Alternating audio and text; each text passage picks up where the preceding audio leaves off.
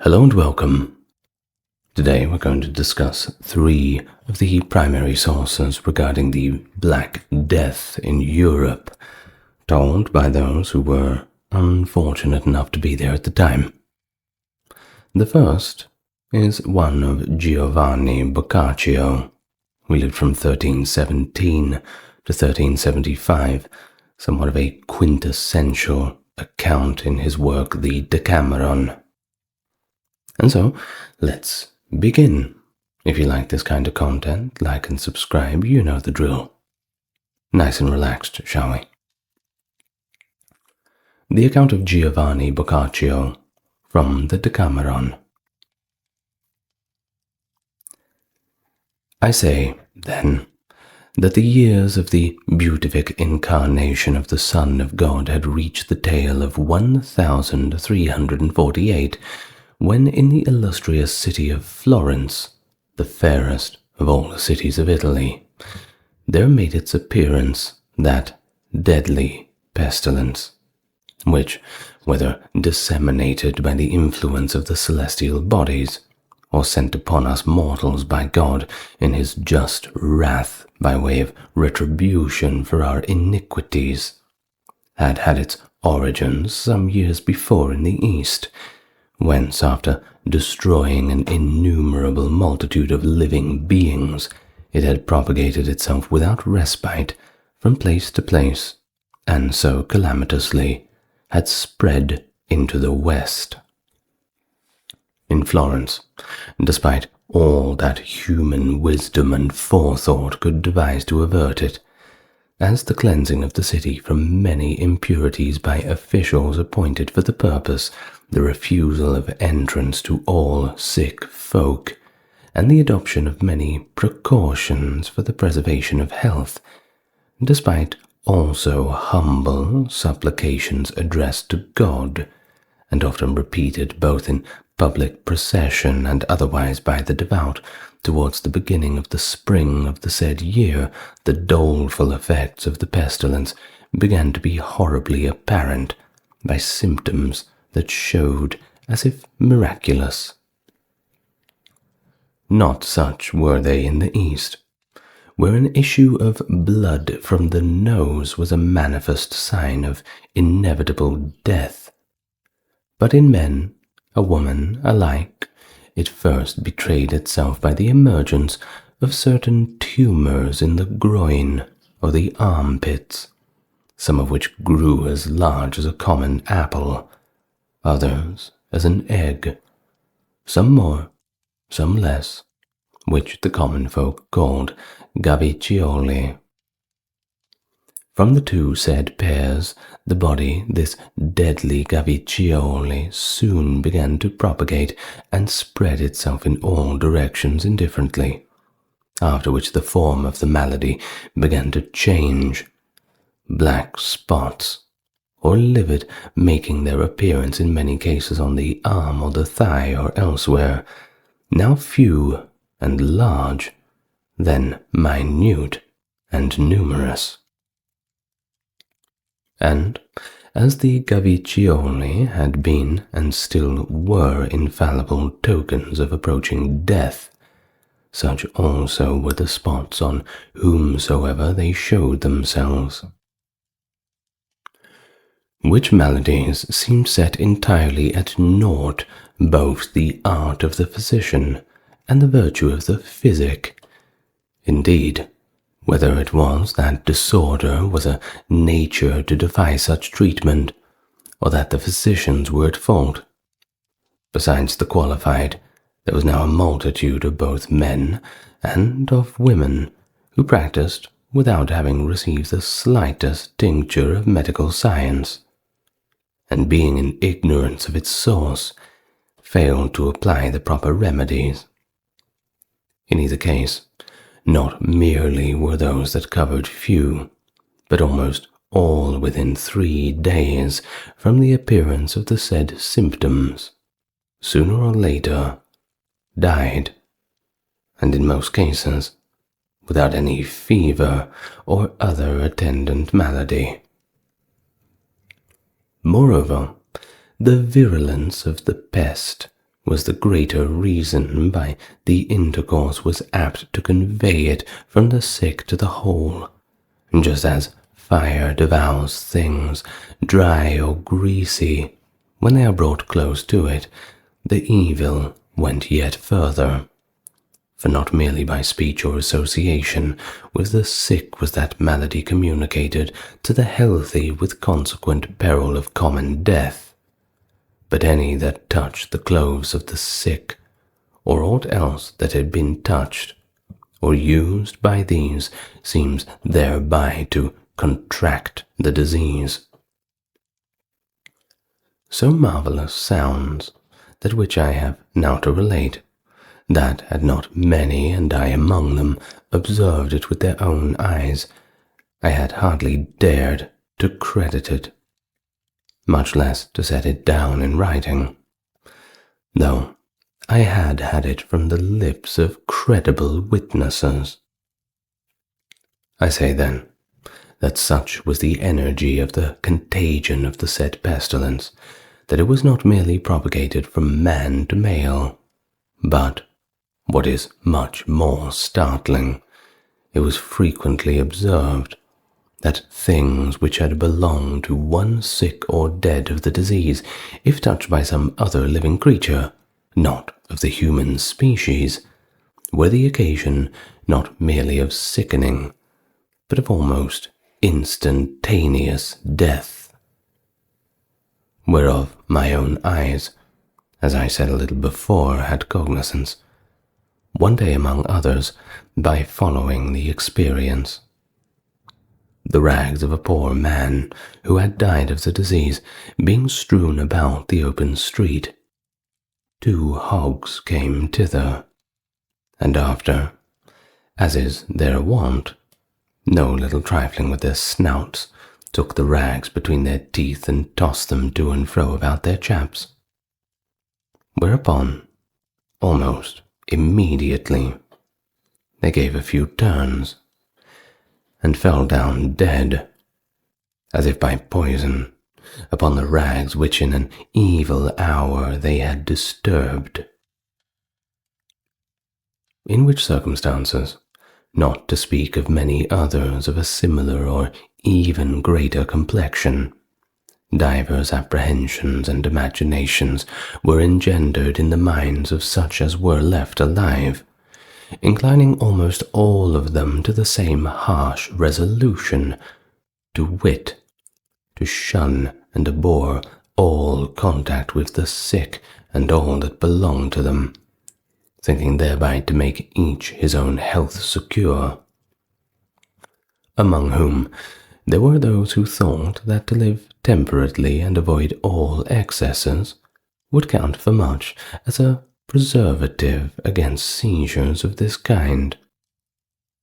Wherefore they banded together, and dissociating themselves from all others, formed communities in houses where they were no sick, and lived a separate and secluded life, which they regulated with utmost care, avoiding every kind of luxury, but eating and drinking moderately of the most delicate viands and the finest wines, holding converse with none but another, lest tidings of sickness or death should reach them, and diverting their minds with music and such other delights as they could devise. Others, the bias of whose minds was in the opposite direction, maintained that to drink freely, frequent places of public resort, and to take their pleasure with song and revel, sparingly to satisfy no appetite, and to laugh and mock at no event, was the sovereign remedy for such a great evil. And that which they affirmed they also put into practice, so far as they were able, resorting day and night, now to this tavern, now to that, drinking with an entire disregard of rule or measure, and by preference making the houses of others, as it were, their inns, if they but saw in them aught that particularly was to their taste or liking, which they were readily able to do, because the owners, seeing death imminent, had become as reckless of their property as of their lives, so that most of these houses were open to all comers, and no distinction was observed between the stranger who presented himself and the rightful lord. Thus, adhering ever to the inhuman determination to shun the sick as far as possible, they ordered their life.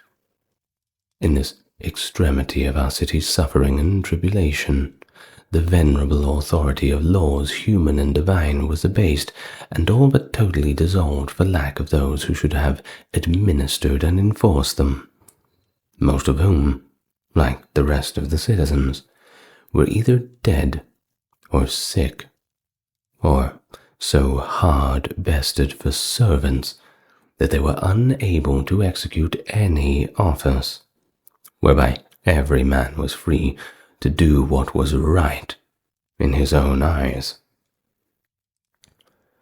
Not a few there who belonged to neither of the two said parties, but kept a middle course between them, neither laying the same restraint upon their diet as the former, nor allowing themselves the same license in drinking or other dissipations as the latter, but living with a degree of freedom sufficient to satisfy their appetite, and not as recluses.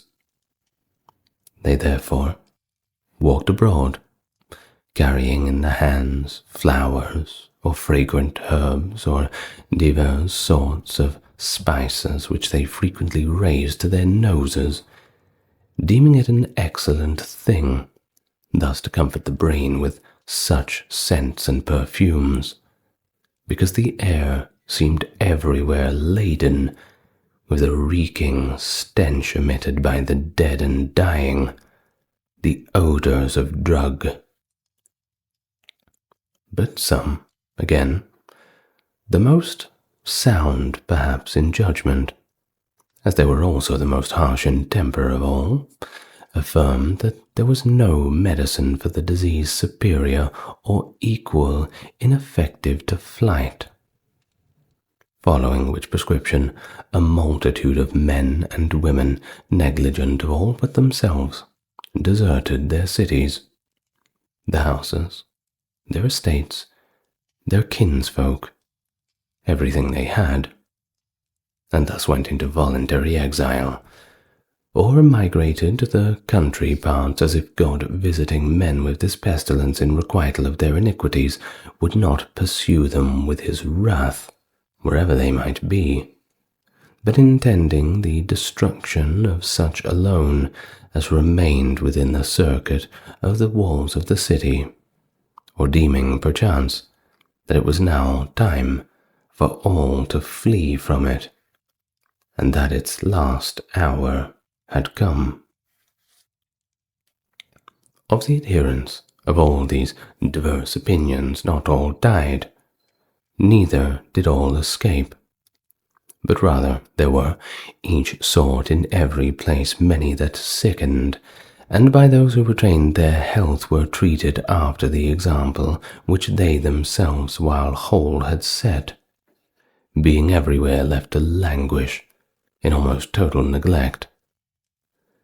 Tedious were it to recount how citizen avoided citizen, how among neighbors was scarce found that any showed fellow feeling for each other, how kinsfolk held aloof, and never met, or but rarely, enough that this sore affliction entered so deep into the minds of men and women, that in the aura, therefore, brother was forsaken by brother, nephew by nephew, brother by sister, uncle by aunt, and oftentimes husband by wife. Nay, what is more and scarcely to be believed, fathers and mothers were found to abandon their own children, untended, unvisited to their fate, as if they had been complete strangers, whereof the sick both sexes, whose number could not be estimated, were left without resource but in the charity of friends, and few such there were, or the interest of servants, who were hardly to be had at high rates and on unseemly terms, and being moreover one and all men and women of gross understanding, and for the most part unused to such offences, concerned themselves no further than to supply the immediate and expressed wants of the sick, and to watch them all die, in which service they themselves not seldom perished with their gains. In consequence of which dearth of servants and dereliction of the sick by the neighbours, kinsfolk, and friends, it came to pass a thing, perhaps, never before heard of, that no woman, however dainty, however fair, or however well born she might be, shrank, when stricken with disease, from the ministrations of a man, no matter whether he were young or not, or scrupled to expose to him every part of her body, with no more shame than if he had been a woman, submitting to necessity of that which the malady required, wherefrom, perchance, there resulted in after some time some loss of modesty in such as recovered. Besides which many succumbed, who with proper attendance would perhaps have escaped death, so that, with the virulence of the plague and the lack of due attendance to the sick, the multitude of deaths that daily and nightly took place in the city was such that those who heard the tale, not to say witnessed the fact, that were struck dumb with amazement, whereby practices contrary to the former habits of the citizens could hardly fail to grow up among the survivors. It had been, as to this day it still is, for the women that were neighbours and of kin to the deceased to gather in his house, with the women that were most closely connected to him, to wail with them in common, while on the other hand his male kinsfolk and neighbours, with not a few of the other citizens and a due proportion of the clergy according to his quantity, assembled without, in front of his house, to receive the corpse, and so the dead man was borne on the shoulders of his peers, with funeral pomp and tapper and dirge, to the church selected by him before his death, which rites, as the pestilence waxed in fury, were either in whole or in great part discussed, and gave way to others of a novel order. For not only did no crowd of women surround the bed of the dying, but many passed from this life unregarded, and few indeed were they to whom were accorded the lamentations and bitter tears of sorrowing relations. Nay, for the most part, their place was taken by the laugh, the jest, the festal gathering, observances which the woman domestic piety in large measure set aside, had adopted with very great advantage to their health. Few also were there whose bodies were attended to the church by more than 10 or 12 of their neighbours, and those not the honourable and respected citizens, but a sort of corpse carrier drawn from the baser ranks, who called themselves Beccini, and performed such offices for hire, would shoulder the bearing, and with hurried steps carry it, not to the church of the dead man's choice, but to that which was nearest at hand, where 4 or 6 priests in front of a candle or 2, or perhaps none, nor did the priests distress themselves with too long and solemn an office, but with the aid of the Beccini, hastily consigned the corpse to the first tomb which they found unattended. The condition of the lower, and perhaps in great measure of the middle ranks of the people, showed even worse and more deplorable, for, deluded by hope and constrained by poverty, they stayed in their quarters, in their houses, where they sickened by thousands a day, and, being without service or help of any kind, were, so to speak, irredeemably devoted to the death which overtook them. Many died daily or nightly in the public streets, and many others, who died at home, their departure was hardly observed by their neighbours, until the stench of their putrefying bodies carried the tidings. And what with their corpses, and the corpses of others who died on every hand, the whole place was a sepulchre. It was the common practice of most neighbours, moved no less by fear of contamination by the putrefying bodies than by charity towards the deceased, to drag corpses out of the houses with their own hands, aided perhaps by a porter, if a porter was to be had, and to lay them in front of the doors, where anyone who made the round might have been seen, especially in the morning, more of them than he could count. Afterwards, there would have been biers brought up to, or in default planks, where they laid them upon. Nor was it once, twice, that one on the same bier carried 2 or 3 corpses at once, but quite a considerable number of such cases occurred. 1 bier sufficing for husband and wife, 2 or 3 brothers, father and son, and so forth. And times without number it happened that as 2 priests bearing the cross were on their way to perform the last office for some time, 3 or 4 biers were brought up by the porters in the rear of them, so that whereas the priests supposed that they had but 1 corpse to bury, they discovered that there were 6 or 8, or sometimes even more. Nor for all their number were their obsequies honoured by either tears or lights or crowds of mourners. Rather, it was come to this, that a dead man was then of no more account than a dead goat would be of today. End of the account from Giovanni Boccaccio, from the work The Decameron. Pretty scary, huh?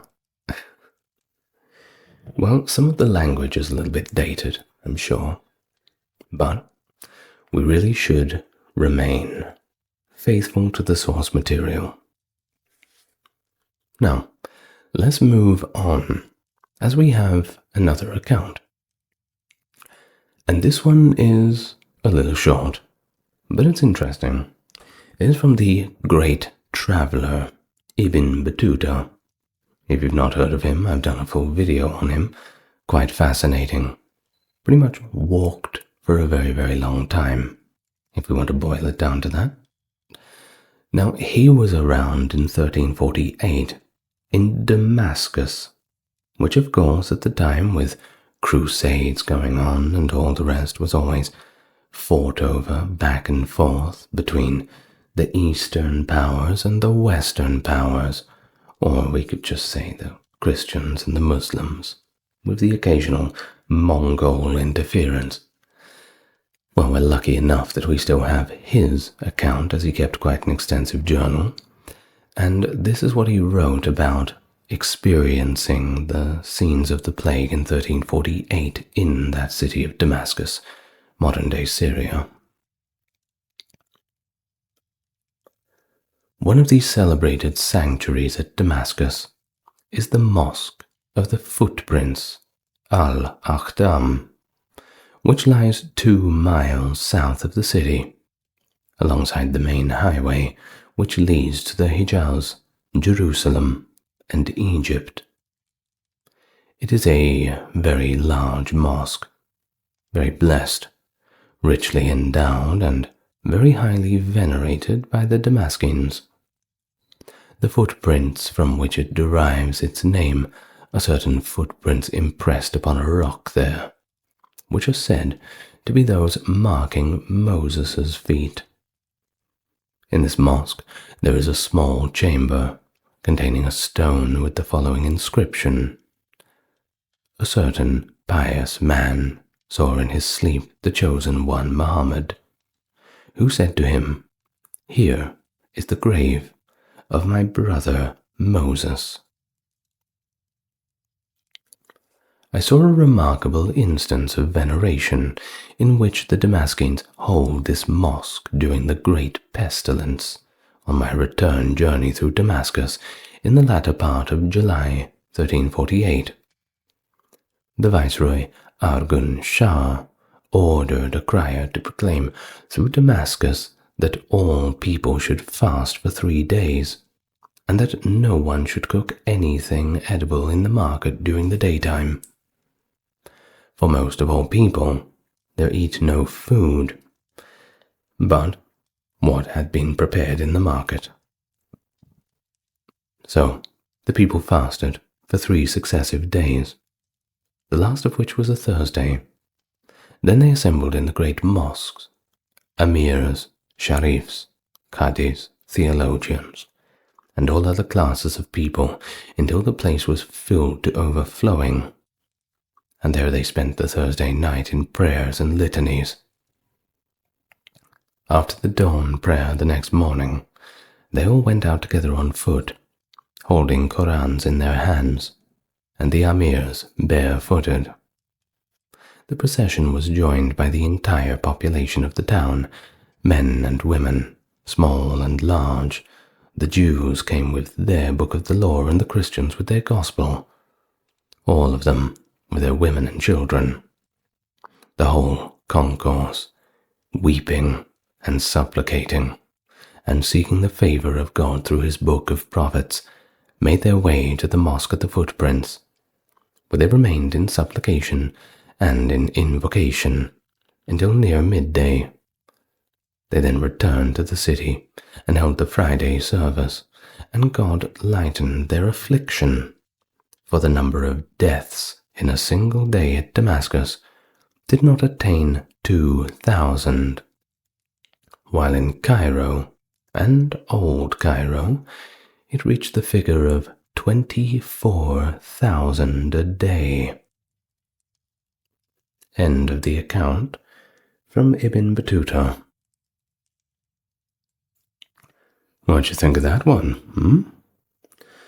Well, we've got another one for you, and this time we go back to Florence, back to Italy.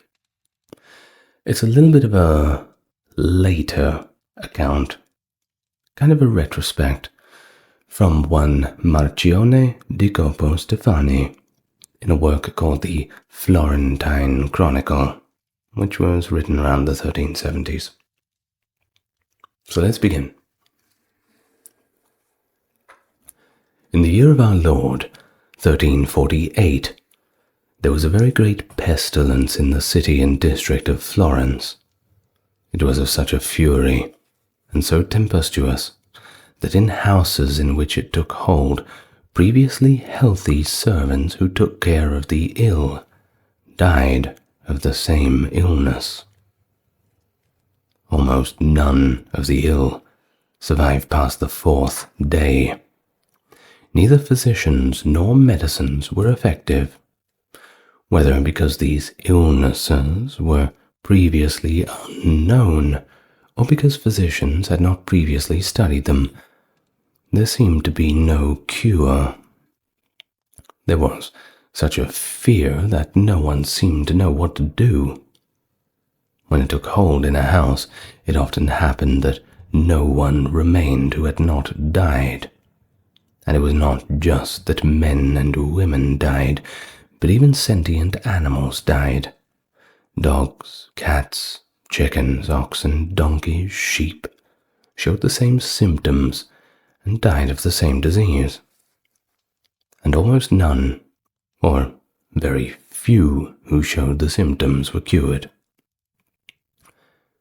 The symptoms were the following: a bubo in the groin, where the thigh meets the trunk, or a small swelling under the armpit, sudden fever, spitting blood and saliva, and no one who spat blood survived it.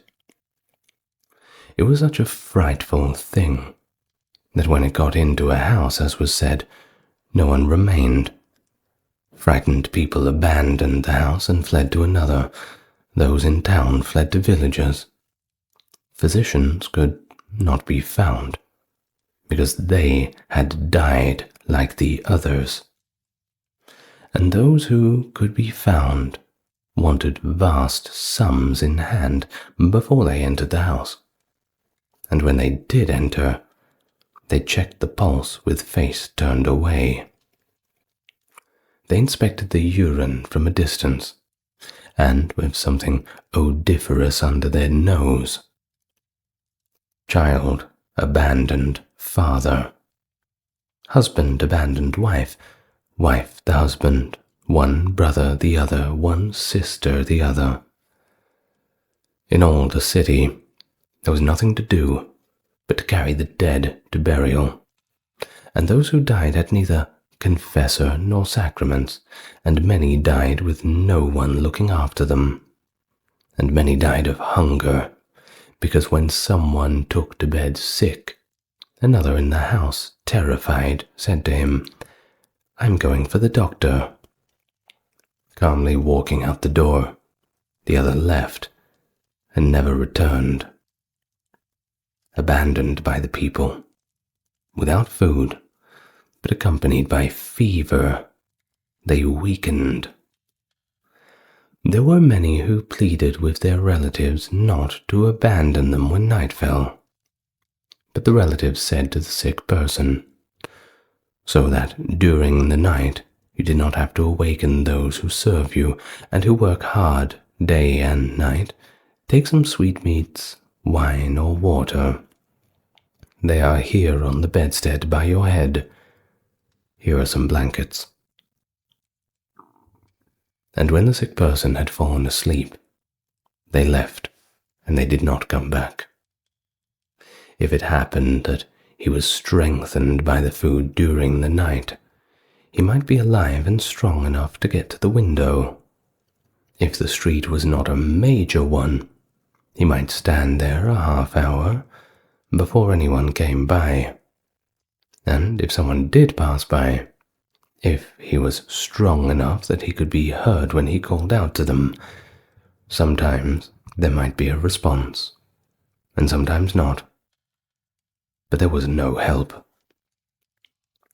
No one, or few, wished to enter a house where anyone was sick. Nor did they even want to deal with those healthy people who came out of a sick person's house. And they said to them, "He is stupefied. Do not speak to him," saying further, "He has it because there is a bubo in his house." They call this swelling a bubo. Many died unseen, so they remained in their beds until they stank.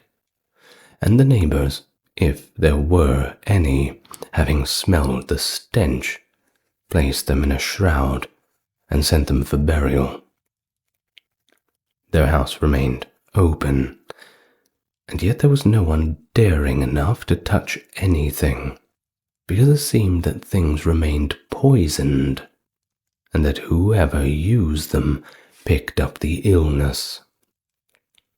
At every church, or at most of them, they dug deep trenches, down to the waterline, wide and deep, depending on how large the parish was. And those who were responsible for the dead carried them on their backs in the night in which they died and threw them into the ditch. Or else they paid a high price to those who would do it for them. The next morning, if there were many bodies in the trench, they covered them over with dirt, and then more bodies were put on top of that, with a little more dirt over those. They put layer on layer, just as one puts layers of cheese in a lasagna. The Becciamorti, literally vultures, who provided their service, were paid such a high price that many were actually enriched by it. Many died from carrying away the dead, some rich, some after earning just a little. But the high prices continued. Servants, or those who took care of the ill, charged from 1 to 3 florins per day, and the cost of things grew. The things that the sick ate, sweetmeats and sugar, seemed priceless. Sugar costs from 3 to 8 florins per pound, and other confections cost similarly. Capons and other poultry were expensive, and eggs cost between 12 and 24 pence each. And he was blessed who could find 3 per day, even if he searched the entire city. Finding wax was miraculous. A pound of wax would have gone up more than a florin if there had not been a stop put by the communal government to the vain ostentation that the Florentines always make over funerals. Thus it was ordered that no more than 2 large candles could be carried in any funeral. Churches had no more than a single bier, which usually was not sufficient. Spice dealers and Becciamorti sold biers, burial pals, and cushions at very high prices. Dressing in expensive woolen cloth, as is customary in mourning the dead, that is, in a long cloak, with a mantle and veil that used to cost the women 3 florins, climbed in price to 30 florins, and would have climbed to 100 florins had the custom of dressing in expensive clothing not been changed. The rich dressed in modest woolens. Those not rich sewed clothes in linen. Benches on which the dead were placed cost like the heavens, and still the benches were only 1/100th of those needed. Priests were not able to ring any bells, as they would have liked. Concerning that, the government issued ordinances discouraging the sound of bells, sale of burial benches, and limiting expenses. They could not sound bells, sell benches, nor cry out announcements, because the sick hated to hear this, and it discouraged the healthy as well. Priests and friars went to serve the rich in great multitudes, and they were paid such high prices that they all got rich, and therefore the authorities ordered that one could not have more than a prescribed number of clerics in the local parish church, and the prescribed number of friars was 6, all fruits with a nut at the center like unripe plums and unhusked almonds, fresh broad beans, figs, and every useless and unhealthy fruit were forbidden entrance to the city. Many processions, including those with relics and the painted tablet of Santa Maria Impruneda, went through the city crying our mercy and praying, and then they came to a stop in the piazza of the Priors. There they made peace concerning important controversies, injuries, and deaths. This pestilence was a matter of such great discouragement and fear that men gathered together in order to take some comfort in dining together. And each evening one of them provided dinner to 10 companions, and the next evening they planned to eat with one of the others. And sometimes, if they planned to eat with a certain one who had no meal prepared because he was sick, or if the host had made dinner for the 10, 2 or 3 were missing, some fled to villas, other to villages, in order to get a change of air. Where there had been no pestilence, there they carried it. If it was already there, they caused it to increase. None of the guilds in Florence was working. All the shops were shut, taverns closed. Only the apothecaries and churches remained open. If you went outside, you found almost no one, and many good and rich men were carried from home to church on a pall by 4 becciamotti and 1 tonsured clerk who carried the cross. Each of them wanted a florin. This mortality enriched apothecaries, doctors, poultry vendors, becciamotti and greengrocers, who sold all sorts of poultices of mallow, nettles, mercury, and other herbs necessary to draw off the infirmity. And it was those who made these poultices who made a lot of money. Wool workers and vendors of remnants of cloth who found themselves in possession of cloths after the death of the entrepreneur for whom they were working, sold it to whoever asked for it. When the mortality ended, those who found themselves with cloth of any kind, or with raw materials for making cloth, was enriched. But many found, who actually owned cloths being possessed by the workers, found it to be moth-eaten, ruined or lost by the weavers. Large quantities of raw and processed wool were lost throughout the city and countryside.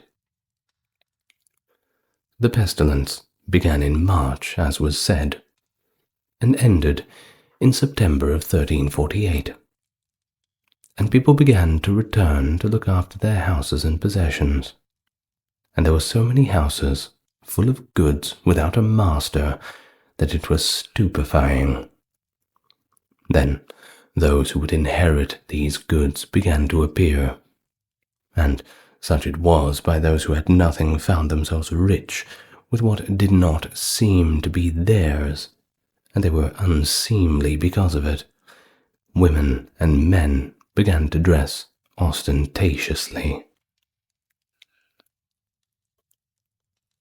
How many of the dead died because of the mortality of the year of Christ, 1348? Now it was ordered by the bishop and the lords of the city government that they should formally inquire as to how many died in Florence.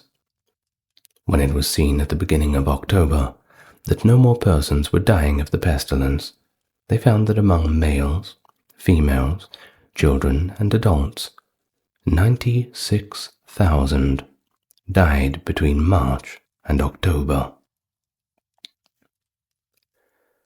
How they passed ordinances concerning many things in Florence. In the said year, when the mortality stopped, women and men in Florence were unmindful of traditional modest clothing, their dress. Ordinances were passed concerning this, giving the authority to the judge of Gracia to enforce these ordinances. The tailors made such boundless demands for payment that they could not be satisfied. Authority was granted to the judge that he should handle all matters himself. Servants were so unhappy about the very high prices they paid that it was necessary to make great efforts to restrain the price rises. The workers on the land in the countryside wanted rent contracts, such that you could say all the harvest would be theirs. And they learned to demand oxen from the landlord, but at the landlord's risk and liability for any harm done to the animal. And then they helped others for the pay by the job or by the day. And they also learned to deny liability for loans and rental payments. Concerning this, serious ordinances were instituted, and hiring laborers became much more expensive. You could say that the farms were theirs, and they wanted the oxen, seed, loans, quickly, and on good terms. It was necessary to put a brake on weddings as well, because when they gathered for the betrothal, Each party brought too many people in order to increase the pomp. And thus, the wedding was made up of so many trappings. How many days were necessary, and how many women took part in a woman's wedding? And they passed many other ordinances concerning these issues. End of the account. Well, thank you very much for listening. I'm going to do another video on the general, how can I say, the ordinances that were passed in different cities. Once again, a primary source reading legal documents with a bit of extra information about the plague.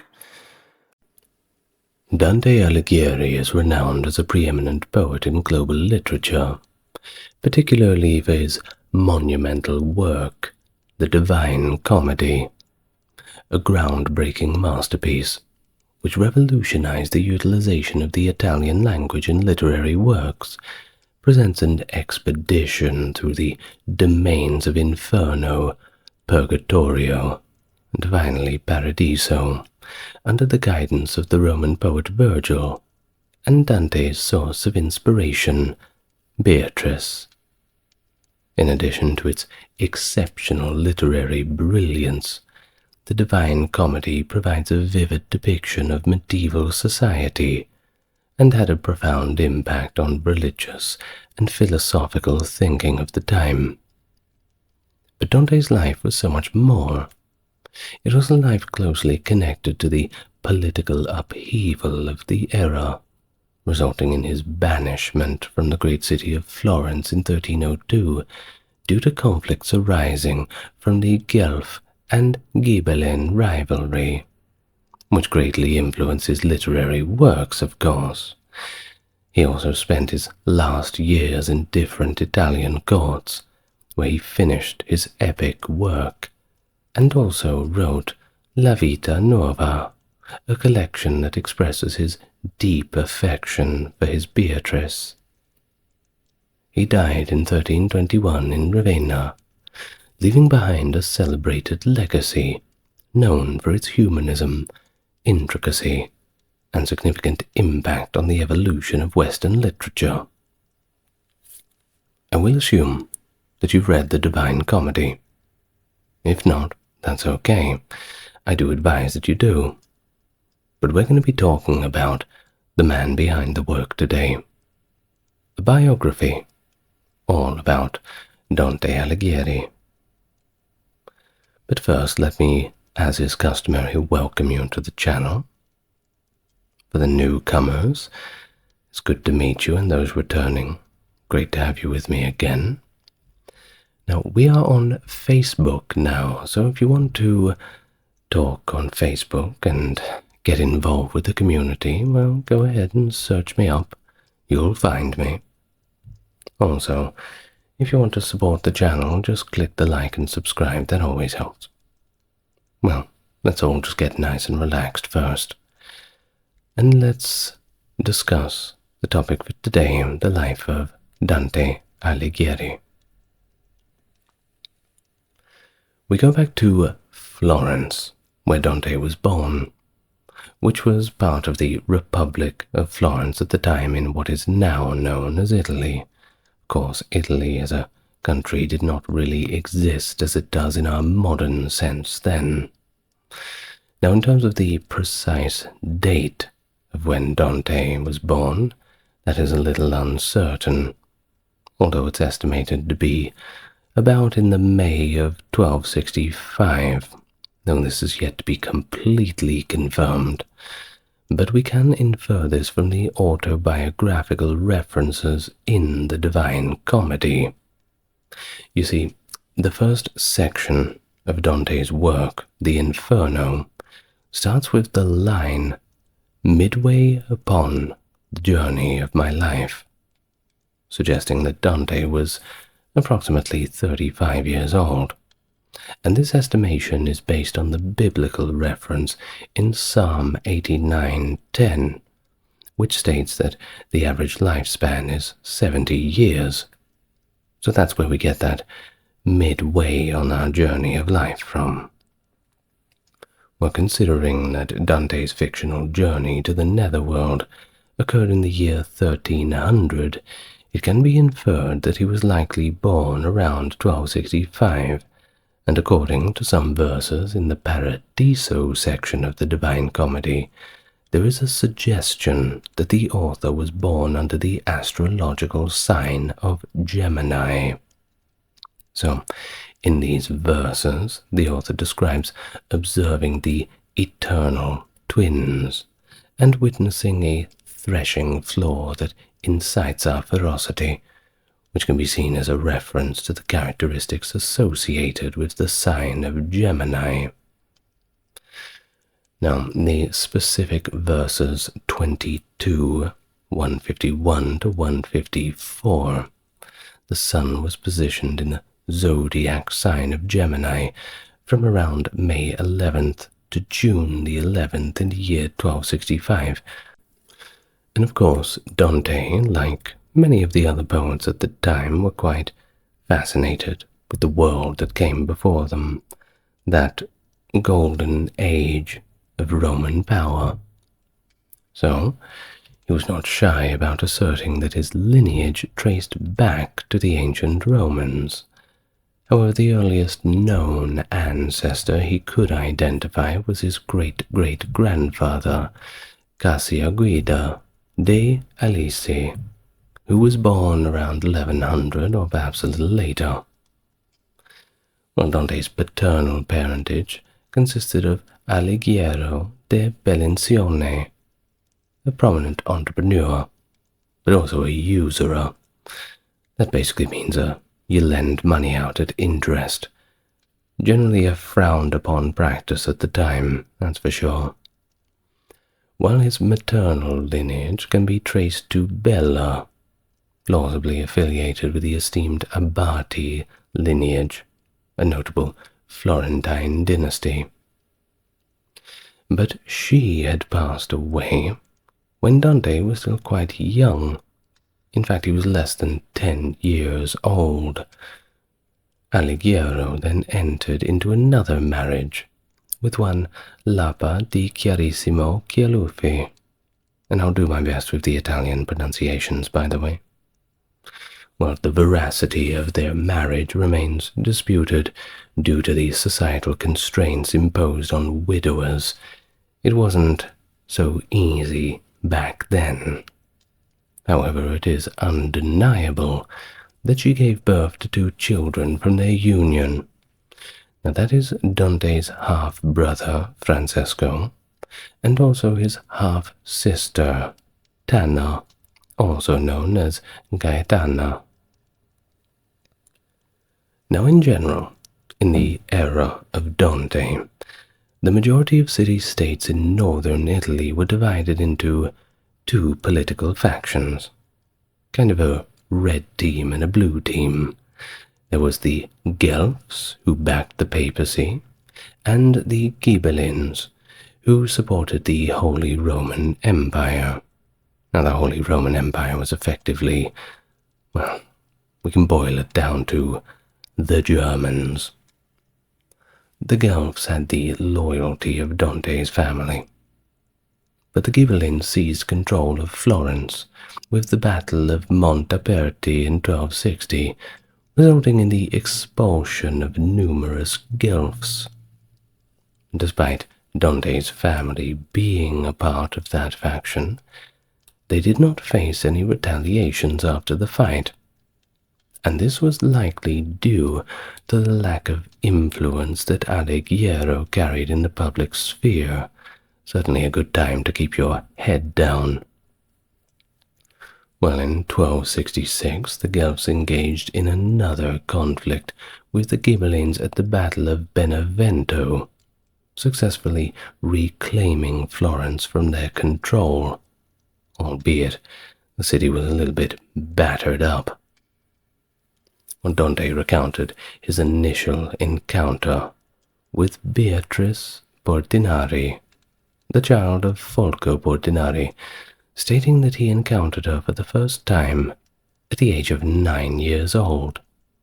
and at that time she was 8 years old. He professed to have experienced an immediate love for her, purportedly without engaging in any form of spoken communication.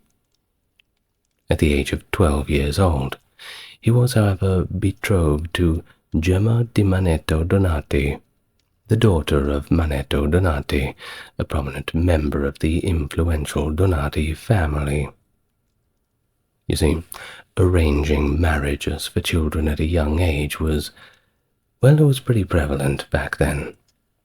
It was a practice that also entailed a formal ceremony complete with contracts that were signed in the presence of a notary, more about legal obligations rather than any real emotion. Well, after reaching the age of 18, Dante asserted that he frequently encountered Beatrice once more, exchanging pleasantries and with her while crossing paths in the streets of Florence. However, it is important to note that Dante did not have a deep acquaintance with her. Well, following his marriage to Gemma, he asserts that he encountered Beatrice again. He composed numerous sonnets dedicated to her. However, he never made any reference to Gemma in any of his poetic works. Kind of feel sorry for her, don't you?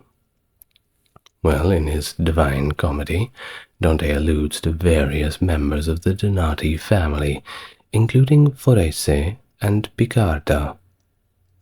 The precise year of his marriage remains a little unknown too, but it is evident that before to his exile in 1301, he had fathered 3 children with Gemma, that being Antonia, Jacopo, and Pietro.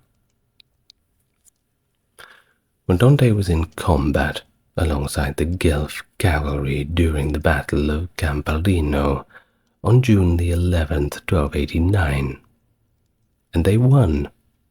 In fact, the triumph led to a restructuring of the Florentine constitution. In order to participate in civic affairs, individuals were required to join one of the numerous trade associations or professional guilds in the city. Consequently, Dante chose to become a member of the Physicians, or as they called it, Apothecaries Guild.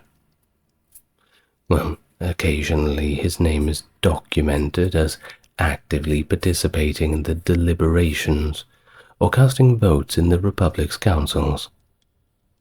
Several minutes from the meetings held between 1298 and 1300 have unfortunately been misplaced, and we're yet to find them.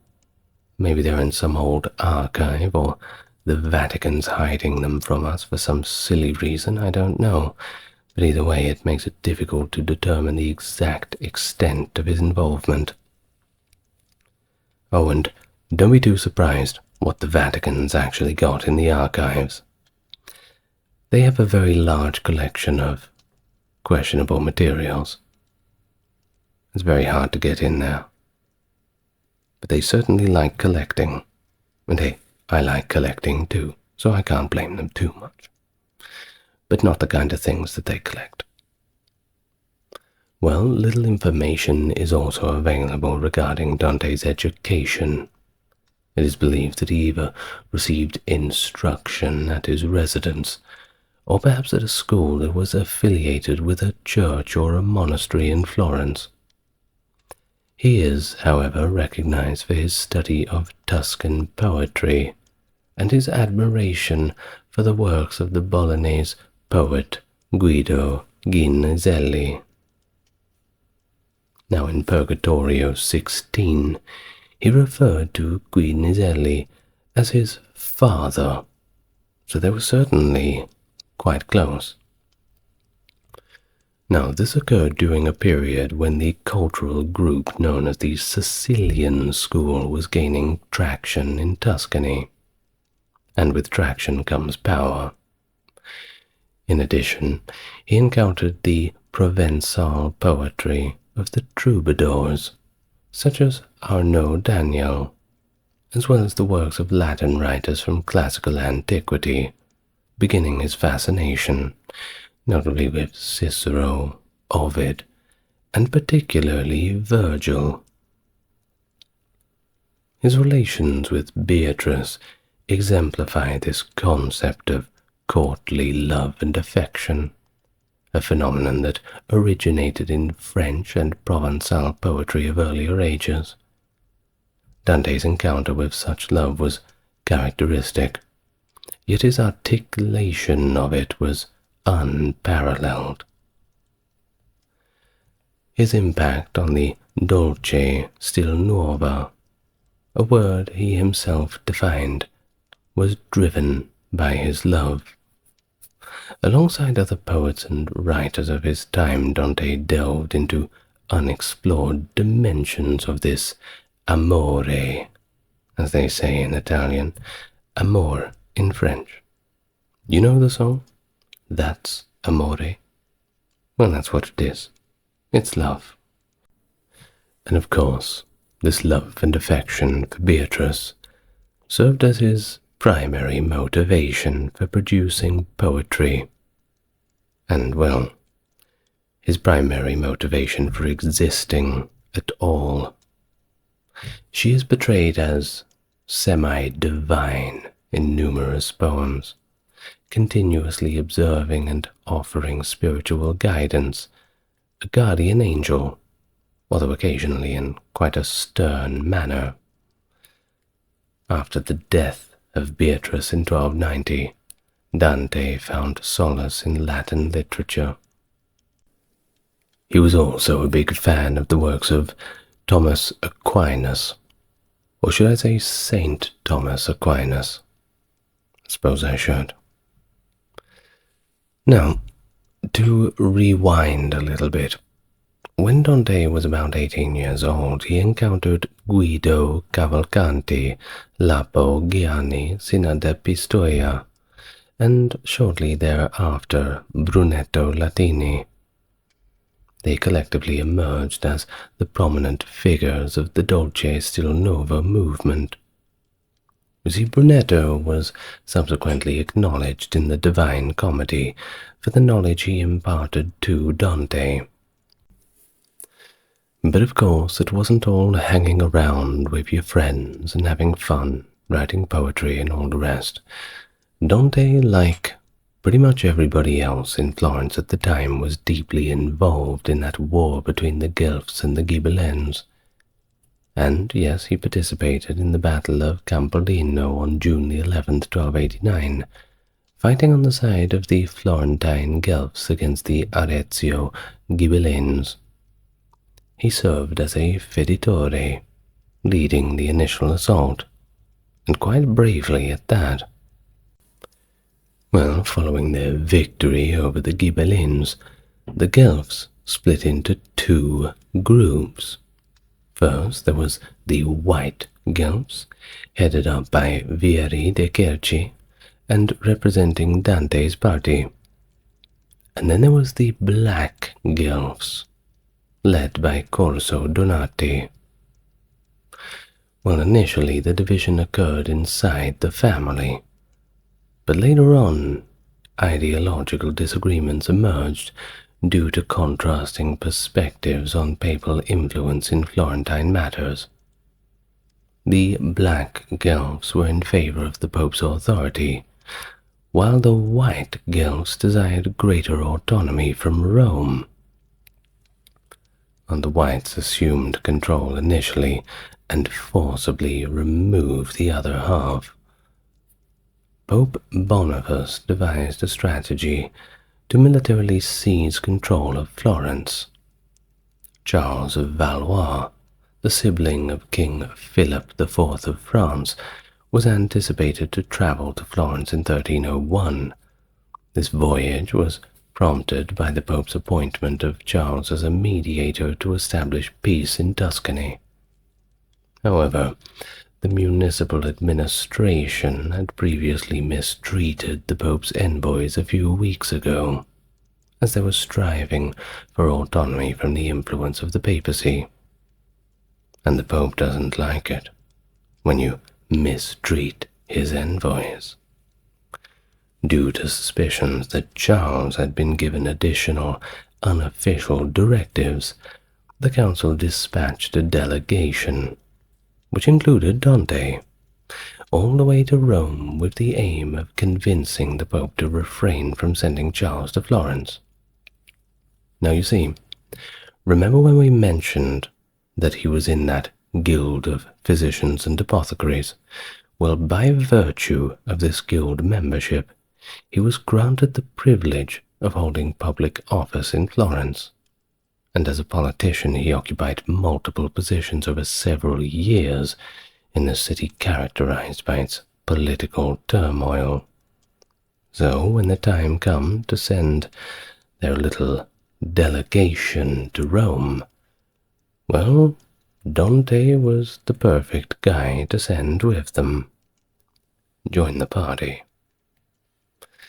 Now as for Pope Boniface, he expeditiously dismissed the other delegates, and he requested Dante alone to stay in Rome. Don't worry, it's not what you think. Well, simultaneously on the 1st of November 1301, Charles of Valois arrived in Florence, accompanied by the Black Guelphs. Well, within the following 6 days, they inflicted significant damage upon the city and caused the demise of numerous adversaries.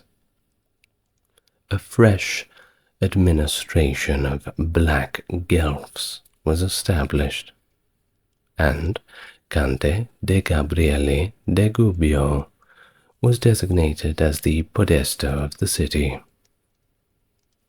Dante, who, remember, was affiliated with the White Guelphs, was sentenced to a 2-year exile in the March of 1302.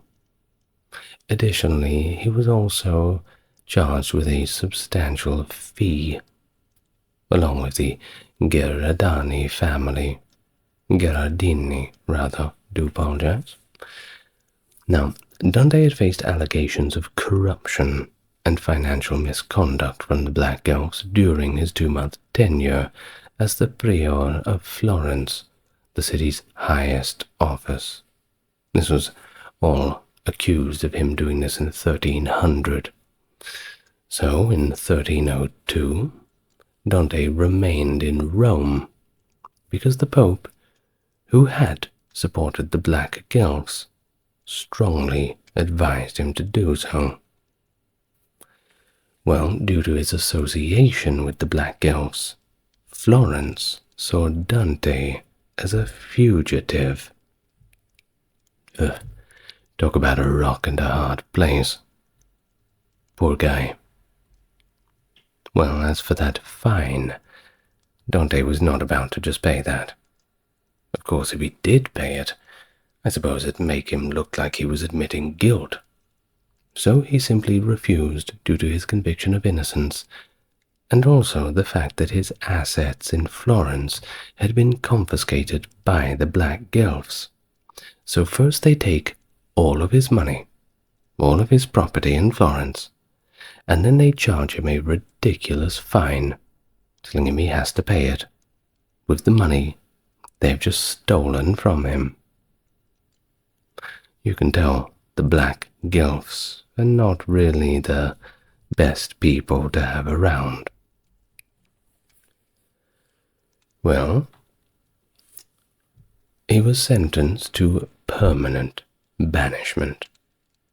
Of course, if he had come back to Florence without settling the fine, he could have even faced execution, and not a good one either. They were going to burn him at the stake. Now, I don't know how they arrived at such a gruesome method, but they certainly did not like him. As a matter of fact, you'd be surprised to know that it took until the year 2008 for the municipal court of Florence to revoke Dante's sentence, which had been imposed upon him almost 7 centuries later, 2008. My goodness. Well, Dante stayed with Moroello Malaspina in the Lunigiana region between the years 1306 and 1307. Now, Dante participated in multiple endeavors led by the White Guelphs to reclaim authority, although these endeavors were unsuccessful as a result of betrayal. You see, consumed by resentment towards his adversaries, he became repulsed by the internal conflicts and inefficiency of his erstwhile comrades, and made a solemn commitment to stand firmly on his own. Thus he travelled to Verona as an invitee of Bartolomeo I della Scala, and thereafter relocated to Sarzana in Liguria. Subsequently, it's believed that he resided in Lucca beside a woman by the name of Gentuca. Now, she evidently ensured his stay was pleasant, and he subsequently expressed his gratitude for her in Purgatorio.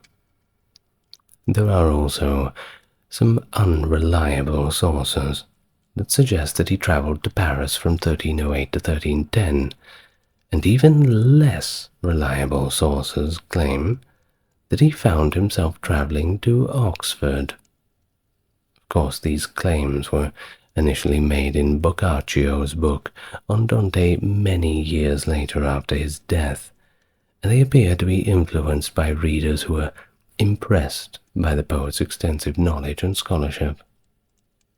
Clearly, Dante's mastery of philosophy and his literary pursuits grew during his exile, where he was no longer occupied with the daily affairs of all of those unpleasant political things.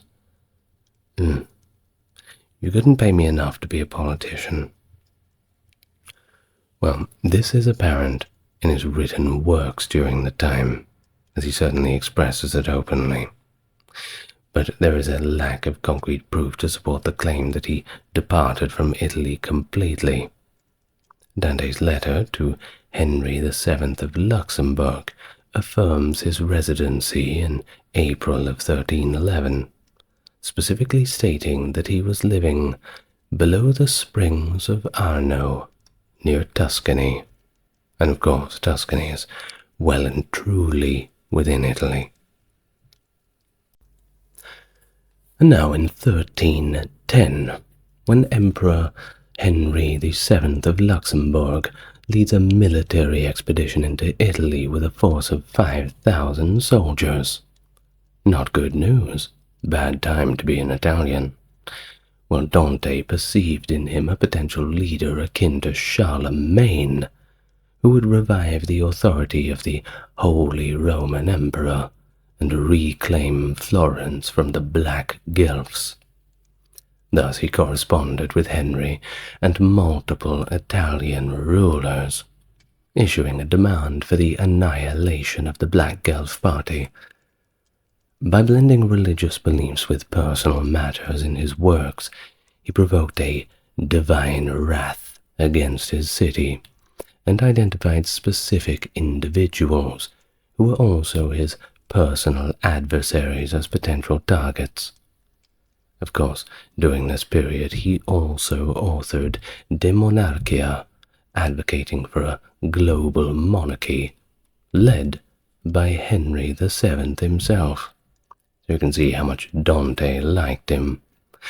Oh, and yes, as we had mentioned, the individuals who ended up in Dante's writings in rather unfavorable positions, well, that was pretty common.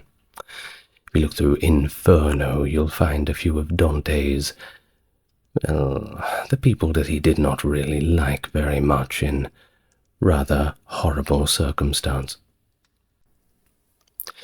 At some indeterminate moment during his period of banishment, he formulated the concept of the comedy, although the exact date remains obscure. The work demonstrates a higher level of confidence and is of greater magnitude compared to anything he had produced in Florence. Of course, it's the most famous of all of his works. I mean, no one's really talking about De Monarchia. Well, except for us, just then. But that doesn't count. Well, it is probable that he would have only embarked on such a project after realizing that his political aspirations, which had been of the most importance to him, at least until his exile, had been indefinitely suspended.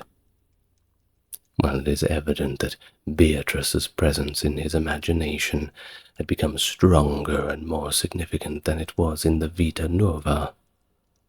In Convivio, written between 1304 and 07, Dante had stated that the memory of his childhood romance was simply a thing of the past. Well, a preliminary sign that the poem had begun is a notification by Francesco de Barberino, inserted into his work The Lessons of Love, most likely composed in 1314 or early 1315. Francesco observes that Dante utilized the Aeneid as a model for his poem titled Comedy, with the location of this work or portion of it being the underworld, namely hell. The concise letter does not provide any undeniable evidence that Barberino had seen or read the Inferno, or that this particular part of the poem had been published at the time. However, it does suggest that the composition was well in progress, and the initial outlining of the poem may have commenced some years earlier. The illuminations of Francesco de Barberino's earlier Officolium manuscript, 1305–08, which was discovered as early as, as late, as 2003, are believed to have been strongly influenced by Dante's work. The publication of the Inferno by 1317 is confirmed by quoted lines found in the margins of current dated records from Bologna. However, it is uncertain if the three parts of the poem, being Inferno, Purgatorio, and Paradiso, were published in their entirety, or if only a few cantos were released at a time. Canto being kind of like chapters. Well, it's basically a chapter. Now, it seems probable that Paradiso was completed prior to his death, but there is possibility that it was published after his death. Now, back to 1312, with Henry, who launched an attack on Florence and emerged victorious against the Black Guelphs, just according to plan. However, there is no substantiated proof of Dante's involvement in this event. There are conflicting accounts on his involvement, however, in the attack on his city by a foreigner. Now, some claim that he declined to take part, while others propose that he had also fallen out of favor with the White Guelphs, and any evidence of his presence was deliberately erased. Perhaps so. Either way, Henry VII was not around for too long to celebrate. He passed away in the following year, due to an illness that's not quite specified, extinguishing any possibility for Dante to return to Florence and have any semblance of normality. So, he decided to go back to Verona, where Congrante della Scala granted him in a secure circumstance of living and probably a considerable level of prosperity. Congrante was granted access to Dante's paradise in Paradiso, so you could tell he was a very good friend, literally writing him into the pages of heaven. While in exile, Dante engaged in correspondence with Friar Nicholas Brunacci, 1240 to 1322, a Dominican theologian who had studied under Thomas Aquinas at the Santa Sabina Studium in Rome and later Paris, as well as under Albert the Great at the Cologne Studium. Now, Brunacci was appointed as a lector at the Santa Sabina Studium, which, by the way, was the precursor to the Pontifical University of St. Thomas Aquinas. The more you know. Well, he subsequently worked in the papal curia. Not a bad job, little dry though. Uguccione della Fagiuola, it's a hard name to say, the military commander in authority of Florence, compelled the city to bestow amnesty upon its exiled citizens. And of course, Dante was one of them. This all happened in the year 1315. However, in order to make amends, Florence demanded that the individual publicly acknowledge their wrongdoing, and also pay a substantial punishment. Whatever punishment that would be and how substantial it was not yet decided. Doesn't sound like a good deal. A little too risky. Well, Dante wasn't an idiot, so he declined, and he opted to simply stay in exile. After Uguccione's victory against Florence, Dante's death penalty was changed to house detention, with the stipulation that he had to travel to Florence and pledge to never enter the city again. He declined, and his capital punishment was validated and prolonged to his children. Nevertheless, even in his later years, he had a hopeful desire to be invited back to Florence under more dignified circumstance, namely to get recognition for his poems, and of course there's no place like home. Well, Dante's last moments were occupied at Ravenna, where he had received an invitation to reside in the city in 1318 from its ruler, Guida de Polenta. Dante passed away in this very city of Ravenna, September the 14th, 1321. He was 56 years old.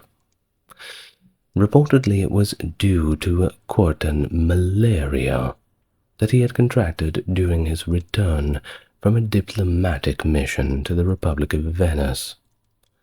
He was accompanied by his 3 children, and potentially Gemma Donati. Remember the Donati family? Oh, yes. As well as acquaintances and supporters he had in the city. He was interred in Ravenna at the church of San Pier Maggiore, subsequently known today as Basilica di San Francesco. Now, later on, in 1483, Bernardo Bembo, the Praetor of Venice, also constructed a tomb in his honor. And a little closer, 1329, Bertrand de Bourget, a cardinal and a nephew of Pope John the 22nd, deemed Dante's Monarchia, remember the one he wrote about Henry VII effectively ruling the entire world, as heretical, and attempted to dig up his remains and incinerate them on a pyre. Ostasio della Ponenta and Pino della Tosa, who were supporters of Bourget, intervened to prevent the annihilation of Dante's remains. Well, Florence ultimately experienced remorse over banishing Dante. The city issued multiple requests for the repatriation of his remains. The custodians in Ravenna adamantly declined, even resorting to concealing the bones under a deceptive wall of the monastery. But in 1829, Florence constructed a mausoleum for Dante at the Basilica of Santa Croce. Since then, the grave has remained vacant, while Dante's body has remained in Ravenna. The inscription in the front of his tomb in Florence, which can be loosely translated as "Honor the most exalted poet," just shows how much they respected him, although it came a little bit too late from the people of Florence. Would have been nice if they had have stuck up for him a little bit more while he was alive and banished. Well, that's how it always goes, isn't it? You don't know what you've got till it's gone. Now, in more modern times, there's a few developments. In 1945, the Italian government considered relocating Dante's remains to the Valtellina redoubt, an alpine valley intended for their final resistance, arguing that the supreme representation of Italian identity should be present during their last stand. But no action was taken.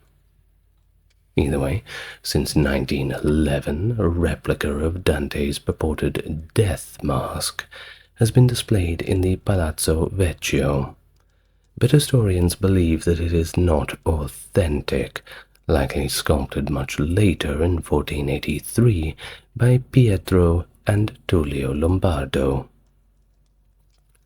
Giovanni Boccaccio wrote the first official biography of Dante around 1348, and despite some inaccuracies, while an earlier version was included in Giovanni's Villani Nova Cronica.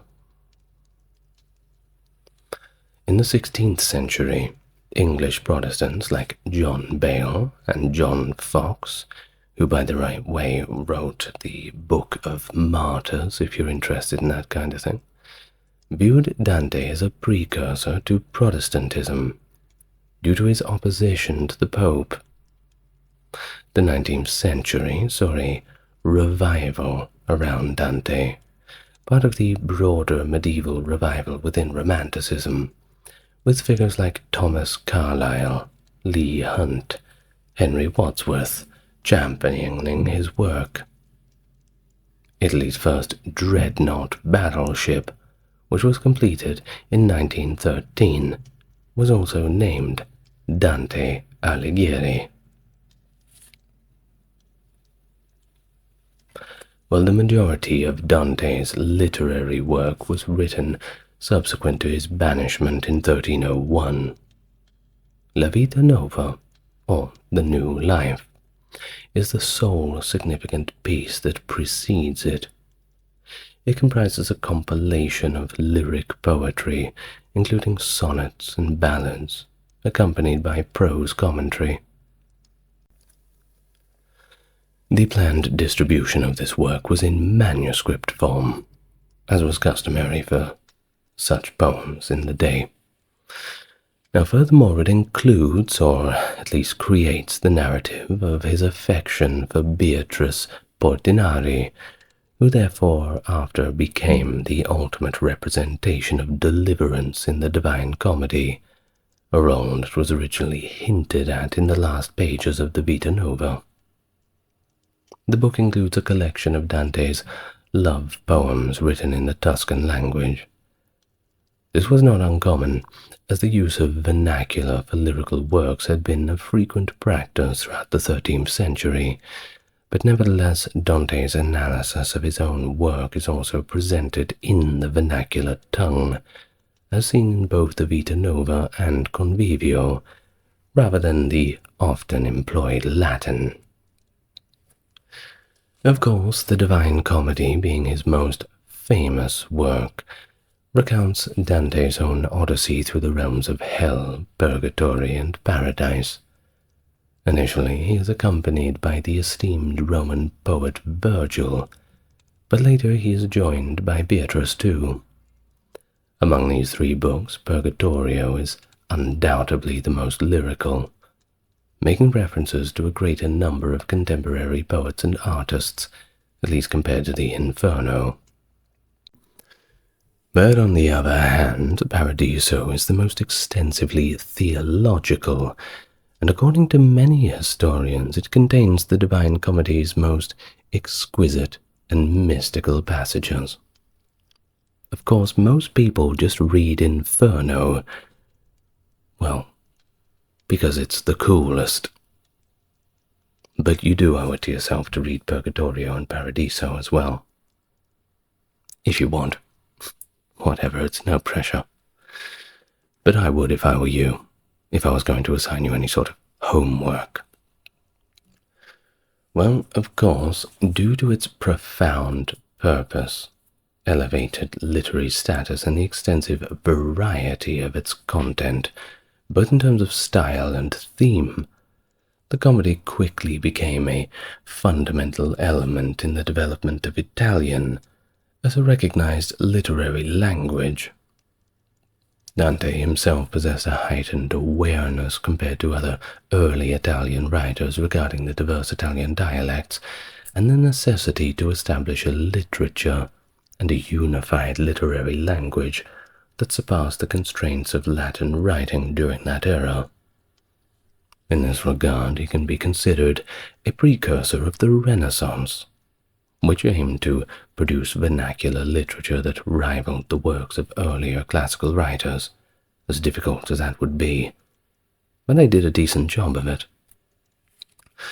Well, Dante's profound understanding, within the constraints of his era at least, of Roman antiquity, and his clear appreciation for certain characteristics of pagan Rome, clearly foreshadowed the movements of the 15th century.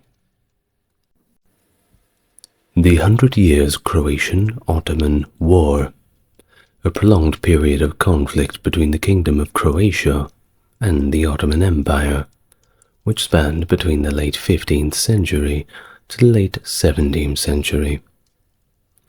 This series of battles and skirmishes was part of a larger struggle between Christian Europe and the expanding Muslim Ottoman Empire, a conflict that began as the Ottomans advanced into Croatian territory, aiming to push further into Central Europe.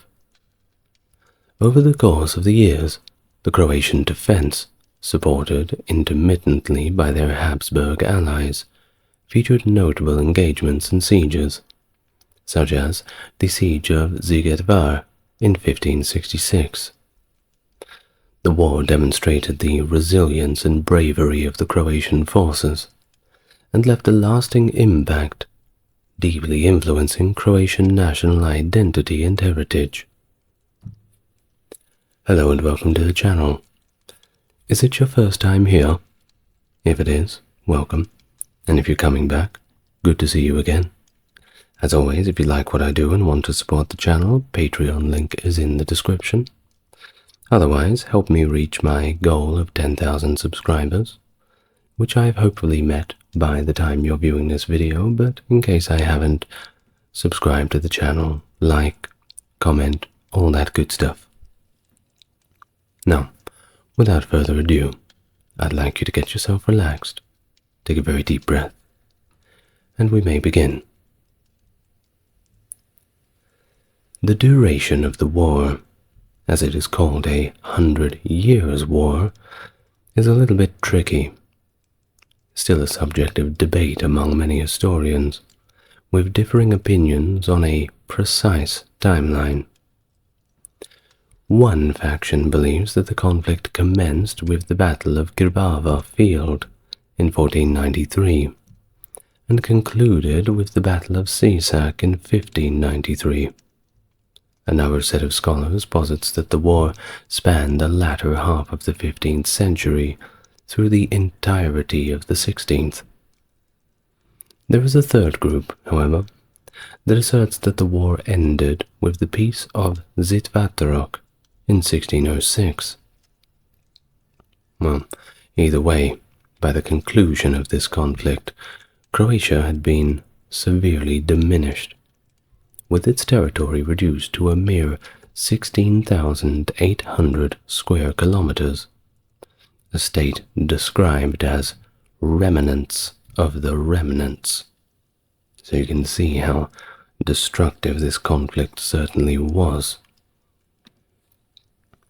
Now, the significant human and territorial losses during this period led to its depiction as 2 centuries of Croatia in mourning, a lyric poem penned by Pavel Ritter Vitosevic in 1703.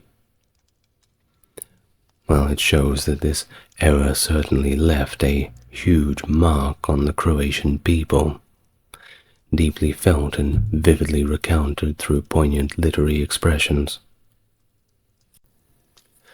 Well, let's look at how everything developed. From the very beginning,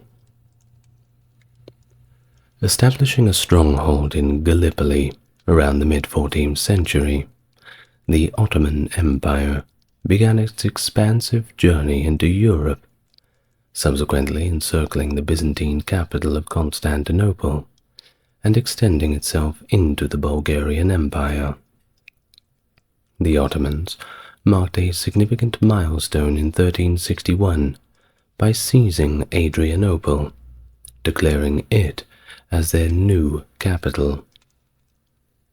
The latter part of the 14th century saw the Ottomans overpower Moravian Serbia after the pivotal Battle of Kosovo in 1389, and by 1396 they had completely subdued Bulgaria.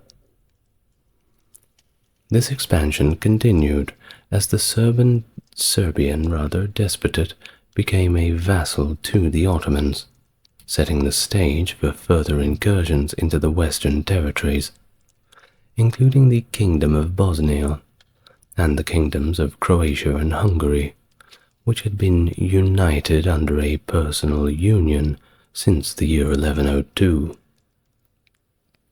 Croatia, during this period, was administered by a royal dignitary known as a ban, while the medieval kingdom of Slavonia was governed independently and did not share the royal title. Regardless, the era was of course fraught with conflict and a good amount of dynastic struggle, particularly under the reign of Sigismund, who led a crusade against the Ottomans at Nicopolis in 1396, but he was defeated. Sigismund's rule also saw the weakening of regional control, as Venice capitalized on these conflicts to seize control over Dalmatia between 1409 and 1420. Things were not looking good in the Balkans, and they certainly were not about to improve. The subsequent fall of Constantinople in 1453 further emboldened the Ottomans, allowing them to concentrate more forces in the area. Sultan Mehmed II swiftly conquered Bosnia in 1463, including the execution of its last king, Stefan Tomasevic, and expanded the Ottoman raids into neighboring Croatia and Venetian Dalmatia. Despite these incursions, the Croatian ban, Pavel Spirancic, successfully defended the Sana and Una river valleys during the summer of 1463. However, the Ottomans continued their campaigns, leading to Spirancic's capture and death later that year. A death that is even worse than my pronunciation of the Serbian and Croatian names, so please forgive me for that. Well, in response, King Matthias Corvinus bided his time until the bulk of Ottoman forces had departed the area. Launching an attack in the fall of 1463, Corvinus regained control over parts of northern Bosnia and several strategic towns, culminating in the recapture of the fortress of Jace after a prolonged siege. During this campaign, Croatian ban Stefan III Frankopan played a significant role. Sultan Mehmed established the Sanjak of Bosnia on these conquered lands, but the region remained a hotbed of conflict. In 1464, Mehmed II mobilized an army to reclaim these territories, initiating a month-long siege of Jace, which ultimately failed. This setback prompted Corvinus to press further into northeastern Bosnia, capturing Srebrenik and other locations along the Drina River. The Ottoman military frequently employed a strategy known as Little War, or Kleinkrieg, which involved persistent looting and scorched earth tactics by their light cavalry, known as the Akinjis in their tongue. These raids, reminiscent of the chevauchés of the 100 Years' War between France and England, aimed to intimidate local civilians, disrupt economic activity, and weaken enemy defenses along the frontier. Initially, the regions of Grbava and Lika were primary targets, with attacks often orchestrated by local Sanjak beys. The terrain of medieval Croatia, characterized by dense forests and mountains, provided natural cover for these raiding parties, allowing them prolonged operations within Croatian borders. As the conflicts continued, the scope of raids expanded to include the duchies of Carniola, Styria, Carinthia, the county of Gorizia, and territories that were controlled by Venice. In response, Croatian and allied Christian forces actively engaged in counterattacks, particularly effective in the early stages of the conflict, when they could still execute fairly well on offensive tactics. Though the Akinji raiders generally aimed to avoid direct military engagements, confrontations were of course inevitable, sometimes leading to significant clashes like the Battle of Una in 1483. During their retreats, laden with captives and loot intended for the Ottoman slave markets, the Akinjis became more vulnerable to attacks by local forces who had grown a little bit tired of being raided all the time. Croatian historian Ivan Jurkovic characterized the impact zones of Akinji raids into three distinct levels. The first zone, being directly within the Kingdom of Croatia, experienced frequent military and paramilitary operations from both sides, leading to significant destruction and economic disruption. This zone extended up to 50 kilometers into Croatian territory, encompassing border areas and what would later become known as the military frontier. High rates of emigration were common from this devastated zone to safer areas. The second zone, while occasionally subjected to raids, remained under Croatian control, with a somewhat functional economic system. This zone maintained a fairly stable population, bolstered by refugees from the first zone, and served as a support base for Croatian nobility, who used it for defensive purposes, and as a launch point for attempts to reclaim lost territories. The third zone was largely insulated from Ottoman raids, providing a safe haven for the majority of its inhabitants. However, they weren't completely safe. You never really were. Sporadic attacks did occur in border areas, but for the most part, you would want to be in the third zone. Following the Ottoman conquest of the medieval Kingdom of Bosnia in 1463, Hungarian King Matthias Corvinus took steps to strengthen regional defenses, by establishing the banates of Jace and Srebrenik. These banates became the core of a new defense system designed to protect northern Croatia, Slavonia, and southern Hungary. Despite facing challenges in coordination and financing, this system effectively shielded these areas from Ottoman raids, though vulnerabilities remained along the Adriatic coast and in southern Croatia. Major defensive fortresses, such as Knin, Klis, Sradin, Krupa, Bihak, and Senj, were integral to the main and rear defensive lines. In 1469, further organizational measures were implemented with the formation of the Captaincy of Senj, which served both military and administrative functions within the defense strategy. This period also saw repeated Ottoman raids. Notably, the areas surrounding Zadar and Sibenik were plundered in 1467, with subsequent raids occurring in 1468 and 69. These incursions extended to Senj and across the Kupa River in the Duchy of Carniola. In June 1469, a particularly devastating raid on southern Croatia resulted in the capture of several thousand people.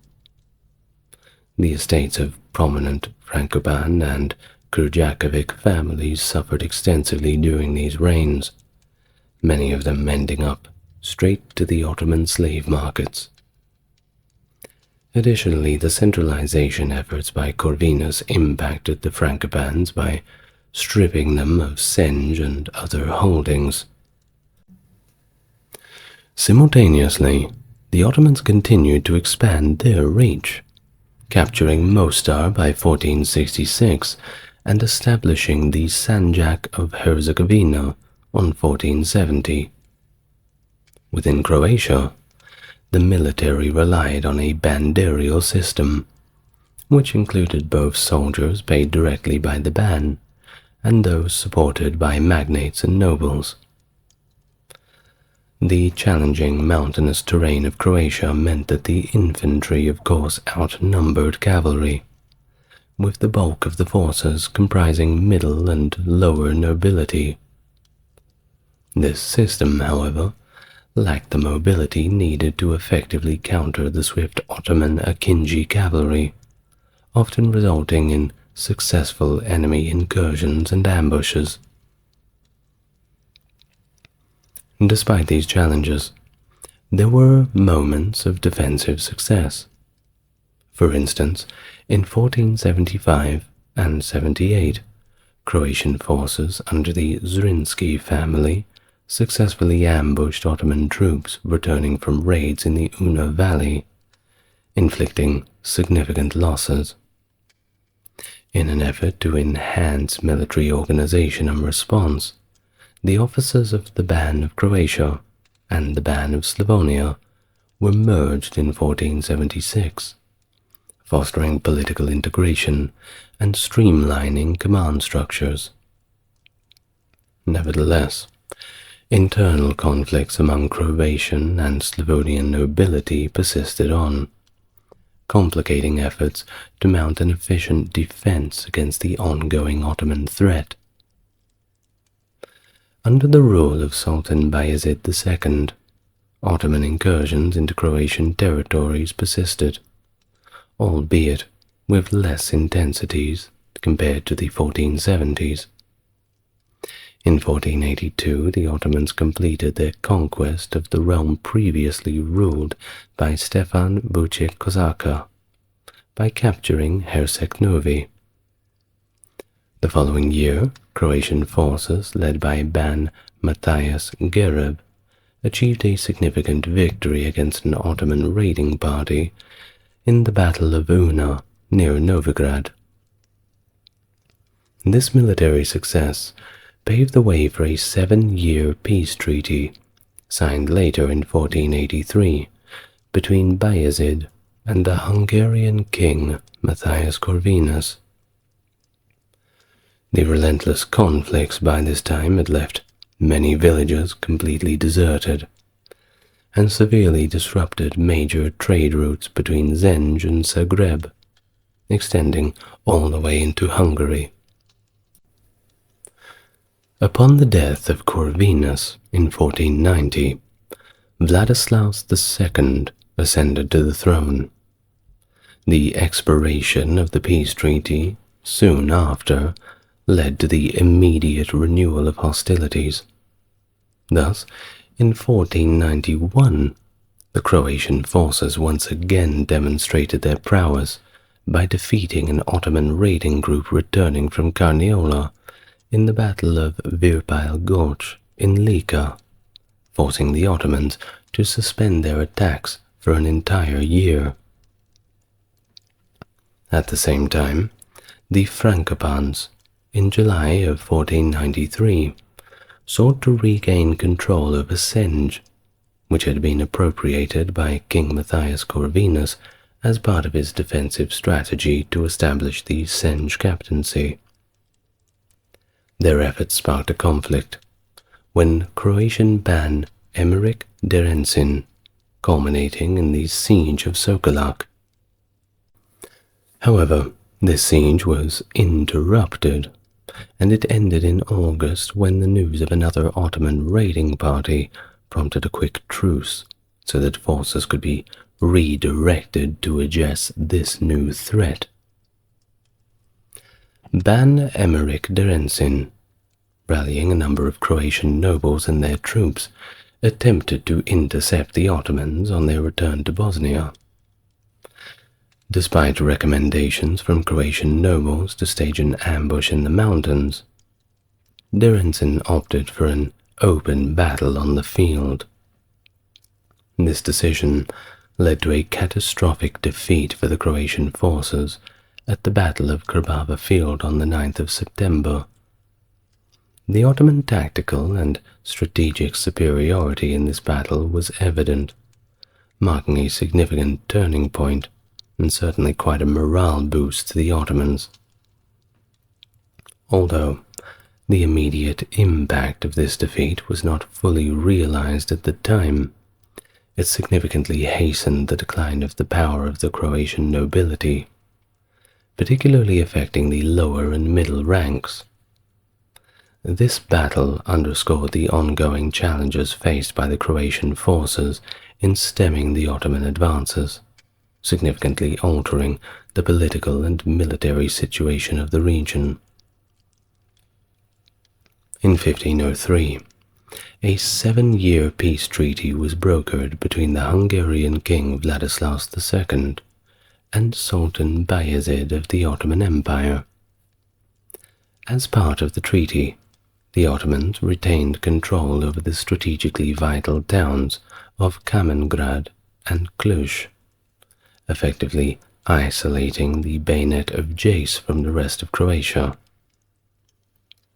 This peace was briefly renewed in 1511, but the ascent of Sultan Selim I to the Ottoman throne in 1512 led to the annulment of all existing treaties. The Banate of Srebrenik fell to the Ottomans later that same year. Amidst all this chaos, Croatian Ban Peter Berislavic valiantly defended Croatian territories. He achieved a significant victory in 1513 at the Battle of Dubica along the Una River and participated in the 1518 defense of Jace. However, his efforts were cut short when he was killed in an Ottoman ambush at the Battle of Plesevica in 1520. Following his death, King Louis II of Hungary displayed a concerning indifference towards Croatia, even reportedly stating that Croatia means nothing to me. His words, not mine. Well, this apathy prompted the Croatian nobility to begin negotiations with the Ottomans about potentially simply becoming their vassal and paying tribute. It wasn't like the Hungarians were going to be coming to their help anytime soon. At least, that's what it seemed like.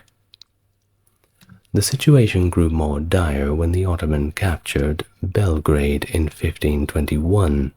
That's the capital of modern-day Serbia, by the way. In response, King Louis appointed Ivan Karlovic as the new Ban of Croatia. Karlovic, who had previously served as a Venetian condottiero, utilized Venetian funds to defend Croatian territories, which indirectly protected Venetian interests as well. I mean, they were merchants, right?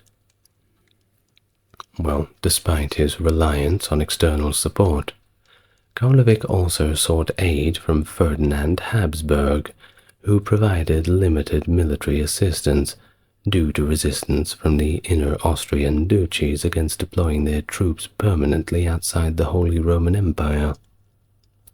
Nevertheless, Ferdinand managed to extend his influence in Croatia.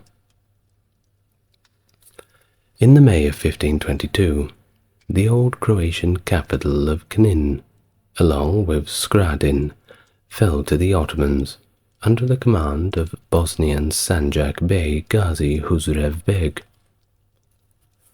This significant loss marked a further advance of Ottoman forces into Croatian territory, with the defense efforts then primarily focused on Bihać.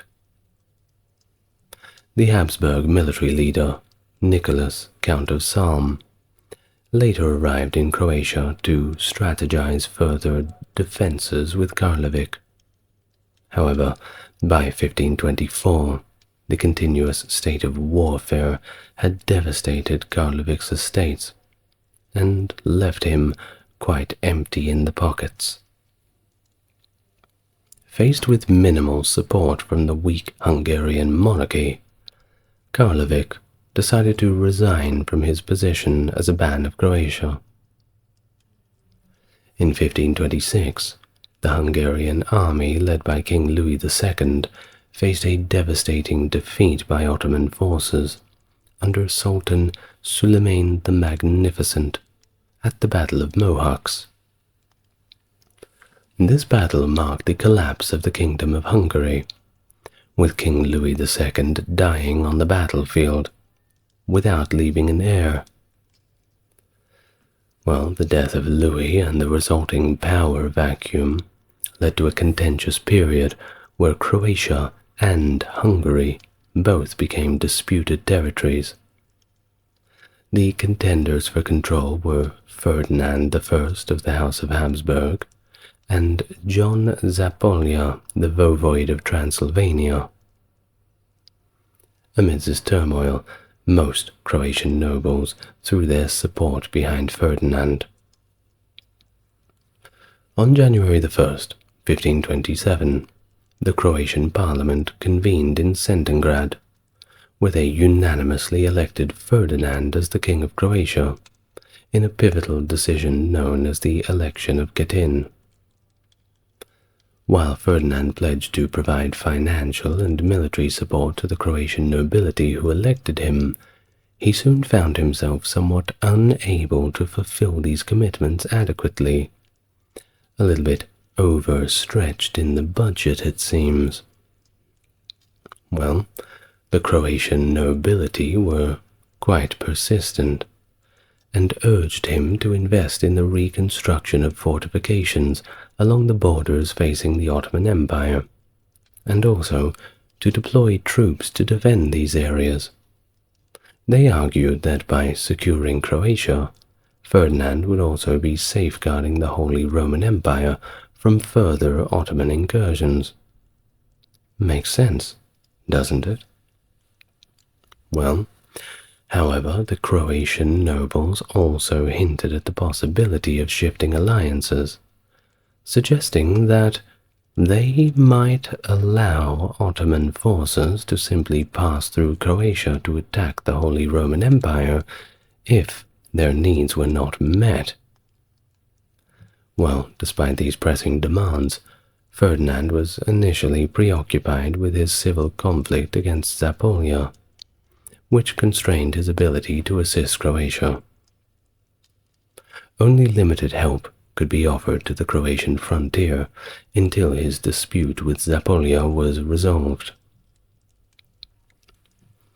During the interregnum and civil war between Ferdinand Habsburg and John Zapolia over the Hungarian crown, the Ottomans decided to capitalize on this instability to expand their control within Croatia.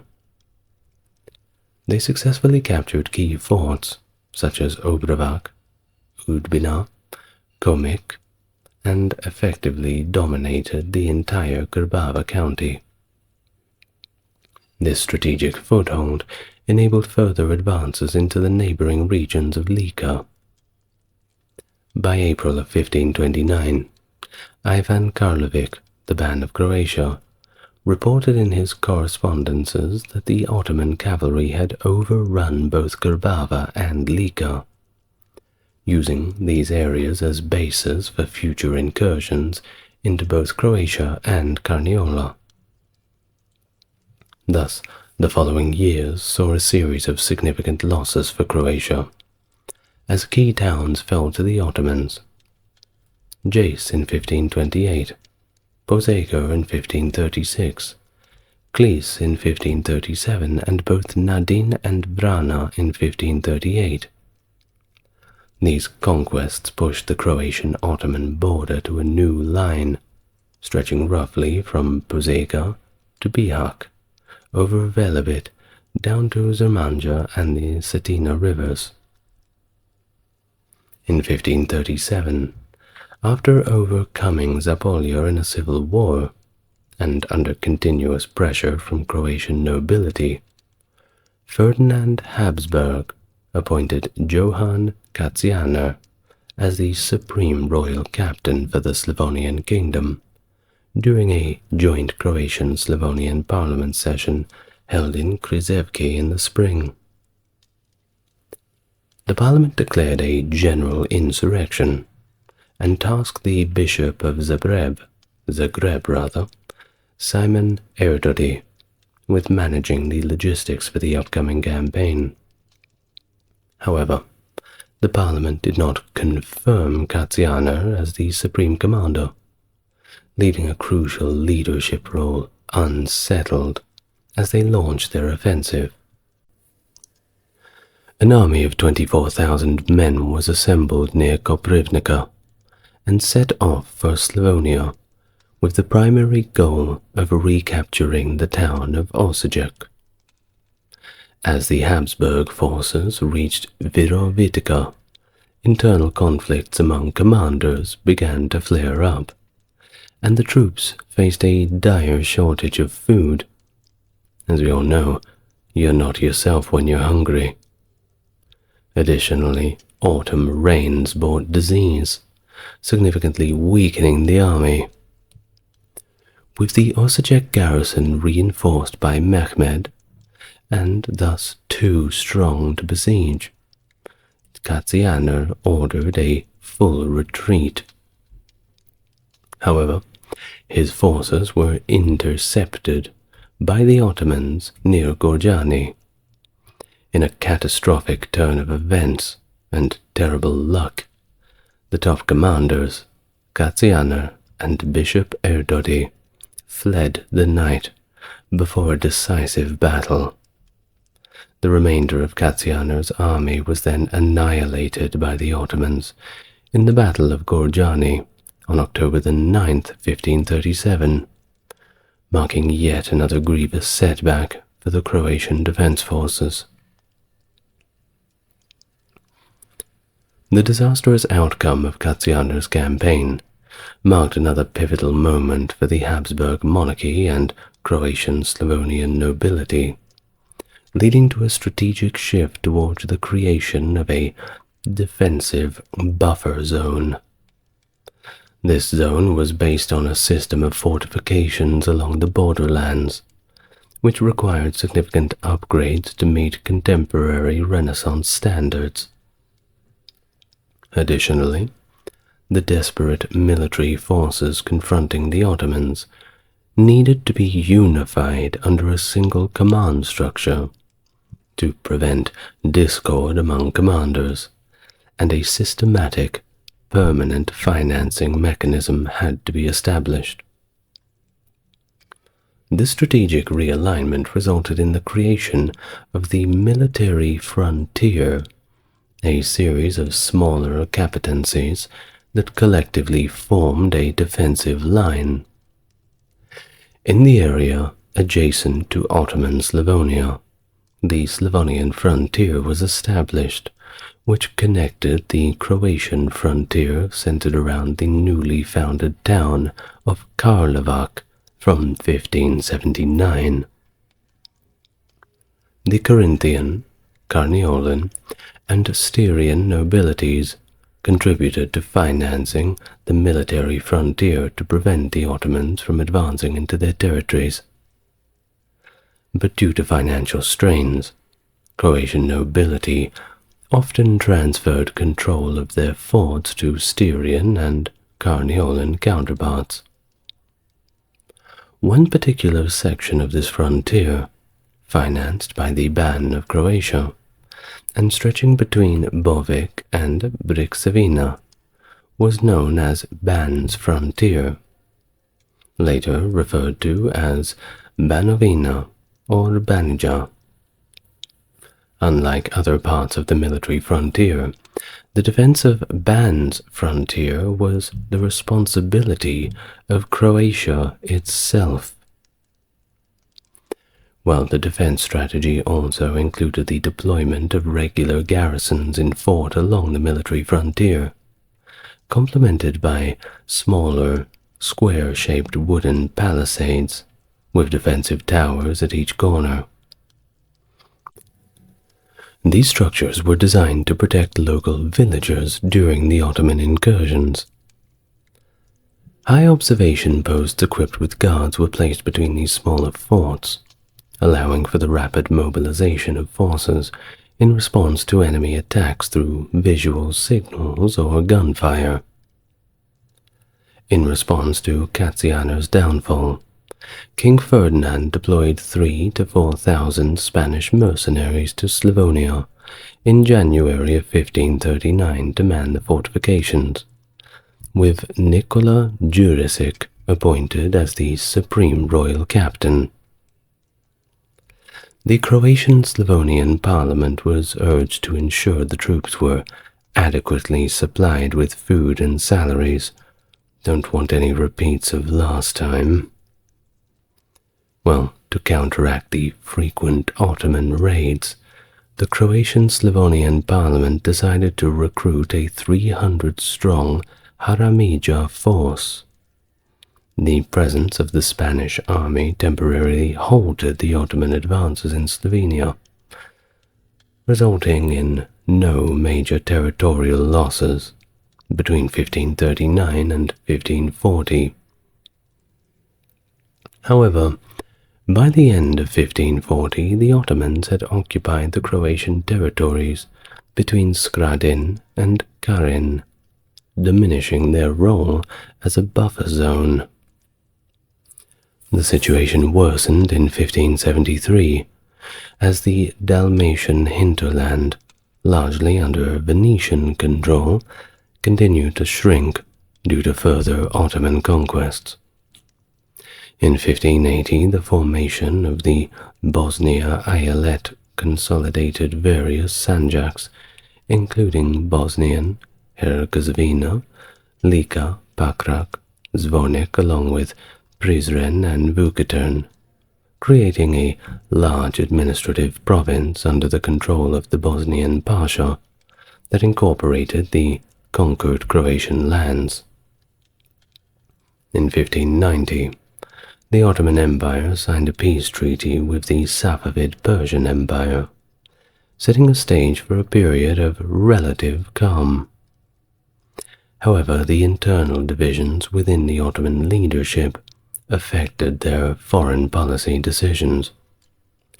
While Sultan Murad III preferred peace, maintaining an 8-year truce with the Habsburgs signed in 1591, his Grand Vizier, Kocha Sinan Pasha advocated for continued aggression along the empire's western borders.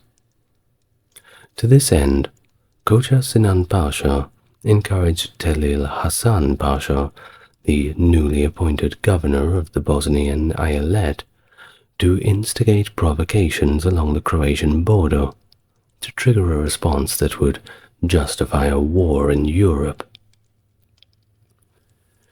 In the spring of the same year, the Ottomans began military preparations by constructing pontoon bridges over the Sava River near Gradiska and amassing troops in Banja Luka.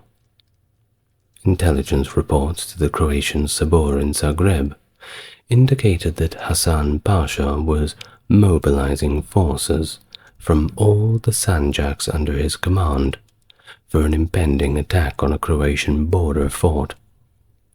In response to this, the Croatian Sabor declared a general insurrection across the country. By the August of 1591, Hasan Pasha's forces, estimated to be between 16 and 35,000 strong, crossed the Sava River and advanced towards the fort of Sisak, initiating the First Battle of Sisak. Unable to capture the fort, however, the Ottoman forces retreated to Gradiska on August 11th. Subsequently, the armies of the Slavonian frontier and the Croatian Ban besieged and captured the Moslavina fort, forcing its Ottoman garrison to surrender. In the autumn of that same year, 1591, Hasan Pasha retaliated by dispatching a raiding party of approximately 5,000 horsemen to plunder the Slavonian military frontier. But this group was intercepted and largely destroyed by local Christian captains. On November the 6th, the Ottomans managed to capture the fort of Repak. In 1592, the following year, the Ottomans renewed their offensive efforts against Croatia, successively besieging and capturing the town of Bihać in June. 1 month later, the Battle of Brest occurred, resulting in another decisive Ottoman victory. However, the Christian defeat at Brest alarmed the broader Habsburg monarchy, prompting Christian armies from across Europe to converge on Croatia. The turning point came in June of 1593, when Hasan Pasha again attempted to capture Sisak fort, leading to his death and a decisive Christian victory in what would be his third and, obviously, final attempt. The news of the Ottoman defeat at Sisak reached Constantinople and infuriated Sultan Murad III. In response to these developments and the persistent provocations, Murad declared war on the Habsburgs, thus initiating the Long Turkish War, marking a significant escalation in the conflict that drew the forces from across Europe. Following their defeat and the death of Telil Hasan Pasha near Sisak in June, the Ottomans quickly regrouped, raising a new army in Rumelia. By August of 1593, this formidable force, estimated to be around 60,000 strong, laid siege to Sisak fort for the fourth time.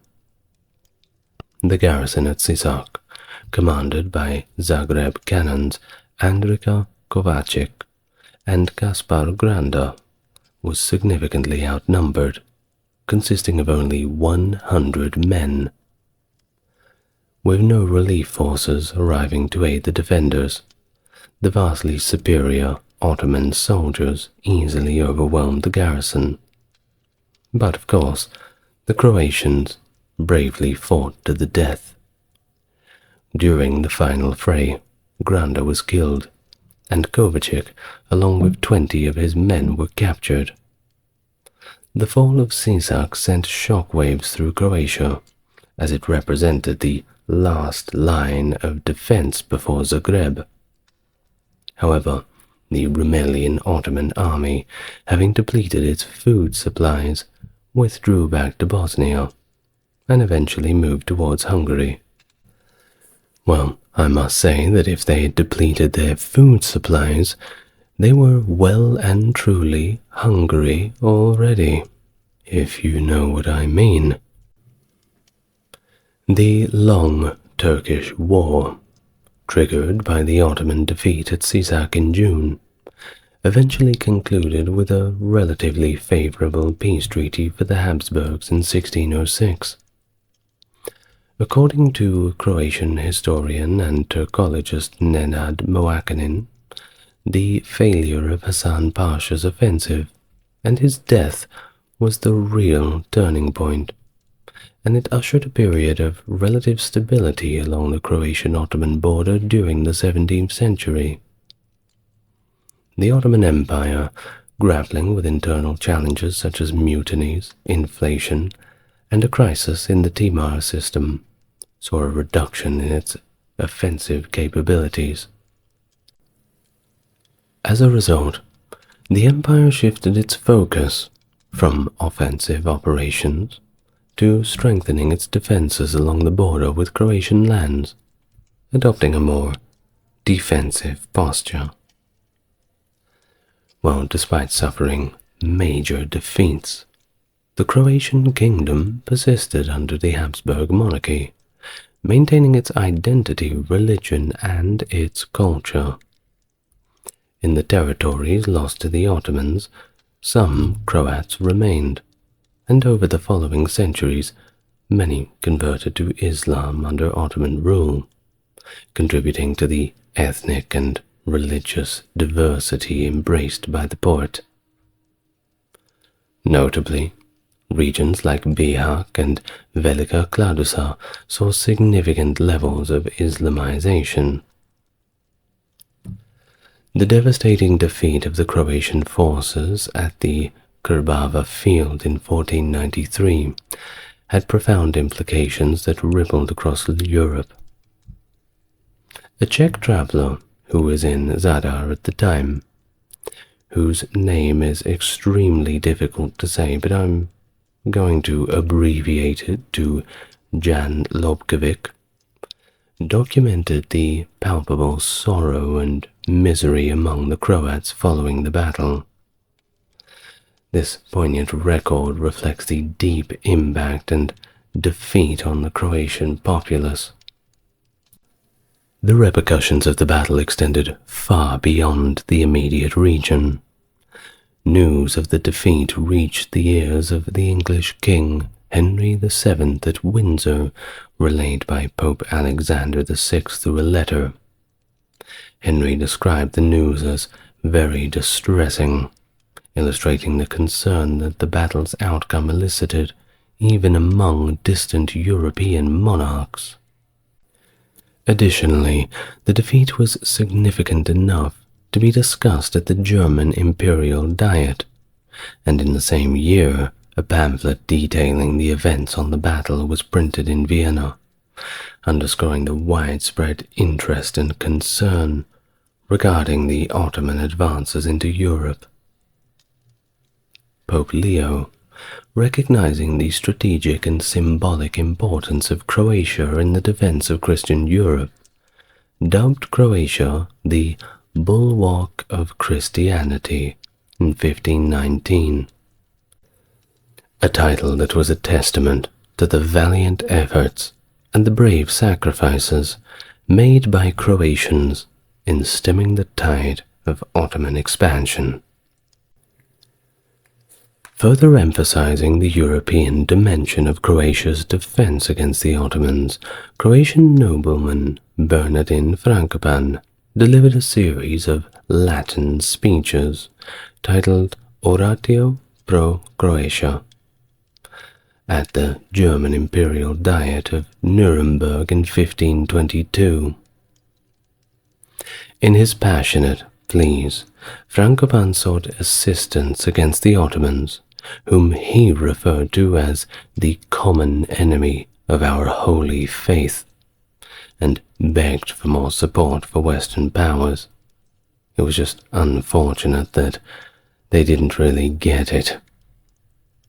Centuries later, the valor displayed during the Third Battle of Sisak in 1593 was recognized and lauded by Pope Clement VIII, who commended both Andreas von Eresburg and Croatian Ban Erdodi for their roles in the battle. In a further gesture of recognition, the Spanish king Philip II honored Erdodi by naming him a Knight of the Order of San Salvador and sending him a golden pearled chain adorned with the coat of arms of the order.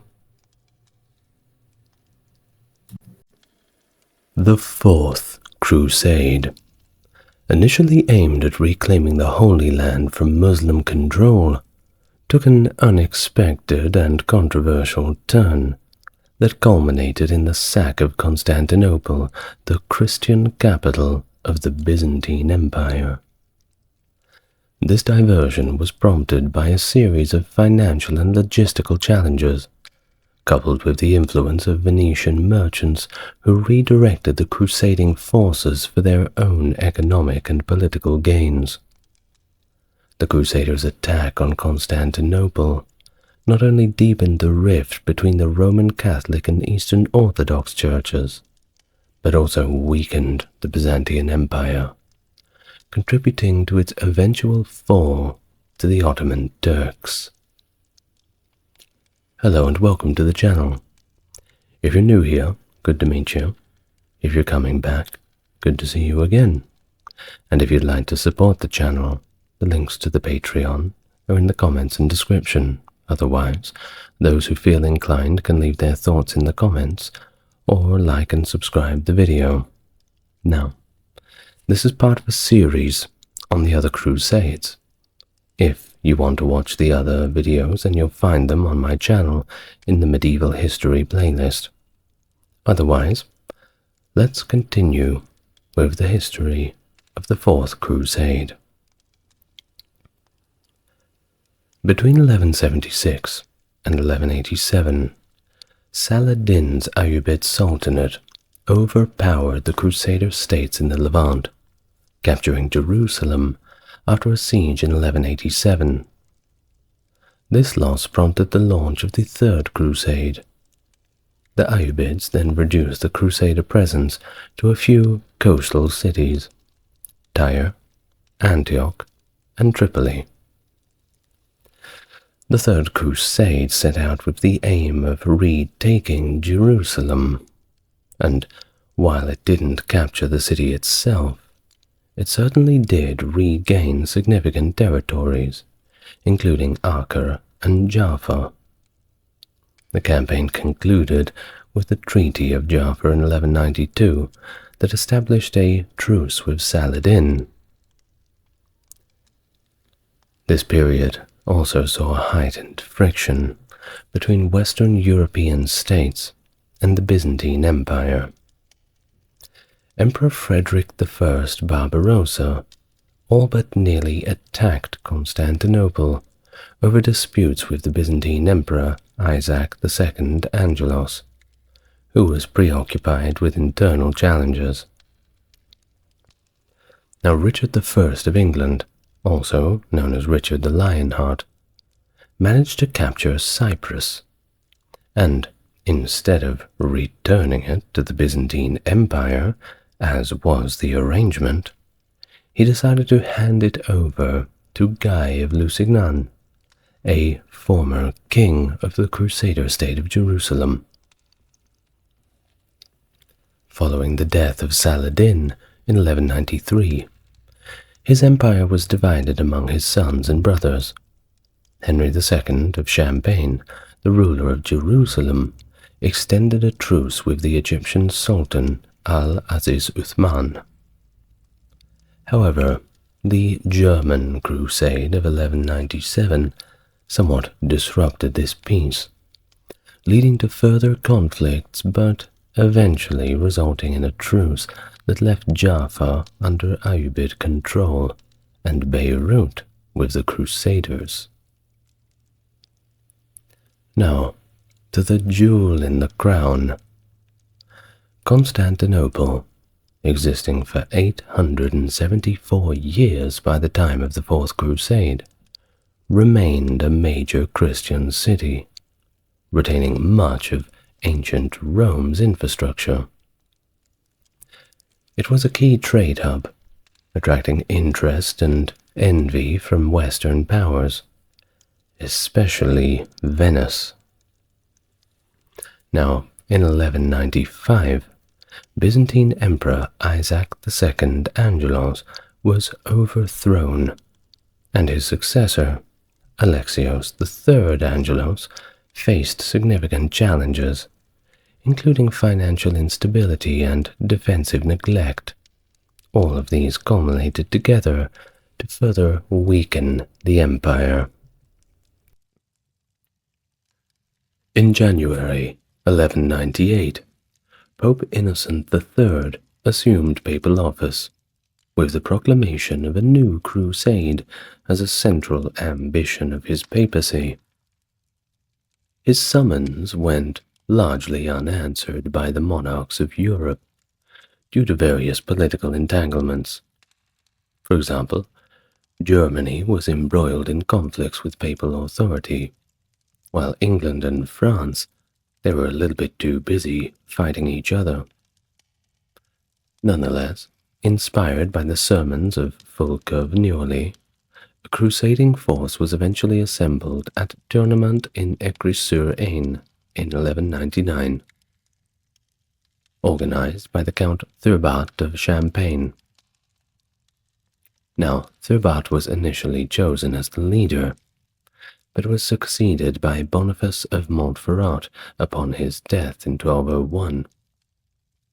Boniface, inheriting the title from his brother, Conrad of Montferrat, took on the leadership role. Now Boniface, alongside with the Crusaders' leadership, reached out to Venice, Genoa, and other maritime powers in 1200 to attempt to secure naval passage to Egypt, which was identified as the new target of the crusade, a shift from the previous focus, which was mainly centered around Palestine. This strategy, recognizing Egypt as the primary Muslim power in the Mediterranean, and a significant trading partner, particularly with Venice. Of course, the choice of Egypt necessitated a maritime campaign, demanding the assembly of a fleet, and a damn good one. A task Genoa declined, but Venice, under Doge Enrico Dandalo, accepted the task. Dandalo saw this as an opportunity for Venice to expand its wealth, prestige, and territorial holdings, and Venetian merchants were known for being particularly savvy. Their entire culture at this point was just about making money and building boats, which kind of goes hand in hand. The agreements with Venice stipulated the transportation of a substantial force that required at least a year of preparations. Of course, this affected Venice's commercial engagements. The crusading force, primarily hailing from various regions of France, including Blois, Champagne, Amiens, and Burgundy, among others, also saw participation from Flanders, Montferrat, and contingents from the Holy Roman Empire. This diverse assembly was to depart Venice in the early October 1202, aiming directly for Cairo, the stronghold of the Ayyubid Caliphate. Pope Innocent III ratified this plan, emphasizing a prohibition against assaults on Christian territories. Not all crusaders agreed to depart from Venice, however, leading many to embark from Flanders, Marseille, and Genoa instead. By May 1202, the main body of the Crusader army had gathered in Venice, but the numbers were somewhat less than anticipated. Only around 12,000 showed up, and they were expecting 33,000 at least. A little disappointing. Well, Venice had fulfilled its part of the agreement, preparing 50 war galleys and 450 transport ships, which was more than enough for the gathered forces. However, the Crusaders fell short of the required 85,000 silver marks, managing to scrape together only 35,000, and later adding another 14,000 through severe financial sacrifices. Of course, this situation put Venice in quite a difficult position, having paused its commercial activities to outfit the expedition. So not only they lost money because they weren't doing business as usual, all of a sudden, bills could not be paid because the Crusaders did not meet their obligation. Talk about heartbreaking for Venice. Well, the requirement to crew the fleet also placed a considerable strain on Venice's workforce and economy, so it was not looking good for them. Doge D'Angelo and the Venetian leaders had to then make a choice. The crusade could not afford its fees, yet disbanding the assembled force would damage Venetian prestige and financial stability. Dandolo proposed a solution. The Crusaders could offset their debt by targeting various Adriatic ports and towns. This culminated in the capture of Zara in Dalmatia, a city that had asserted its independence from Venetian control and was under protection of King Emeric of Hungary and Croatia. I'm sure you can imagine how Hungary and Croatia felt about this development. Well, of course, the decision to attack Zara was controversial, to say the least. King Emeric was a Catholic who had taken up the cross, and many crusaders objected to assaulting fellow Christians. In fact, they had been told specifically not to do this.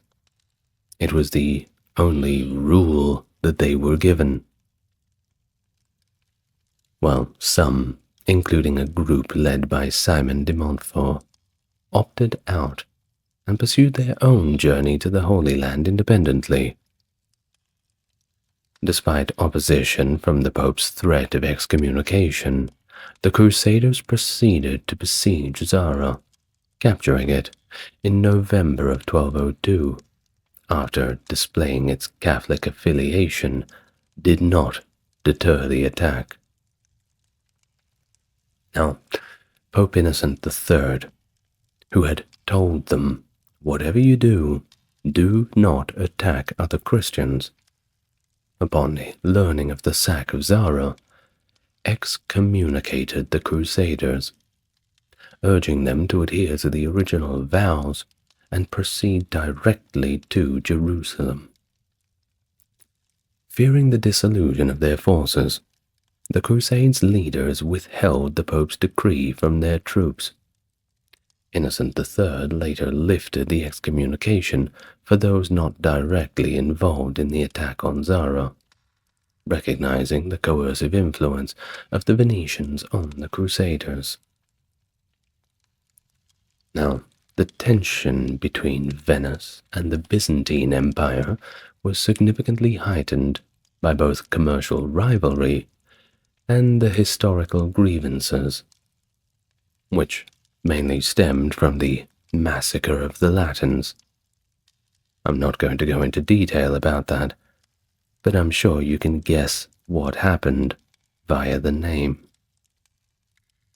Now, the Chronicle of Novgorod suggests a deeply personal element to this animosity, alleging that Doge Enrico Dandolo had been blinded on the orders of Emperor Manuel I Komnenos during an embassy to Constantinople in 1171.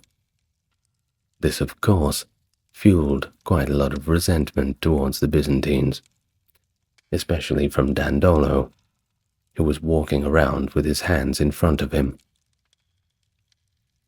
Now, in the lead up to the fleet's departure from Venice, Boniface of Montferrat made a detour to visit his cousin, Philip of Swabia, sparking a good bit of speculation about his motives. Now, he might have been trying to avoid the threat of excommunication, aware of Venice's contentious plans, or he might have sought an alliance with Alexios IV Angelos, Philip's brother-in-law and the son of the dethroned Emperor Isaac II Angelos. It's uncertain whether Boniface knew of Angelos IV's presence at Philip's court. Now, Alexios IV, who was at this time in exile, proposed a rather lucrative deal to support the crusade financially, offer military assistance, and promise ecclesiastical concessions in exchange for the Crusaders' help in reclaiming his father's throne from Emperor Alexios III Angelos. This proposal, delivered to the Crusade's leadership during their winter stay in Zara, and promising to alleviate their financial strain, was met with quite a lot of enthusiasm, particularly by Doge Dandolo. But, despite Dandolo's intricate knowledge of Byzantine politics and skepticism about the feasibility of Alexios IV's promises, the allure of resolving their monetary predicament swayed their leaders. After all, they were in way too deep, and they needed a way out, whatever it was. Boniface of Montferrat, having returned from his visit with Alexios IV, joined the fleet in Corfu, ready to advance the plan. While most leaders were persuaded, or possibly influenced by Dandolo's incentives, a faction led by Renaud of Montmirail opted out, proceeding directly to Syria. Now the Crusade, now committed to venture against Constantinople itself, a Christian city, prepared a formidable naval force, including siege engines, and set sail in April 1203. Despite the controversial nature of their new objective, Pope Innocent III's response was ambivalent. He forbade attacks on Christian entities unless they obstructed the crusade, stopping short, just a little bit short, of outright condemnation of the plan to attack Constantinople. Well, upon their arrival at Constantinople on the 23rd of June 1203, those of the Fourth Crusade faced a city of immense scale, home to 500,000 inhabitants, protected by a garrison of 15,000 men, including the renowned 5,000 Varangian guards, and a modest naval fleet of 20 galleys. Despite its imposing population and storied defenses, the city's military might was constrained by political and economic factors, limiting its permanent forces to a core of units, albeit quite elite and experienced. In times of imminent threat, the Byzantine capital had historically been able to call upon reinforcements from its provincial territories. However, this time, the swift approach of the Fourth Crusade left the city's defenders ill-prepared for the siege. The Crusaders' primary aim was to dethrone Emperor Alexios III Angelos and replace him with Alexios IV, the exiled son of the previous emperor, Isaac II. They were driven by the promise of substantial rewards from Alexios IV for their military support. This demand was communicated to Alexios III's representatives via Conan of Bethune, emphasizing the Crusaders' intent to fulfill their bargain with the claimant to the throne. Now, the internal politics of succession within the Byzantine Empire, marked by a history of palace coups and a fluid concept of hereditary right, meant that the citizens of Constantinople viewed the Crusaders' cause with a good bit of detachment, accustomed as they were to frequent shifts in imperial power. After all, it's not like they were voting anybody in. A king is a king, right? Well, initially, the Crusaders attempted to take control of the strategic suburbs of Chalcedon and Chrysopolis, but they were repelled back. However, they demonstrated their military prowess in a smaller engagement, where a contingent of 80 Frankish knights achieved a surprising victory against a larger Byzantine force of 500. Well, this showcases quite a lot of tactical advantages and determination of the Crusaders, despite being outnumbered. To breach Constantinople, the Crusaders first had to get across the Bosphorus. Utilizing around 200 vessels, including horse transports and galleys, they crossed the narrow strait. The Byzantine forces, arranged by Alexios III along the shore north of Galata, were quickly overcome by the Crusader force, who charged from their transports, causing the Byzantine troops to retreat in fear. The Crusaders then targeted the Tower of Galata, key for its control over the chain that blocked the Golden Horn, guarded by a diverse garrison of mercenaries from England, Denmark, and mainland Italy. Well, on July 6th, the Crusaders' flagship, the Aquila, succeeded in breaking this chain, with a segment of it later sent to Acre to strengthen the defenses there. During the siege of the Tower of Galata, although the defenders made several attempts to break the siege, they often faced very heavy casualties. In a notable sally, many defenders were unable to return to the tower, and were either killed by the Crusaders or drowned in the Bosphorus. The capture of the tower allowed the Crusaders to access the Golden Horn, and the Venetian fleet sailed right in. A display intended to rally support for Alexios IV from the city's populace instead was met with taunts and jeers from the citizens, contradicting the Crusaders' expectations of a warm welcome for the pretender.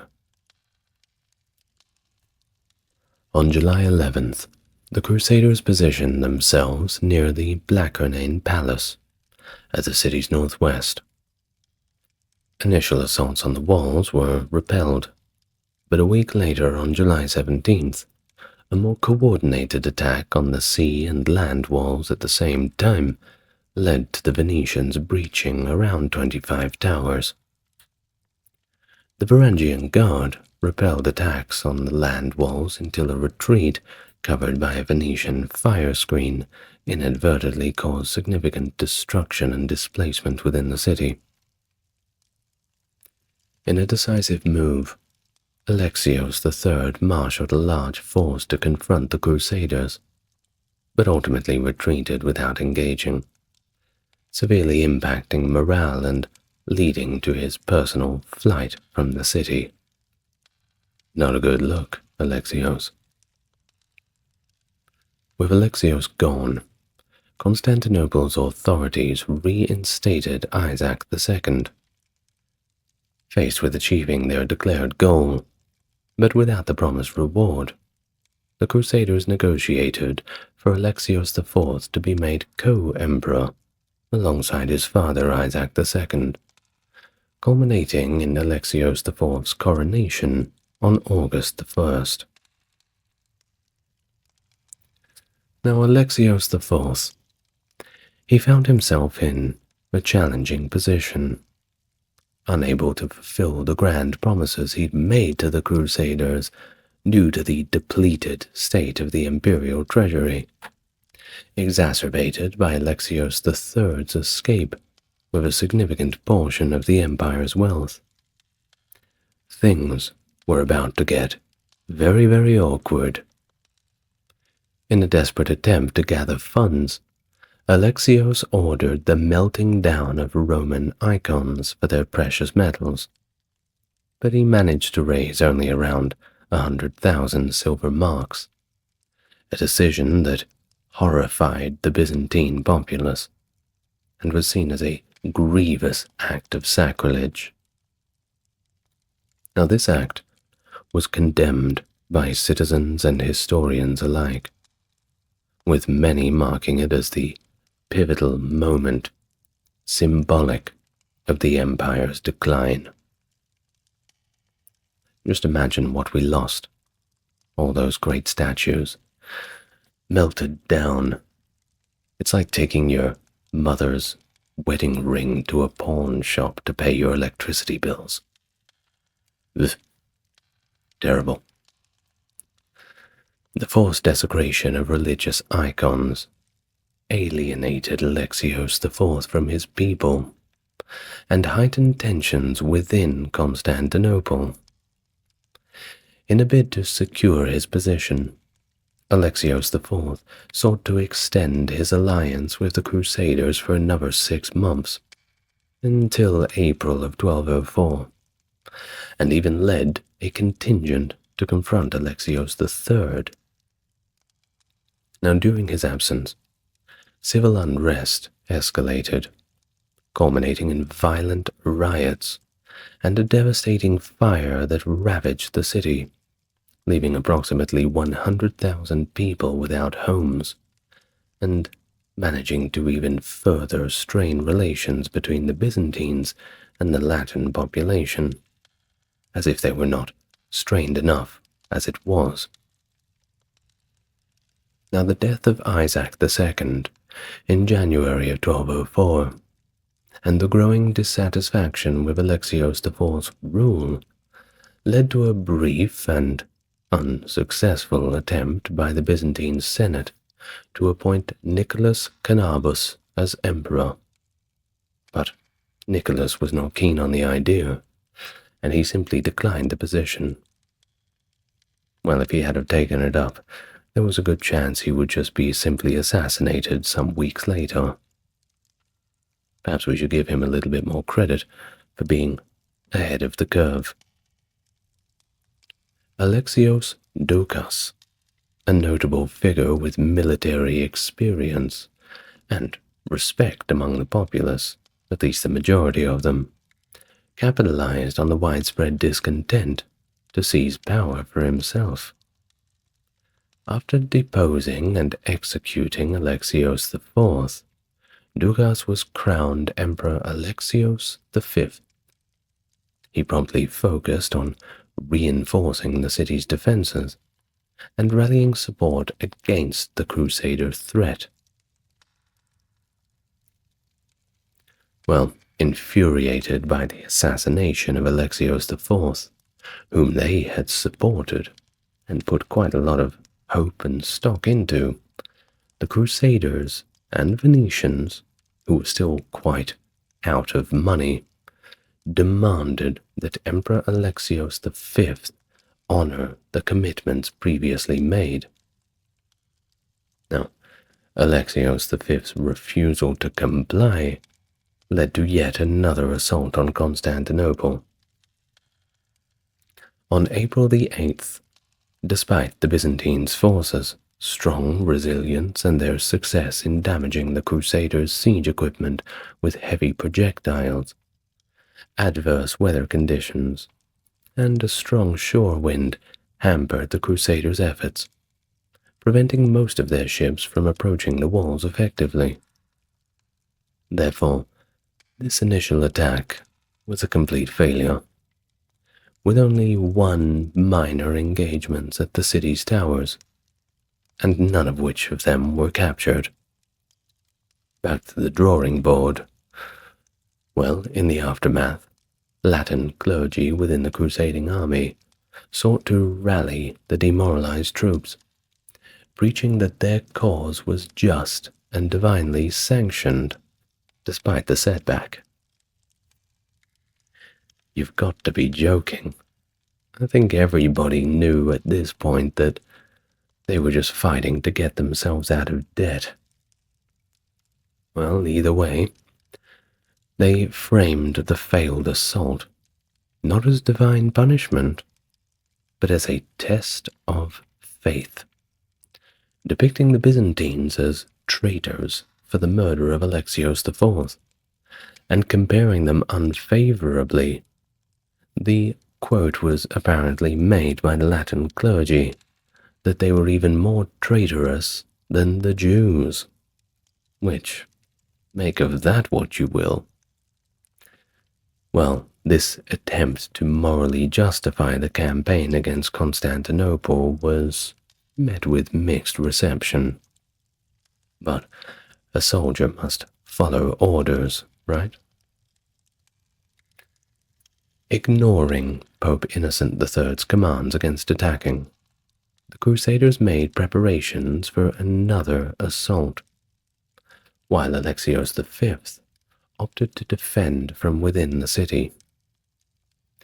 The Varangian Guard, who were also unpaid and discontented, simply walked off.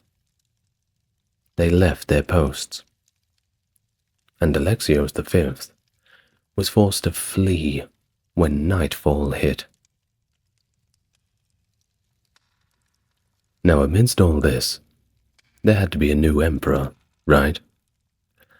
Well, the efforts to appoint one amid all this chaos, of course, proved very futile.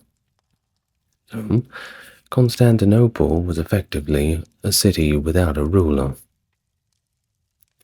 Fortune favored the Crusaders on April 12th, when favorable winds allowed the Venetian fleet to breach the city's defenses.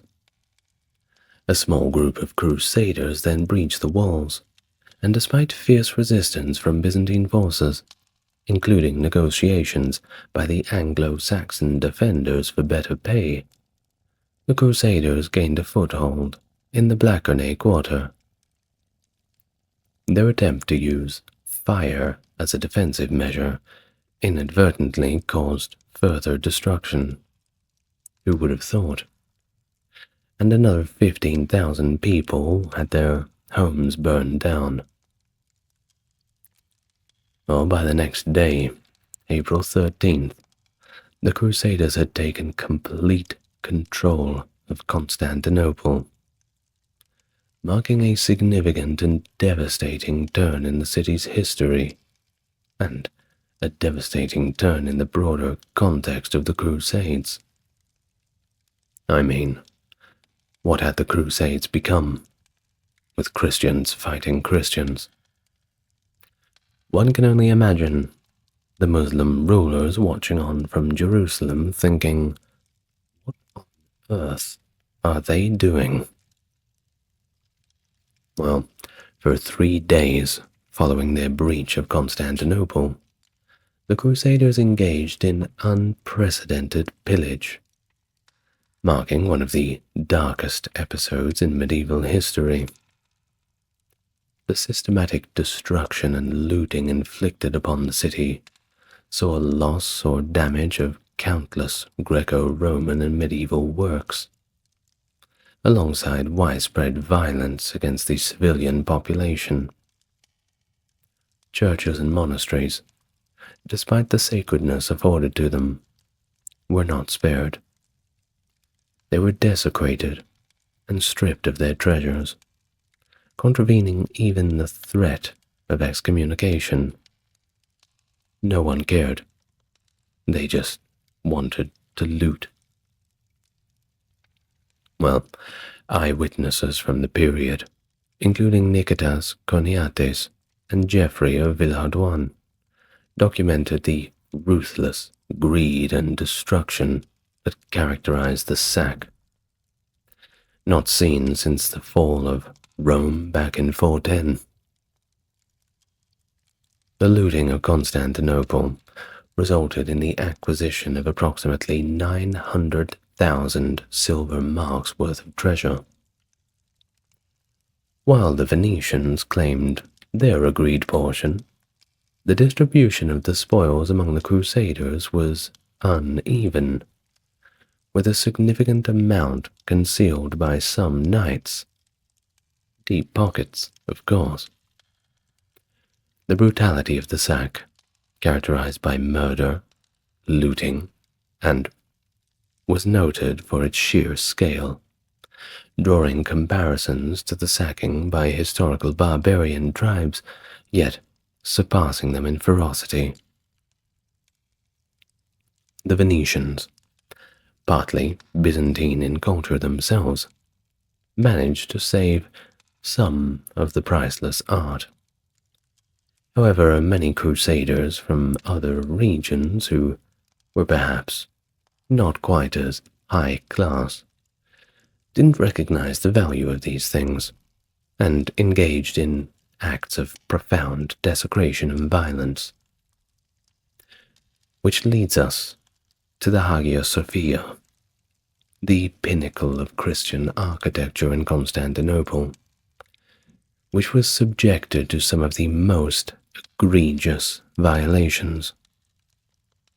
Its religious icons, holy books, and silver iconostasis were destroyed, and the sanctity of the patriarchal throne was desecrated in a mocking display of contempt for the Orthodox Christian tradition.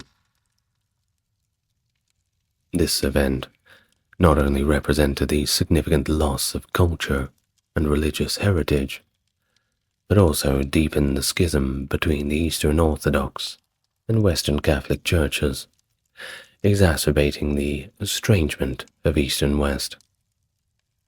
In fact, it's rather arguable that this event of the Fourth Crusade was more damaging to Constantinople in terms of loss of culture and art and literature than the actual fall of Constantinople to the Ottoman Turks in 1453 was.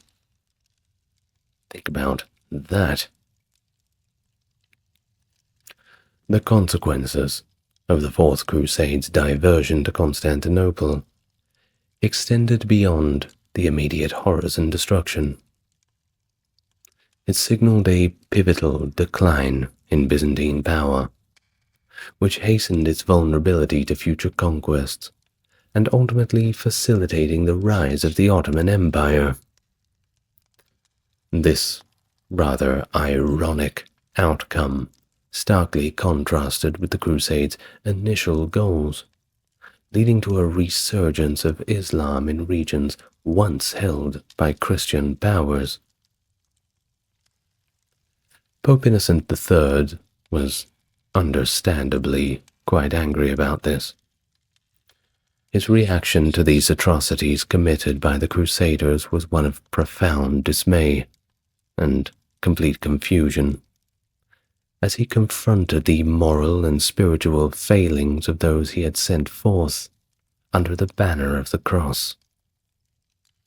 The sack of Constantinople remains a poignant testament to the complexities and unintended consequences of the crusading movement, leaving a lasting imprint on the historical trajectory of both Eastern and Western Christendom.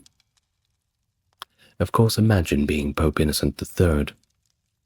This whole thing was his idea in the first place. It's kind of like finding out your son is a mass murderer. But, of course, not everybody was in on the siege of Constantinople. The journey of the Fourth Crusade was marked by numerous defections, with many crusaders choosing to take a more direct route and fulfill their vows by heading straight to the Holy Land, bypassing the siege of Constantinople entirely. Despite Geoffrey of Villehardouin's portrayal of these individuals as deserters, modern historical analysis suggests that a significant number, though not a majority, of the Crusaders made their way to the Holy Land by any means necessary. A substantial portion of these Crusaders departed from southern Italy, particularly from ports in Apulia, aiming for a landing at Acre. This route was chosen by several knights and their retinues, who for various reasons, including disillusionment with the Crusade's direction, or simply a desire to fulfill their vows more directly, opted for a more linear approach. The financial resources for the Holy Land's defense, including the contributions from the preacher Fulk of Neuilly, were rather significant. These funds were directed towards the fortification of Acre, which was already fortified enough as it was, but this reinforced its defenses against potential attacks. The defections, well, they occurred in waves, with a notable number leaving after the siege of Zara, and others departing directly from Zara for the Holy Land. Some crusaders, upon reaching the Holy Land, found themselves constrained by existing truces with Muslim powers, and limited in their military options. These constraints had led to rather tragic outcomes for some, like Renard and his contingent, who suffered ambush and captivity while attempting to engage in military actions independently.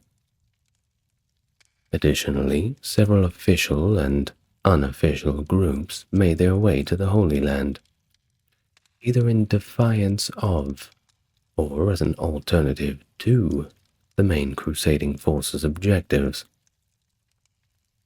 These groups included notable figures and contingents that chose to distance themselves from the controversial decisions made by the Crusaders' leadership.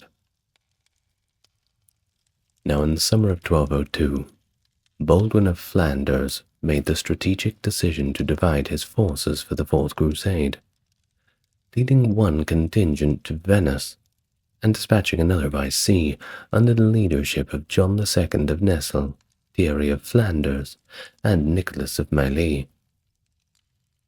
The Flemish fleet embarked on a Mediterranean journey that included a notable military engagement on the African coast, where they managed to capture a Muslim city, leaving it under the control of the Livonian Brothers of the Sword, before heading to Marseille to overwinter. The Marseille pilots, renowned for their navigational skills and experience in open sea sailing, offered the Flemish and French Crusaders a vital link to the Holy Land. By March 1203, Baldwin's fleet received orders to sail towards Metheny to meet with the Venetian forces. However, due to timing and decision-making processes influenced perhaps by the news of the Crusade's redirection to Constantinople, the Flemish fleet chose to proceed directly to Acre, possibly making a stop in Cyprus, where Thierry of Flanders laid a familial claim to the island. Now, upon reaching Acre, the Flemish contingent faced the same diplomatic constraints as other crusaders, with King Aymery of Jerusalem adhering to his truce with the Ayyubids, and thus limiting their military options. The Crusaders dispersed, serving in different capacities across the Levantine states, with some being captured in conflicts that erupted after the truce's initial breakdown. The changing politics and military dynamics in the region, highlighted by the seizure of ships by both Christian and Muslim forces, speaks to the precarious balance of power and the complex network of alliances and hostilities that characterize this period. The embassy of Martin of Paris and Conrad of Schwarzenberg to the main Crusader army, beseeching it to join the conflict in the Holy Land following the truce's violations, illustrates the ongoing challenges and fragmented nature of the crusading effort by this time, as well as, of course, the difficulties in undertaking such a diverse and geographically dispersed task. Now back to Pope Innocent. He spoke of the outcomes of the Crusade thusly, and, my God, he does not sound happy about it. This is from Pope Innocent III, a quote. "How, indeed, will the Church of the Greeks, no matter how severely she is beset with afflictions and persecutions, return into ecclesiastical union and to a devotion for the Apostolic See, when she has seen in Latins only an example of perdition and the works of darkness, so that she now, with reason, detests the Latins more than dogs. As for those who are supposed to be seeking the ends of our Lord Jesus Christ, and not their own ends, who made their swords, which they were supposed to use against the pagans, drip with Christian blood, they have spared neither religion nor age. They have committed adultery and fornication before the eyes of men. They have exposed both matrons and virgins, even those dedicated to God, to the sordid lusts of men. Not satisfied with breaking open the imperial treasury and plundering the goods of princes and lesser men, they have also laid their hands on the treasures of the churches, and what is more serious, on their very own possessions. They have even ripped silver plates from the altars, and have hacked them to pieces among themselves. They violated the holy places, and have carried off crosses and relics."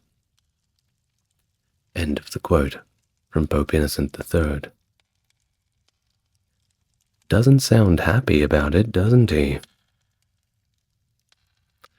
Well, following the sack of Constantinople in 1204, the Fourth Crusade culminated in the division of the Byzantine Empire through the Partitio Terrarum Imperii Romaniae, a treaty that allocated territories between the Republic of Venice and the leading crusaders.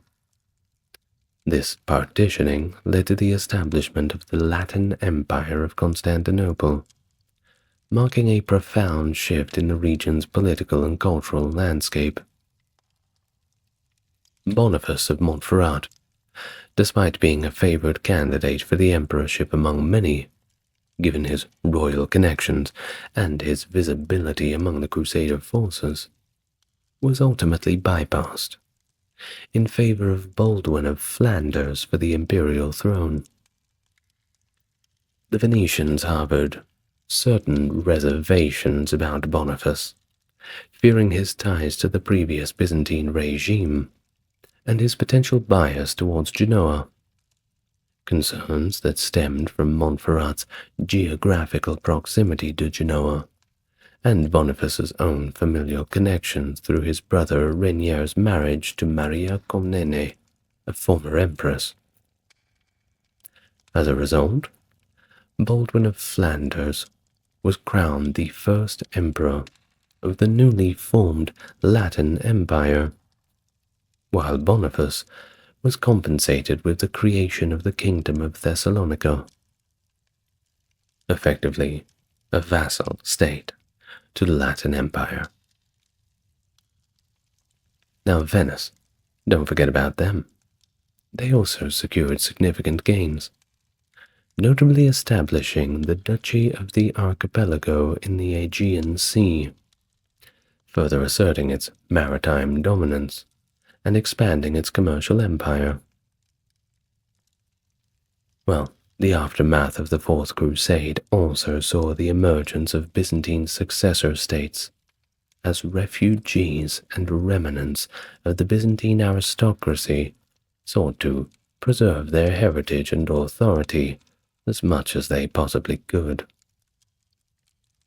The Empire of Nicaea, under Theodore Lascaris, the Emperor of Trebizond, and the Despote of Epirus were among the most significant of these entities, each representing the center of resistance against Latin rule and a beacon of Byzantine continuity in the face of Latin occupation.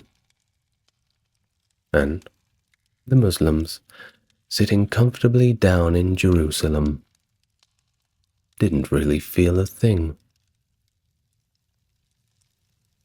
Wasn't that interesting? Constantine XI Palaiologos ascended to the throne during the final years of the Byzantine Empire, which was by then reduced to the city of Constantinople and a few outlying territories. His reign was, of course, dominated by the final siege of Constantinople by the Ottoman Turks under Sultan Mehmed II. He faced overwhelming odds to defend the city, and despite these efforts, Constantinople ultimately fell on May 29, 1453, marking the end of the Byzantine Empire and the beginning of the Renaissance and the modern era in Europe. Constantine died in the final battle for the city, and his brave final stand has immortalized him as a heroic figure in Greek and Christian history, a death that symbolized the fall of a 1,000-year empire. Thus he is remembered as a symbol of resistance against the Ottomans, well earning him the title, the Last Emperor. Hello and welcome to the channel. Is it your first time here? If so, it's great to meet you. And if you're coming back, well, you're going to really enjoy this one. A little bit longer than my usual videos, but we give credit where it's due to the subject matter. As always, if you like what I do, the best way to support the channel is by liking and subscribing, doing all that good stuff. Those who want to go above and beyond may refer to the video's description. You'll find where you want to go. Now, let us all get nice and relaxed, because as I said, this will be an extremely long video. Constantine Dragasas Palaiologos was born on the 8th of February 1404 as the fourth son of Emperor Manuel II Palaiologos, who ruled over a disintegrating Byzantine Empire.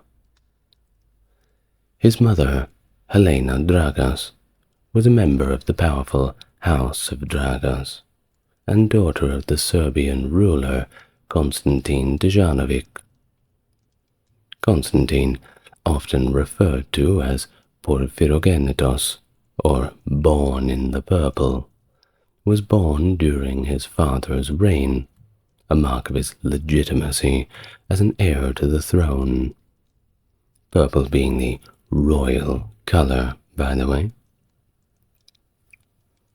Now the Byzantine Empire had certainly seen better days. It was in decline, and well and truly so, having lost most of its fertile and populous regions in Anatolia to the Seljuk Turks since the 11th century. Although emperors like Alexios I and Manuel I Komnenos had temporarily reclaimed parts of Anatolia with the help of Western crusaders, these gains were quite short-lived. The empire's situation worsened with the Fourth Crusade's sacking of Constantinople in 1204 and the subsequent establishment of the Latin Empire. The Palaiologos dynasty, starting with Michael VII, regained the city in 1261, but the empire, if it could be called so at this point, never fully recovered, especially after the Ottomans had taken most of Anatolia, Bulgaria, and even parts of Greece by the year 1405. By this time, the empire was significantly reduced, little more than the capital of Constantinople, some sections of the Peloponnese, and a few scattered Aegean islands. And it didn't help that they were also in a position where they had to pay tribute to the Ottomans. To preserve the few remaining territories, Emperor Manuel II assigned regions to his sons with the title of despot. His eldest son, John, was designated co-emperor and successor. Theodore and Andronikos were made despots of the Morea and Thessaloniki, respectively. Constantine, along with his brothers Demetrios and Thomas, stayed in Constantinople due to the lack of land to grant them.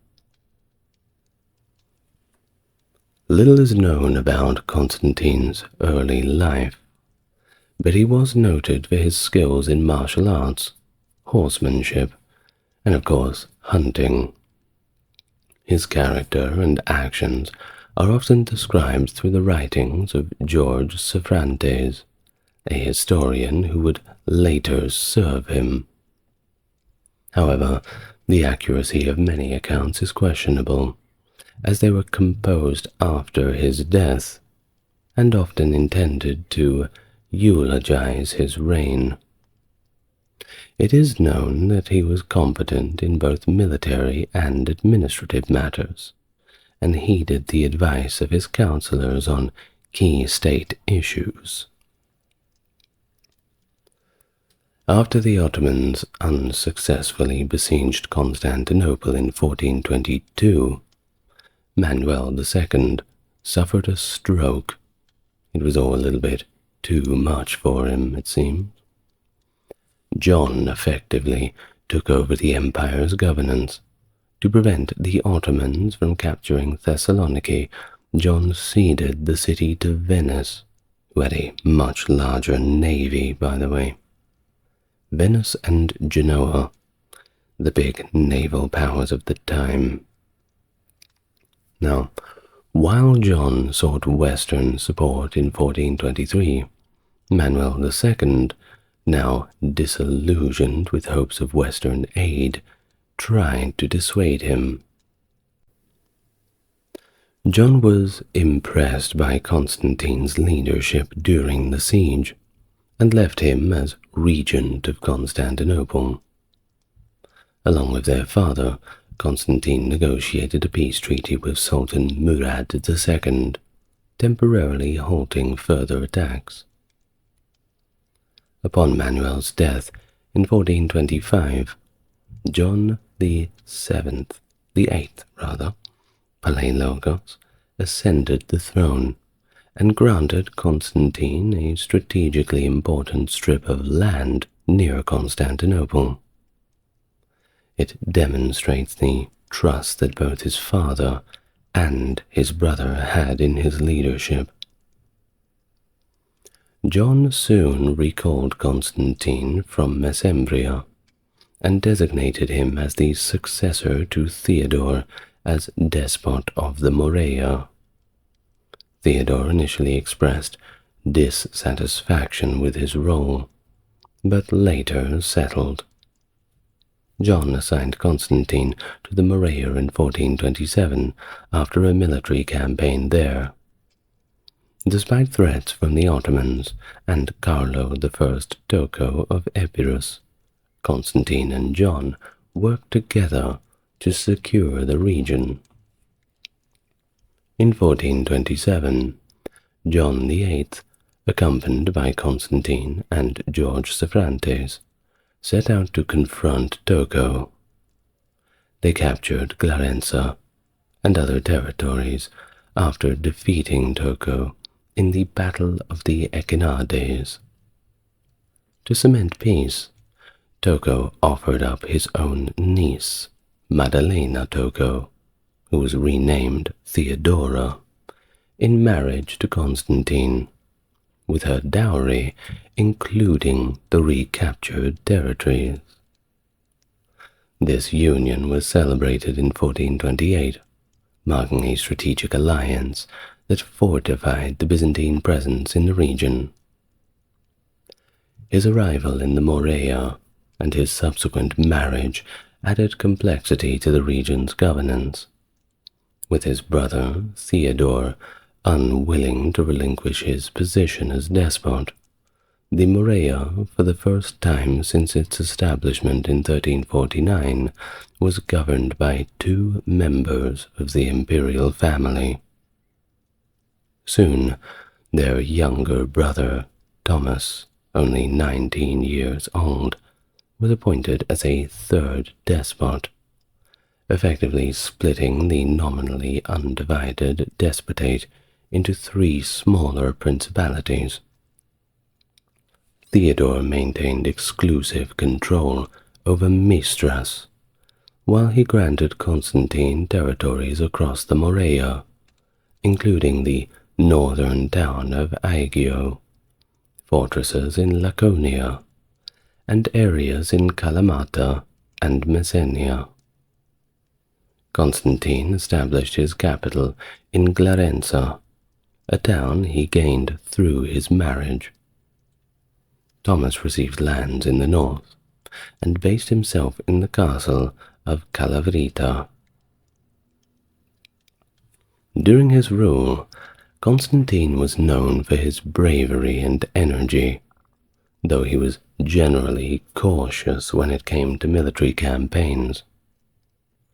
Shortly after being appointed, he joined his brothers in an attempt to capture Patras, a flourishing port ruled by its Catholic archbishop, Pandolf de Malatesta, who was actually Theodore's brother-in-law. Small world. The campaign, however, was unsuccessful, possibly due to Theodore's reluctance and Thomas's inexperience. In a secret meeting with George Soprantes and John in Mistras, Constantine resolved to make another attempt on Patras alone. If he failed, he planned to return to his old appanage by the Black Sea. On the 1st of March, 1429, Constantine and Soprantes, confident of support from Patras's Greek population, marched towards the city and laid siege on March the 20th. The siege turned into a protracted affair with intermittent skirmishes. At one point, Constantine narrowly escaped death when his horse was shot from underneath him, and Soprantes was captured by the city's defenders. He was released, however, on April 23rd, but he was barely in one piece. Apparently he was near death and very dirty. By May, the defenders, seeing the futility of continued resistance and the absence of reinforcements, decided they had to open the negotiations. They agreed that if Malatesta did not return by the end of the month, Patras would surrender. Constantine withdrew, and on June the 1st he re-entered the city. Since the archbishop had not returned, the city leaders met with Constantine in the Cathedral of St. Andrew on June the 4th, and accepted him as their new lord. The archbishop's castle held out for another year, but they eventually surrendered. Constantine's capture of Patras was viewed as an affront by the Pope, the Venetians, and the Ottomans. To mitigate potential threats, Constantine sent ambassadors out to all three, with Sophronites going to negotiate with Turahan, the Ottoman governor of Thessaly.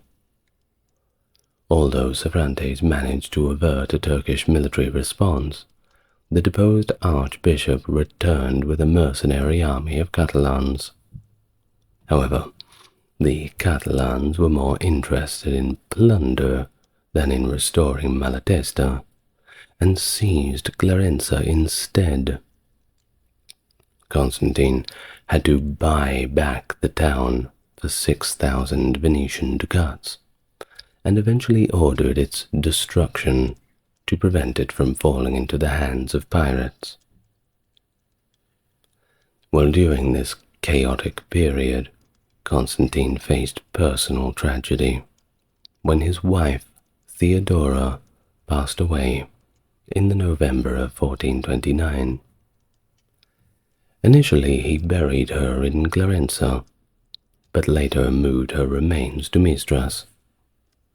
By July of 1430, the surrender of the archbishop's castle meant that Patras was fully under Byzantine control after 225 years of foreign rule. And in November, Sophronites was appointed as the city's governor. By the early 1430s, Constantine and his brother Thomas had nearly reclaimed all of the Peloponnese for Byzantium, a significant recovery since the unpleasantries of the Fourth Crusade. Thomas secured the Principality of Achaia by marrying Catherine Zachariah, the final prince's daughter and heir. Upon Centurione's death in 1432, Thomas inherited all of his territories. The only parts of the Peloponnese still under foreign rule were some port towns held by Venice, but they were pretty small. However, the success of the Byzantine brothers in the Morea raised a few eyebrows.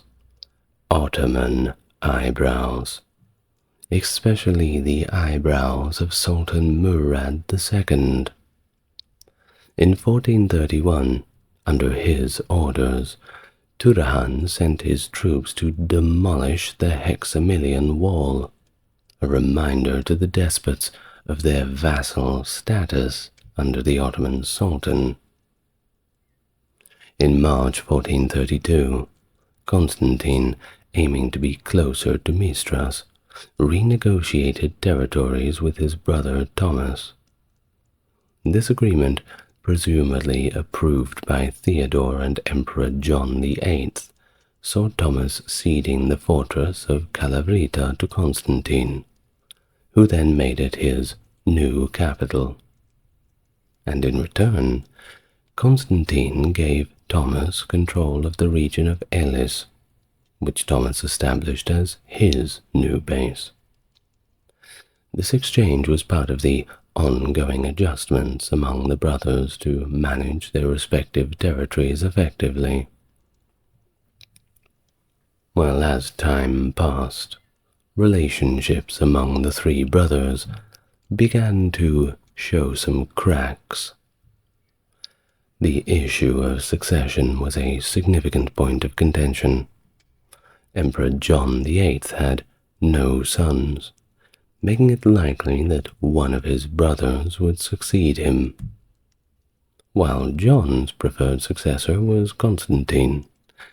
This choice was accepted by Thomas, but met with resentment from Theodore, the older brother. In 1435, believing that John intended to appoint Constantine as co-emperor, Theodore travelled to Constantinople to express his objections. The disagreement between Constantine and Theodore escalated, threatening to lead to civil strife. The potential for conflict was diffused towards the end of 1536, when the future patriarch Gregory Mamas mediated a reconciliation between the brothers. It was agreed that Constantine would return to Constantinople, while Theodore and Thomas would remain in the Morea. And this resolution was quite timely, as Emperor John needed Constantine in the capital. He was planning to travel to Italy, you see, for the Council of Ferrara, to discuss the union of the Eastern and Western churches. Good luck with that. Well, John's departure from Italy in November was part of a broader strategy to secure aid for Byzantium by advocating for the unification of the churches, a move that was unpopular in the empire, as it implied religious submission to the papacy. John's delegation was quite substantial, including Patriarch Joseph II of Constantinople and other significant ecclesiastical figures. He even brought his younger brother Demetrios along, who had shown signs of opposition to the church union and potential rebellious tendencies. Better keep him under close watch, just in case. In Constantinople, Constantine was not completely without support. He was joined by prominent figures like Demetrios Pantelakos Kantakouzenos, long name, I know, and the statesman Lokas Notaras, while Helena and George Sophrantes provided close personal counsel. During John's absence, Constantine managed the affairs of the capital, maintaining peace with the Ottomans, who did not breach the established truce. The only significant concern arose in early 1439, when Constantine, anticipating an Ottoman offensive, requested the promised warships from the Pope to defend Constantinople. However, this threat did not materialize, as Sultan Murad II focused his campaign on Serbia.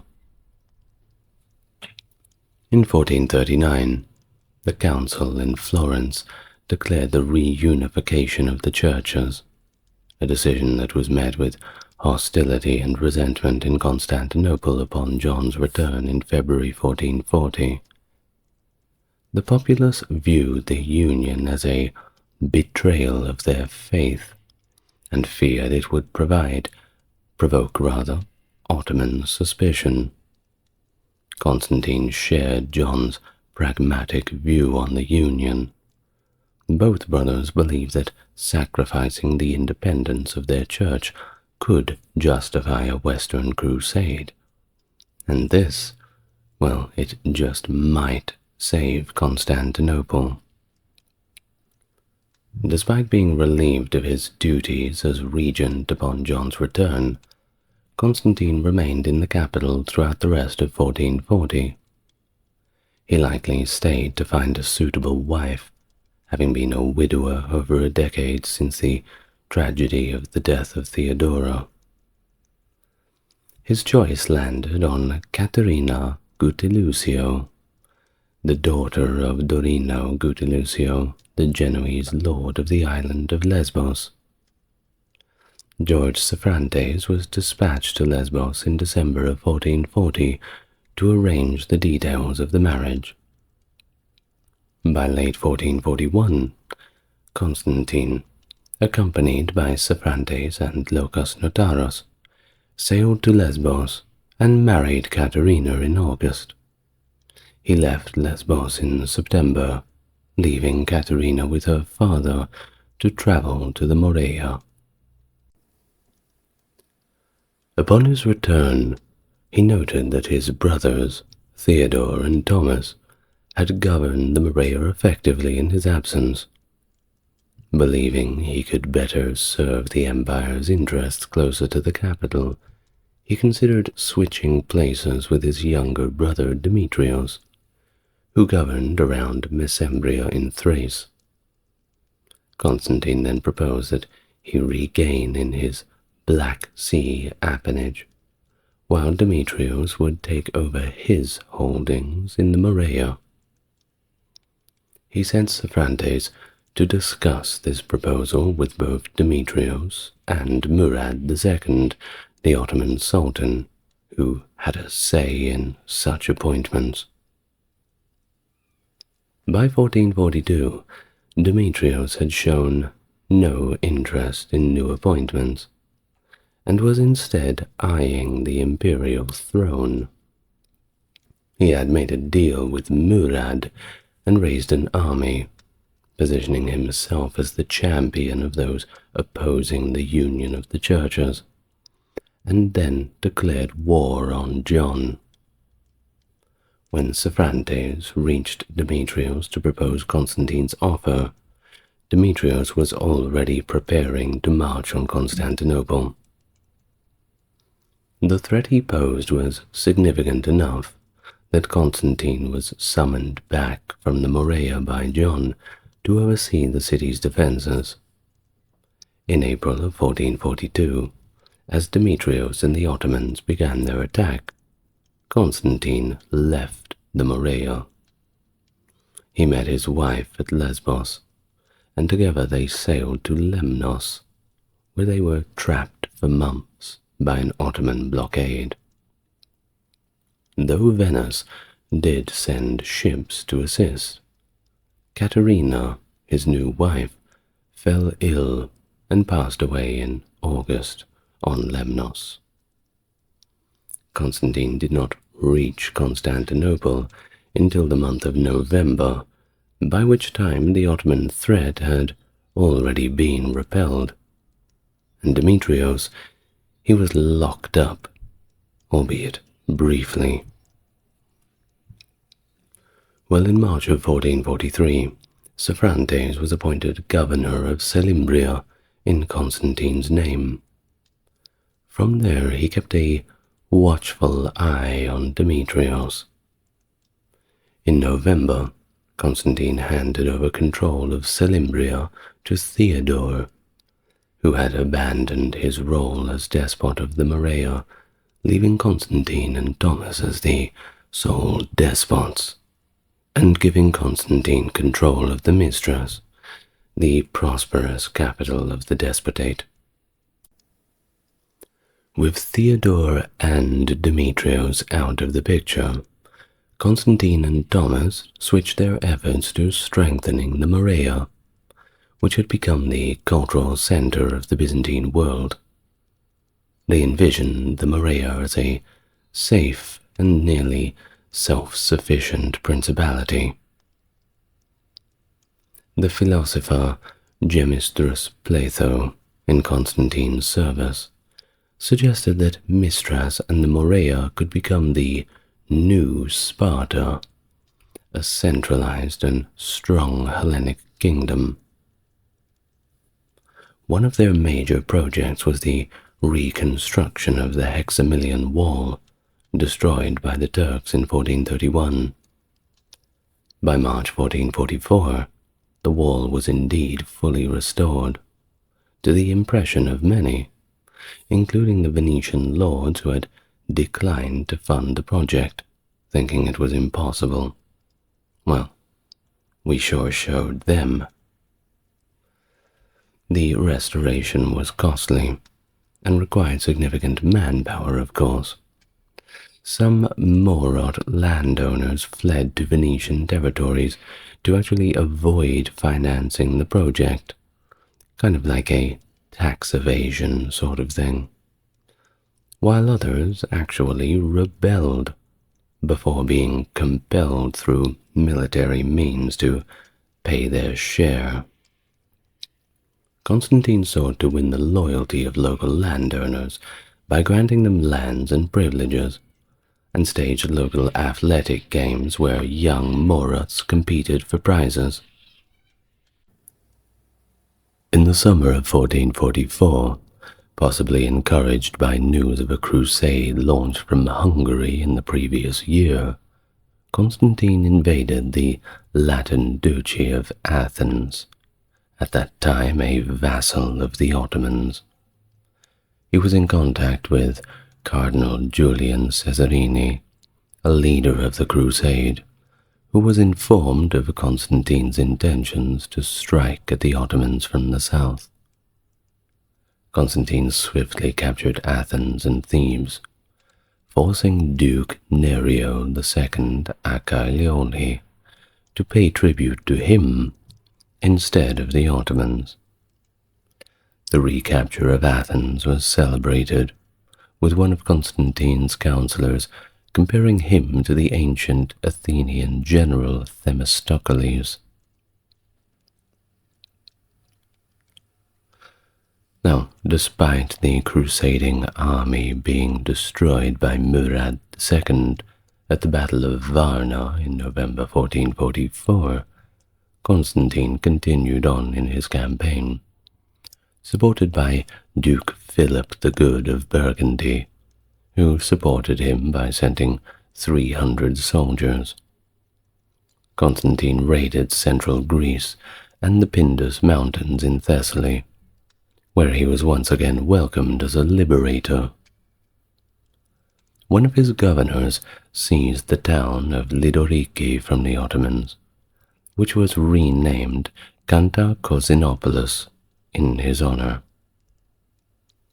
Murad II was beginning to get more than a little tired of Constantine's successes.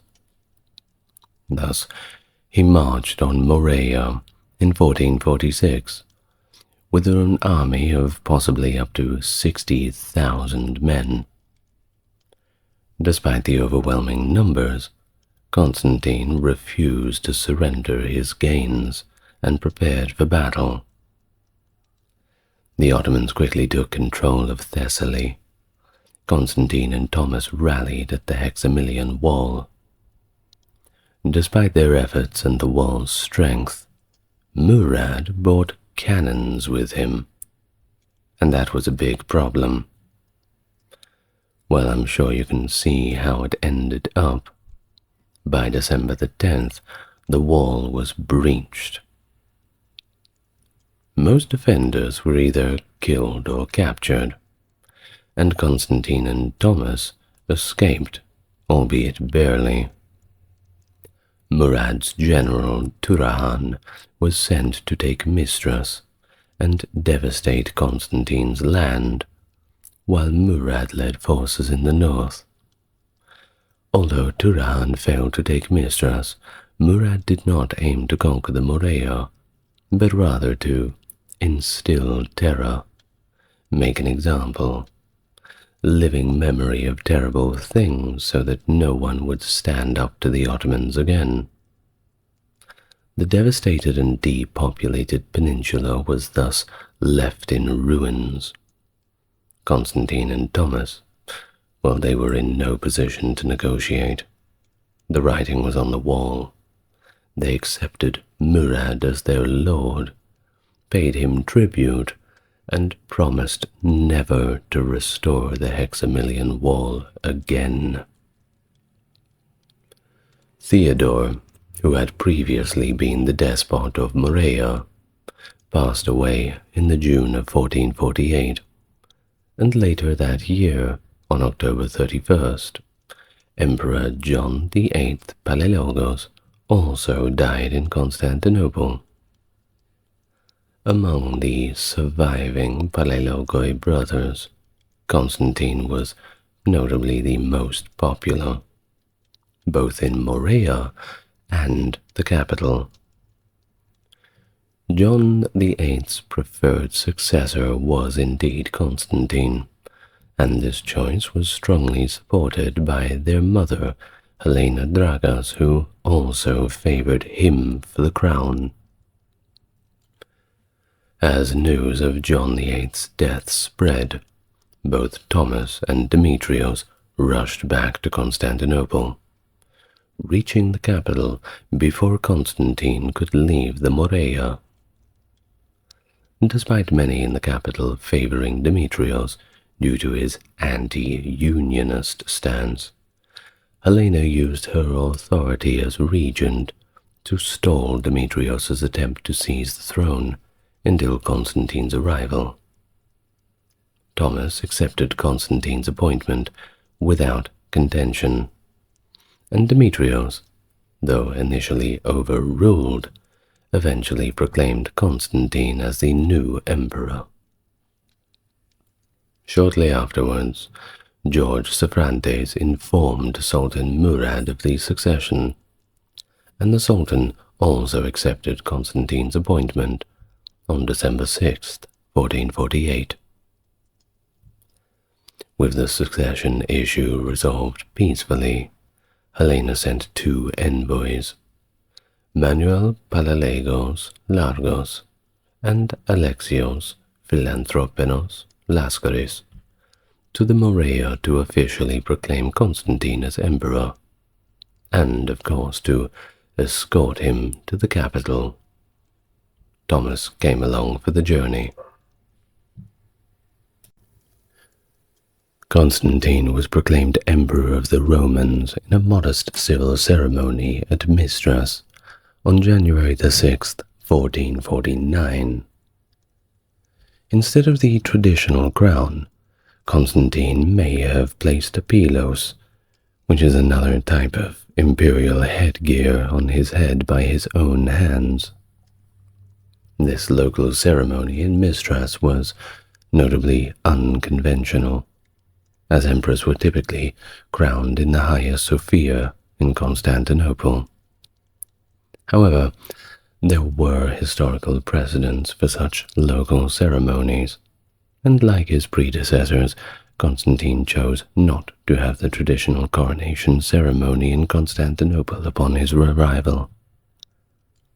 This was partly because both he and the Patriarch of Constantinople, Gregory III Mamas, were supporters of the union of churches, and a formal coronation by Gregory might have incited rebellion among the anti-unionists in the capital.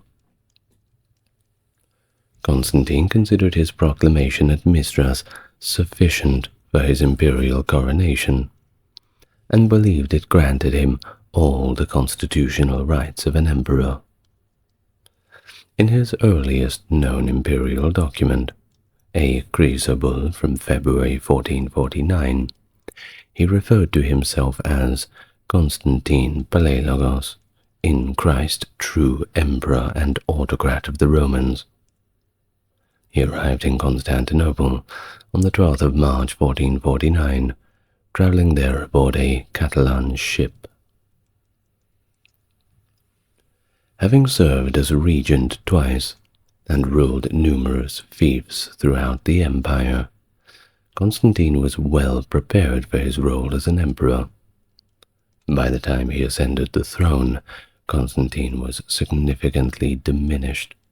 Rather, Constantinople was significantly diminished from its former glory.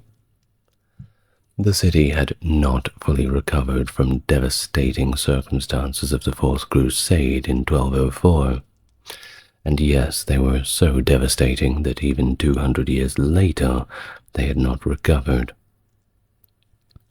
The 15th century Constantinople was almost like a rural network of population centers, with many churches and palaces, including the former imperial palace, completely abandoned and in disrepair. The Palaiologoi emperors used the Palace of the Blackerne as their main residence, located closer to the city's walls than the former Grand Palace. The population of Constantinople had also significantly decreased due to Latin occupation, civil wars in the 14th century, and recurring outbreaks of the Black Death. By the time Constantine became emperor, the city's population was around 50,000, a stark contrast to its peak in earlier centuries. Shortly after arriving in Constantinople as emperor, his immediate concern was the threat from the Ottomans. Within 2 weeks, he sought to secure the empire by negotiating a truce with Sultan Murad II. He dispatched Andronikos Lagaris as an ambassador, who successfully arranged a truce that included not only the capital, but also his brothers in the Morea, aiming to protect that province from further Ottoman incursions. To neutralize his brother Demetrios, who harbored ambitions for the throne and was a source of potential instability, Constantine appointed him as despot of the Morea. This move allowed Demetrios to rule alongside Thomas, dividing the despotate between them. Demetrios took over the former capital, Mistras, and the southern and eastern parts of the Morea, while Thomas controlled the northwest and Corinthia, with his residence alternating between Patras and Leontari. Back in the capital, Constantine faced significant opposition from anti-Unionists, who rejected the authority of the Unionist Patriarch Gregory III. Although Constantine was not a zealous supporter of the union of the churches, he saw it as essential for the empire's survival. However, the Unionists and anti-Unionists found the emperor's pragmatic approach to be unconvincing, prioritizing spiritual integrity over the possibility of Western aid that may not even come. Another pressing issue for Constantine was the continuation of the imperial line, as neither he nor his brothers had male heirs at the time. In February 1449, he sent Manuel de Chipatos to Italy to negotiate with Alfonso V of Aragon and Naples for military aid against the Ottomans, and also to arrange a marriage with Beatrice of Coimbra, Alfonso's niece. However, the alliance did not materialize. In October of 1449, Constantine sent George Soprantes to explore potential brides in the Empire of Trebizond and the Kingdom of Georgia, although this mission also proved to be fruitless. Diplomacy is not easy. Well, upon learning of the death of Murad, Soprantes and Constantine considered a strategic marriage to Murad's widow, Mara Brankovic, to deter the new Sultan, Mehmed II, from attacking Constantinople. However, Mara had no interest in remarrying, having vowed to live a life of celibacy. Soprantes then suggested a Georgian bride for Constantine, but rising tensions with the Ottomans prevented him from pursuing this alliance any further. No time for dating, I suppose. Well, the death of Helena Dragas in March of 1450 was a significant loss for Constantine, as it would be for anyone whose mother passes away. She was deeply respected, and her passing left Constantine without a clear advisor to rely on. At court, Andronikos, Palaiologos, Kantokozenos, the Megas Domestikos, often disagreed with Constantine, especially over the choice of a Georgian princess as a bride instead of a princess from Trebizond. Lucas Notaros, the Megas Doox, and a close friend of Constantine, believed that Constantinople's formidable defenses, would buy enough time for Western aid to arrive.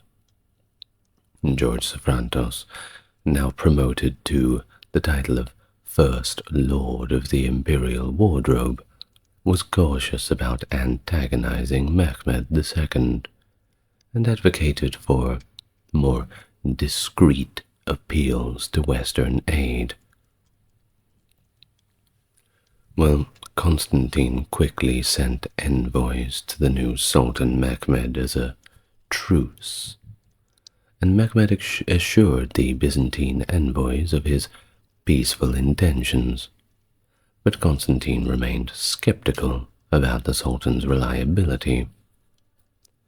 As he prepared for a potential conflict, he sought alliances, particularly with Venice, which operated a large commercial colony in Constantinople. However, after Constantine raised taxes on Venetian imports to boost the imperial treasury, the Venetians threatened to move their trade elsewhere, and they even signed a treaty with Mehmed in 1451. Constantine attempted to counter this by offering trade incentives to the Republic of Ragusa, though they could provide very little military support. The broader European response to the Ottoman threat was seemingly muted, with most Western kingdoms preoccupied with their own conflicts. The recent succession of the young Mehmed lulled Europeans into a false sense of security. To the papacy, enforcing the union of the churches was a lot more critical than responding to the Ottoman threat.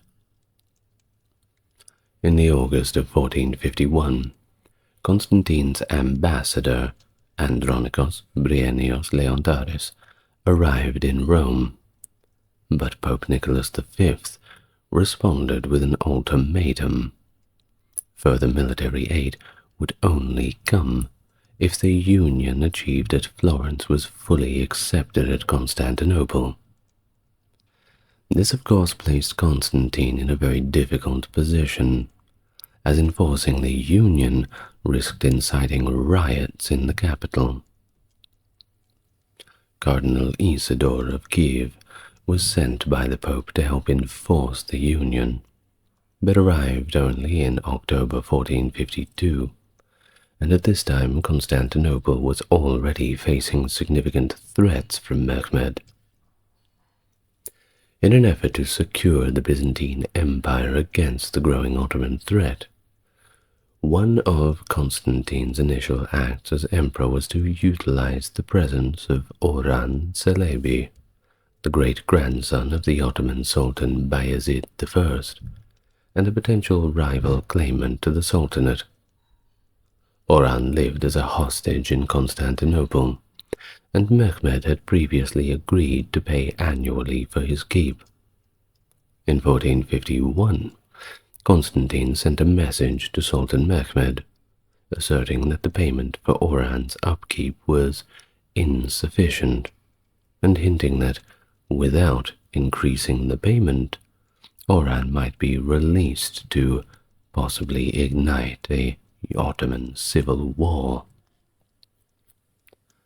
This strategy of using Ottoman princes as hostages to create political leverage had been employed by Constantine's father, Manuel II, but it was fraught with risks. Mehmed's Grand Vizier, Halil Pasha, was shocked by the Byzantine threat and considered it a sign of desperation and foolishness. Halil, who had been a mediator ensuring peaceful relations due to his long-term connections with the Byzantines, lost his temper with the Byzantine messengers, vehemently dismissing their threats and warning that the new sultan would not be as lenient as his predecessors. Well, we actually have a source that was chronicling what was actually said at the time. So, in the words of Halil Pasha, it goes a little bit like this. You stupid Greeks, I have had enough of your devious ways. The late Sultan was a lenient and conscientious friend to you. The present Sultan is not of the same mind. If Constantine eludes his bold and impetuous grasp, it will only be because God continues to overlook your cunning and wicked schemes. You are fools to think you can frighten us with your fantasies, and that when the ink on our recent treaty is barely even dry. We are not children without strength or reason. If you think you can start something, then do so. If you want to proclaim Oran as Sultan in Thrace, go ahead. If you want to bring the Hungarians across the Danube, then let them come. If you want to recover the places which you lost long since, try it. But know this, you will make no headway in any of these things. All that you will achieve is to lose what little you still have. Pretty brutal, isn't it? Now, obviously, this was not a wise decision from Constantine, but hindsight is a beautiful thing. The blunder of this significantly weakened Constantine's position. Mehmed considered the threat regarding Oran to be a breach of their 1449 truce, and revoked the small concessions he had granted the Byzantines. The threat gave Mehmed the justification he sought to focus all his efforts on capturing Constantinople, a goal he had harbored since his ascendancy to the Sultanate. Thus, he saw the conquest of Constantinople as vital for the survival of the Ottoman state, ensuring it could not serve as a base for potential crusades, or even fall into the hands of a more formidable adversary than the Byzantines. Inspired by figures like Achilles and Alexander the Great, Mehmed was driven not only by strategic considerations, but also by a fascination with classical and medieval history, wanting to write himself into his own heroic story. Well, I suppose you're the hero or the villain. It depends on whose perspective the story's being told from. In the spring of 1452, Mehmed began constructing the Rumeli Hisari fortress on the western side of the Bosphorus Strait. That's the gap of water that separates the two sides of Constantinople. Now, directly opposite the already existing fort, the Analodohu Hisari. This allowed Mehmed to control sea traffic and effectively blockade Constantinople by both land and sea. Constantine was alarmed by this aggressive move, and citing a precedent set during his grandfather's reign, protested the construction, reminding Mehmed that they had a peace treaty, and he better honor it. Don't be so rude. Well, Mehmed's intentions became increasingly clear, and panic began to ensue in Constantinople. Constantine tried to manage the situation by declaring war on Mehmed after the Ottomans' aggressive actions but quickly rescinded this declaration, realizing the futility of the gesture. The construction of the Rumeli Hisari was completed by August 1452, serving both as a blockade and a staging area for the planned conquest. Constantine, acknowledging this immediate threat, began urgently to prepare for a siege, focusing on repairing and reinforcing the formidable Theodosian walls of Constantinople. He placed Manuel Palaiologos Lagros in charge of these vital repairs, which were completed later in 1452. Understanding the desperate need for allies, Constantine sent numerous pleas for military aid. To Venice, he stressed that without immediate support, Constantinople would fall. While the Venetians did express sympathy, their own conflicts in Italy limited their ability to provide military support, though they did offer to send armor and gunpowder.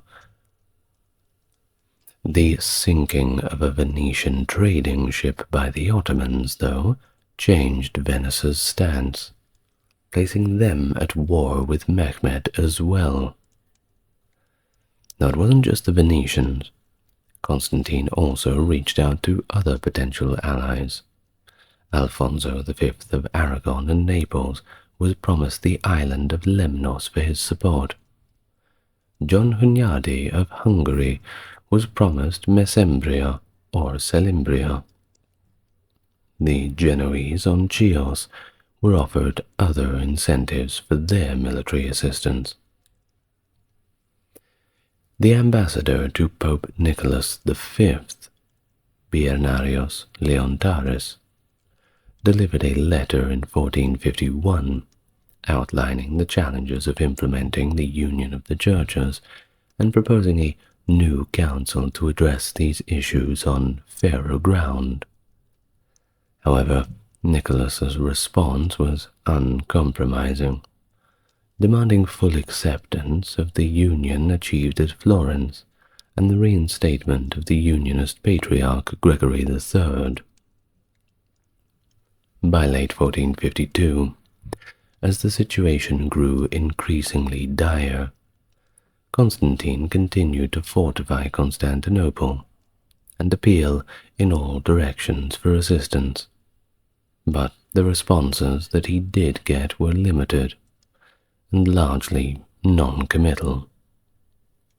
The city itself was on the brink, with Mehmed poised to fulfill his ambition of conquering the last remnant of the Roman Empire, setting the stage for one of history's most dramatic sieges. Constantine's diplomatic efforts intensified as the threat from the Ottomans loomed larger.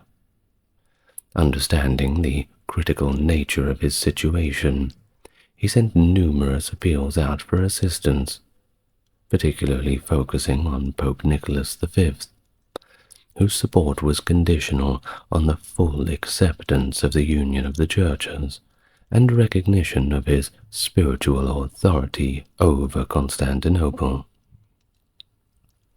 Well, despite the Pope's sympathetic stance, he made it very clear that the papacy alone couldn't significantly counter the Ottomans.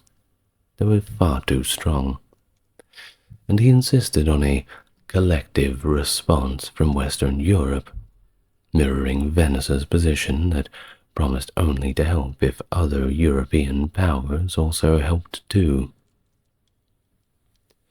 On October the 26th, 1452, Nicholas V's legate, Isidore of Kiev, arrived in Constantinople, alongside the Latin Archbishop of Mytilene, Leonard of Chios, bringing a modest force of 200 Neapolitan archers.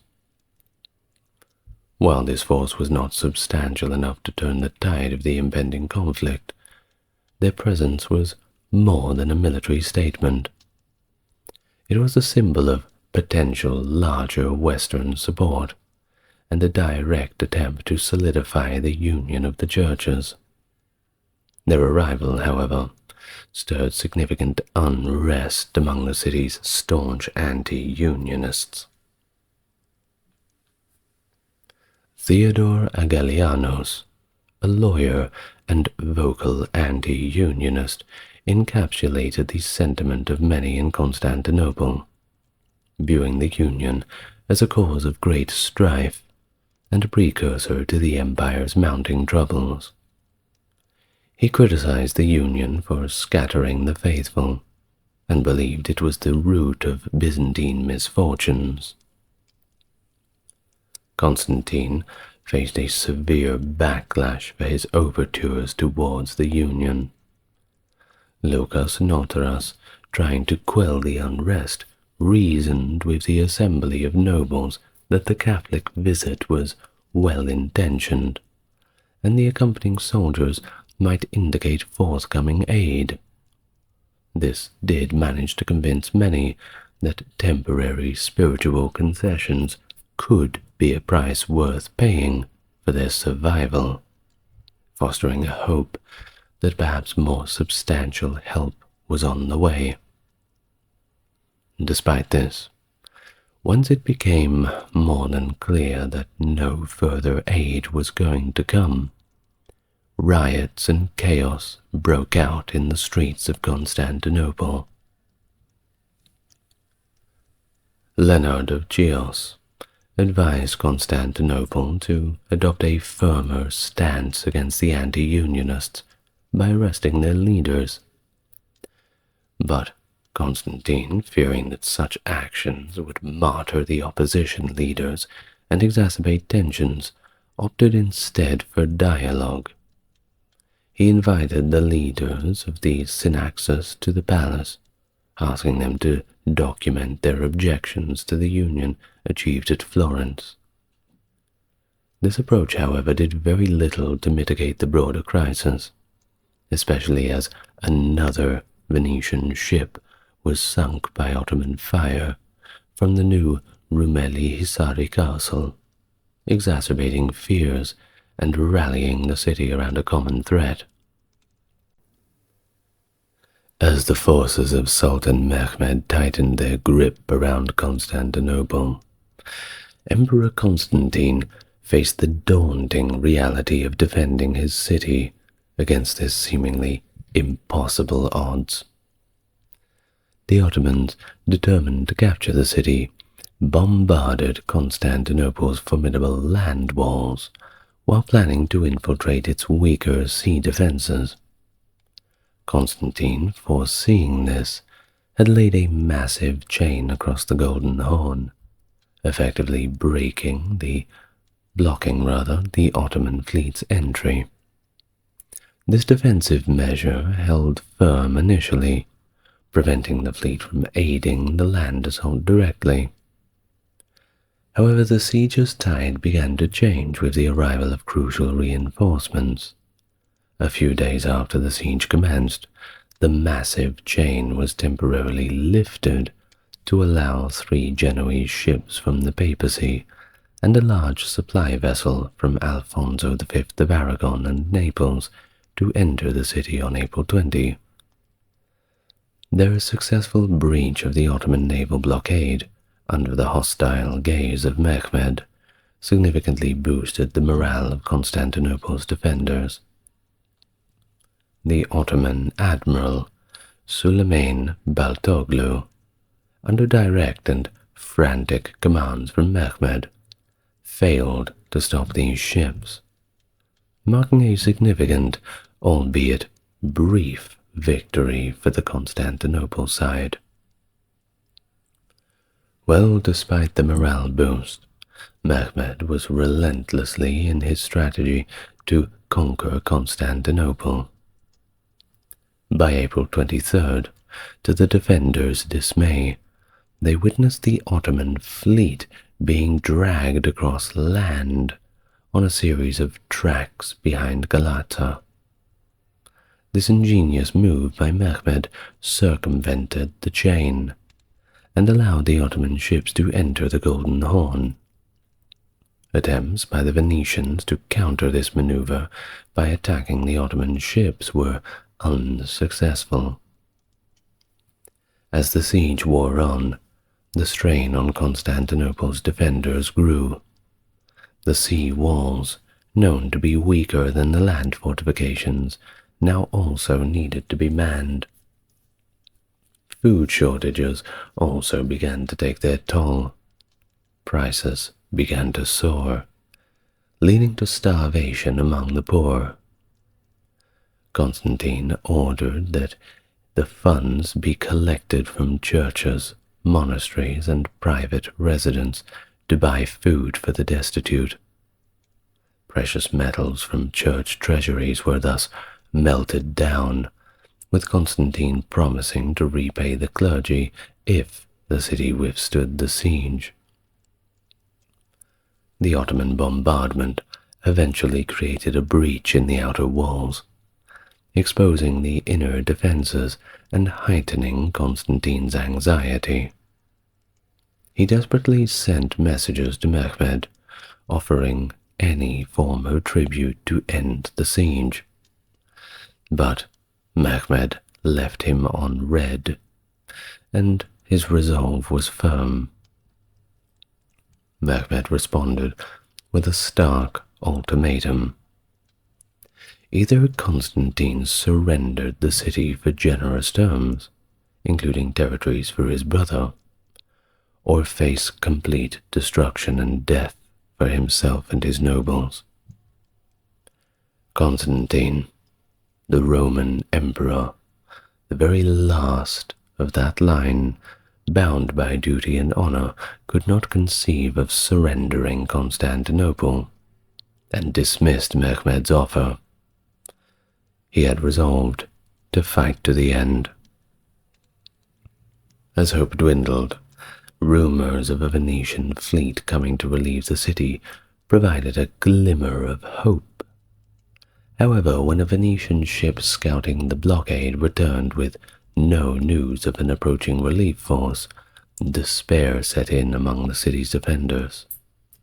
Some of Constantine's counselors and companions pleaded with him to escape and establish a government in exile, possibly in the Morea. Constantine refused, unwilling to abandon his city and be remembered as the emperor who fled. His resolve was to stand with Constantinople. He had declared, and I quote, "God forbid that I should live as an emperor without an empire. As my city falls, I will fall with it." In his final message to Mehmed, Constantine expressed the collective resolve of Constantinople's citizens to die free rather than live under Ottoman subjugation, stating in his letter, "As to surrendering the city to you, it is not for me to decide or for anyone else of its citizens, for all of us have reached the mutual decision to die of our own free will, without any regard for our lives." As the siege entered its final days, internal strife among the defenders began to surface, with Venetians and Genoese bickering amongst each other, forcing Constantine to remind them of the greater enemy at the gates. The emperor, placing his faith in divine will, prepared for the inevitable assault, ready to face the end with his city, embodying the spirit of a ruler steadfast in the face of overwhelming odds. In the dark early hours of May 29th, 1453, the final assault on Constantinople began. Mehmed's forces had meticulously prepared for this moment, their numbers overwhelming. Despite the unrelenting siege and the dwindling hope, Constantine remained with the men, resolute in his decision to stand with them against the encroaching Ottomans. And as the siege wore on and on, the city of Constantinople was beset by ominous signs. On the 22nd of May, before the final day, a lunar eclipse cast a great shadow over the city, fulfilling a prophecy that the city would fall when the moon waned. Constantine, in an effort to bolster the morale of his beleaguered forces, ordered the revered icon of the Virgin Mary to be carried through the streets in procession. However, this effort was thwarted first by the icon slipping from its frame, and then by a sudden shift in the weather to rain and then hail. The following days were cloaked in a thick fog, adding to the sense of the impending doom. On the night of May 26, as Mehmed prepared the troops for the onslaught, strange lights were observed illuminating the dome of the Hagia Sophia, interpreted by both the Ottomans and the Byzantines as a divine symbol. To the former, a harbinger of victory, and for the latter, a sign of their doom. The Byzantine emperor led his solemn procession along the city walls, icons and relics in hand, as both Orthodox and Catholic defenders joined together in prayer, a rare show of unity fostered by their shared peril. And on this night, before the final assault, the city was a tableau of desperate hope and prayer. The Hagia Sophia opened its doors to all, with Emperor Constantine himself present, praying and seeking forgiveness, just like any other member of the public. He then made his rounds, inspecting the defences and saying his farewells, aware that these would be his final hours. Dawn broke on May 29th.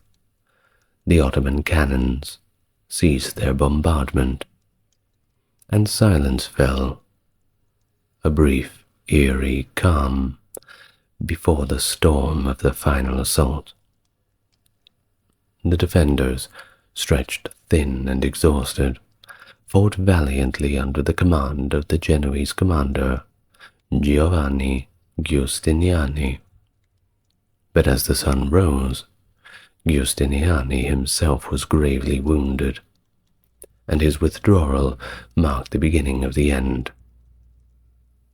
The Ottomans exploited a small, unguarded position, postern gate, the Kerkerporta, to flood into the city. Panic ensued among the defenders as they saw the Ottoman banner rise over the walls. And with that, the city was overrun.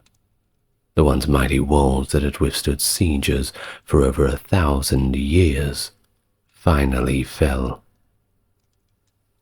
Emperor Constantine, seeing the collapse of his city's defences, refused the calls to flee.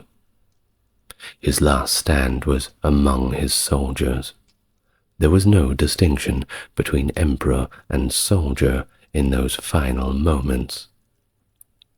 According to later accounts, his final words as he charged back into the fight were poignant, yelling at the Ottomans while charging at them, screaming, "The city is fallen, and I am still alive." His body was later found among the others, and though there was confusion and conflicting reports about his exact fate, the consensus among historians is that he did indeed die fighting. His head was severed and presented to Mehmed II, a grim trophy of the conquest. Thus, the fall of Constantinople marked the end of an era and the end of an emperor. The last remnants of the Roman Empire vanished into history,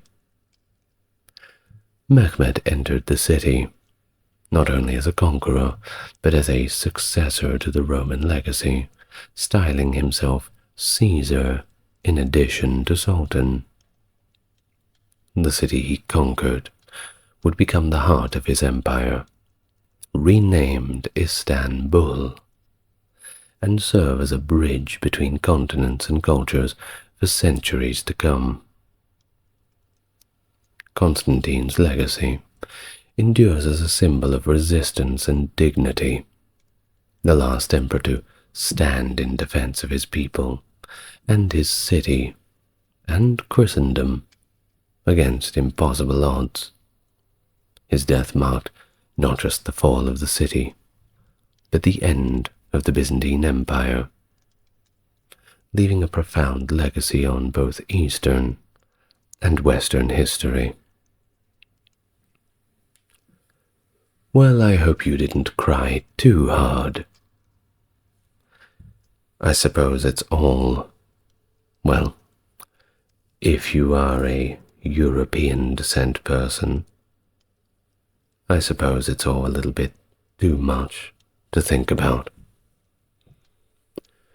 Well, all in the past now, as we can say, though it is hard to be detached sometimes.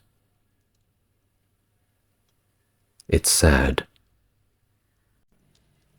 Catherine of Aragon, born 1485 in Spain, the first wife of England's King Henry VIII and the daughter of Spanish monarchs Ferdinand II of Aragon and Isabella I of Castile.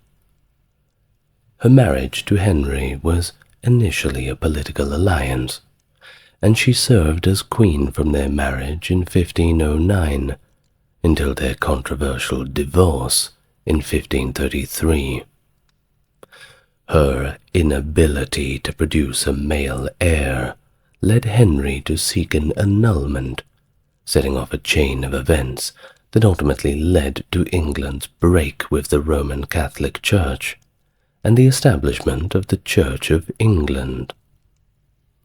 Despite the personal and political turmoil, Catherine remained widely respected for her dignity and faith throughout the ordeal. Her steadfast commitment to her marriage and her Catholic faith significantly impacted English and the wider European history, influencing religious policy and politics across the continent. Hello and welcome to the channel. If it's your first time here, it's good to meet you, and if you're coming back, it's great to have you with me again. As always, if you want to support the channel, you're already doing it, simply by enjoying the videos. If you want to go above and beyond, a like and subscribe, and having a look in the description if you feel so inclined to, certainly goes a long way. Now, without further ado, let us begin. Get nice and relaxed. Our full biography of Catherine of Aragon.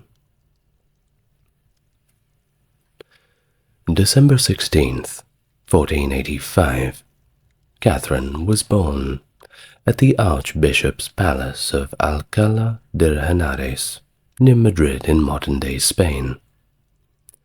As the youngest surviving child of King Ferdinand II of Aragon and Queen Isabella of Castile, she was introduced to a realm influenced profoundly by her illustrious lineage.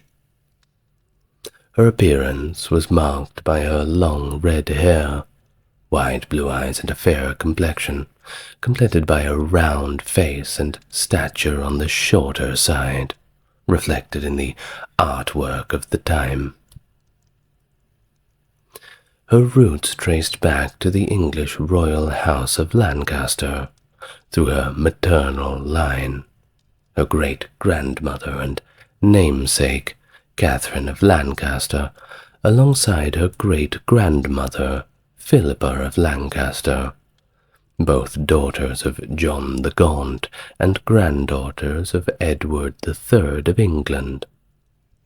This connection rendered her not only the third cousin of Henry VII of England, but also the fourth cousin of Elizabeth of York, linking her fatefully to the English crown.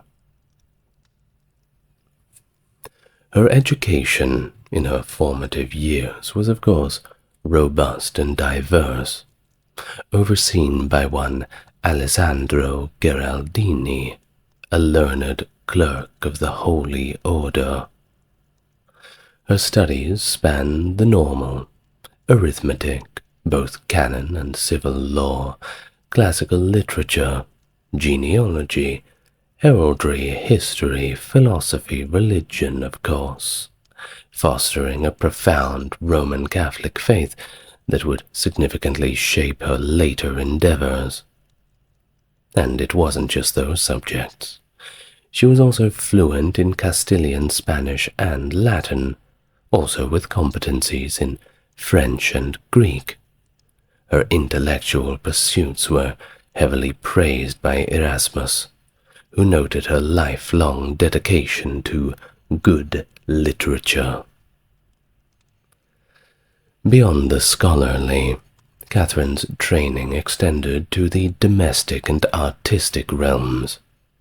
She reportedly mastered cooking, embroidery, lace-making, sewing, spinning, and weaving, and she was also proficient in music, dancing, and drawing from an early age.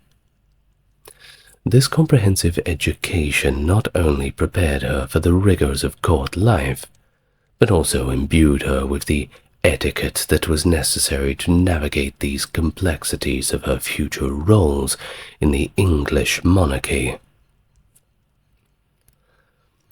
So, from this very young age, she was earmarked as an ideal consort for Arthur, the Prince of Wales, and also the prospective English king. Her eligibility was significantly enhanced by her maternal English ancestry. Catherine's claim to the English throne was theoretically stronger than that of Henry VII, derived as it was from John of Gaunt, the first Duke of Lancaster's marriages to Blanche of Lancaster and Constance of Castile. Henry VIII, on the other hand, descended from Gaunt's third union with Catherine Swynford, whose offspring were initially illegitimate and only later legitimized, yet still barred from succession. This tenuous claim of Henry's casts shadows on the Tudor legitimacy, with some European realms remaining skeptical of the new dynasty. In stark contrast stood the prestigious House of Trastamara, led by Catherine's parents, the Catholic monarchs whose renown made them Europe's foremost royal family. The union between Catherine and Arthur was thus seen not merely as a matrimonial alliance, but as a vital endorsement of the Tudor claim to the English throne, offering any potential male offspring a robust claim of his own.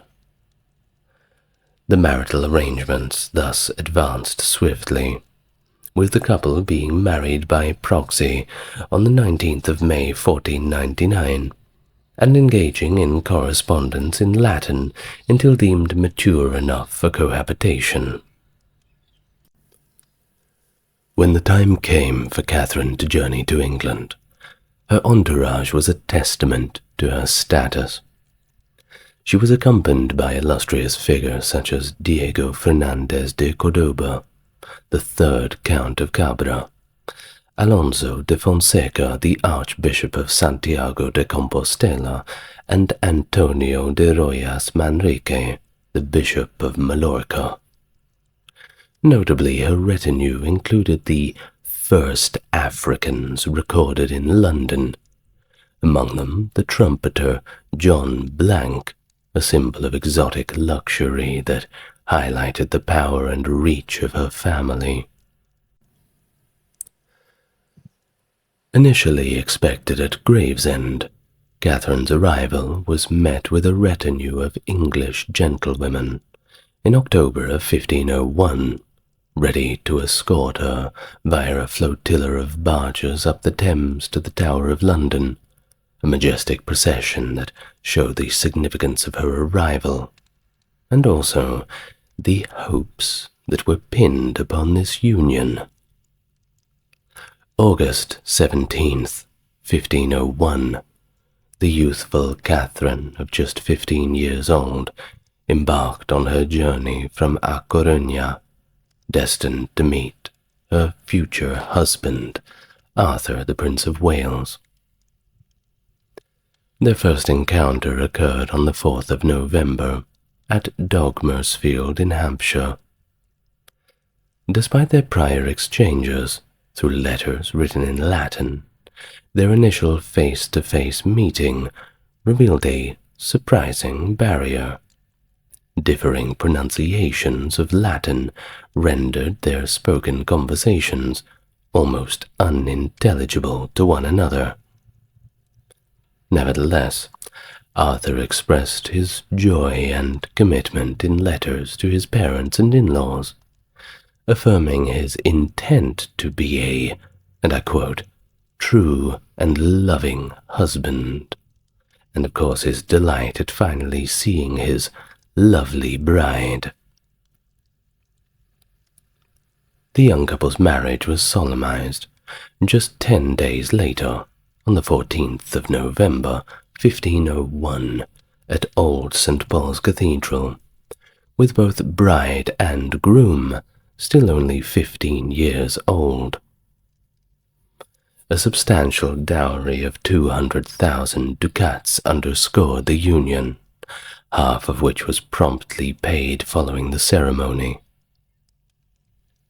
On this notable occasion, Catherine and her Spanish ladies-in-waiting made a distinct impression, arrayed in the traditional styles of their homeland, adding a little bit of color to that bleak countryside up north. Well, post-marriage, Arthur had his own responsibilities. He was dispatched to preside over the Council of Wales and the marches from Ludlow Castle, a responsibility befitting his status as Prince of Wales. Catherine accompanied him, embracing her own new role. However, their life together was abruptly challenged when both were struck by illness, possibly the dreaded sweating sickness prevalent at the time. Tragically, poor old Arthur had succumbed to the disease on the 2nd of April 1502, leaving Catherine, now just 16 years old, a widow, far from her native Spain, navigating her uncertain future all alone.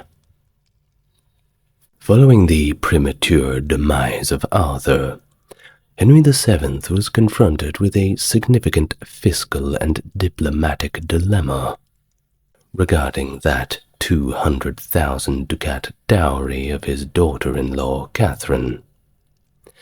As stipulated in her marriage contract, should Catherine return to her native Spain, the substantial dowry, of which we have mentioned only half had been paid, would need to be completely refunded to her father. This predicament was further complicated by the death of Queen Elizabeth in February of 1503, which prompted King Henry VII to contemplate marrying Catherine himself. However, opposition, understandably from Catherine's father, and concerns about the legitimacy of any offspring from such a union quickly quashed this prospect. In an attempt to resolve the situation and retain the dowry within England, they came up with a new arrangement. Catherine would marry Henry VII's second son, the younger Henry, the Duke of York. However, the death of Catherine's mother, which shifted the inheritance of the larger kingdom of Castile to her elder sister Joanna, diminished Catherine's allure in the dynastic marriage market. Well, despite the agreement, the marriage was repeatedly delayed, ostensibly until the young Henry was of suitable age, though the real impediment was Ferdinand II's reluctance to pay the remainder of the dowry, casting doubt on whether the marriage would ever transpire. Well, during this period of uncertainty, Catherine lived under constrained circumstances at Durham House in London, where she was treated more like a detainee than a princess. Her financial struggles were exacerbated by the responsibility of providing for her ladies-in-waiting as well as herself, and that's some pretty high maintenance costs. While the surviving correspondence with her father reveals her resilience and pragmatism, as she once confided to him, and I quote, "I choose what I believe and say nothing, for I am not as simple as I may seem." Well, in 1507, Catherine's situation took quite a remarkable turn when she was appointed as the Spanish ambassador to England, marking her as the first woman to hold such a position in European history. Contrary to Henry VII's expectations of her being somewhat malleable, Catherine demonstrated considerable diplomatic acumen, standing on her own 2 feet, not to be pushed around by the boys, defying the anticipations of the English court. The proposed marriage to Henry, the Duke of York, hinged on a dispensation from the Pope, as canon law prohibited a man from marrying his brother's widow. Catherine steadfastly maintained that her marriage to Arthur had never actually been consummated, thereby aligning with canon law that a non-consummated marriage could be dissolved, thus paving the way for her eventual marriage to the future King Henry VIII of England. Thus, on the 11th of June, 1509, 7 years following the death of Prince Arthur, Catherine of Aragon once again stood at the altar. This time joined in new matrimony to the newly ascended Henry VIII in a private ceremony held at the church of the observant friars just outside Greenwich Palace. At 23 years old now, Catherine embarked on this second significant chapter of her royal journey, marrying a king who had only recently claimed the throne. Thus, the coronation of Henry VIII and Catherine of Aragon, a splendid and pivotal event, took place shortly thereafter. On the eve of their coronation, Saturday the 23rd of June, they participated in the traditional procession to Westminster Abbey, which drew a large and enthusiastic crowd. Following custom, the couple spent the night at the Tower of London, the most romantic spot in the city, preparing for the grandeur to follow. The next day, Midsummer's Day, they were anointed and crowned together in a majestic ceremony at Westminster Abbey, led by the Archbishop of Canterbury. The coronation was of course a grand affair, complete with a celebratory banquet held in Westminster Hall, and the creation of many new Knights of the Bath in honor of the event. In the weeks that followed, a series of social occasions introduced the new queen to her subjects. Catherine, with her dignified presence and grace, made a strong and favorable impression on the English populace, who received her warmly. Her ascension to Queen Consort marked the beginning of a new era and set the stage for her influential role in the Tudor court. June the 11th, 1513, as Henry VIII embarked on a military campaign to France, Catherine of Aragon was appointed as Regent of England, bearing the formidable title Governor of the Realm and Captain General.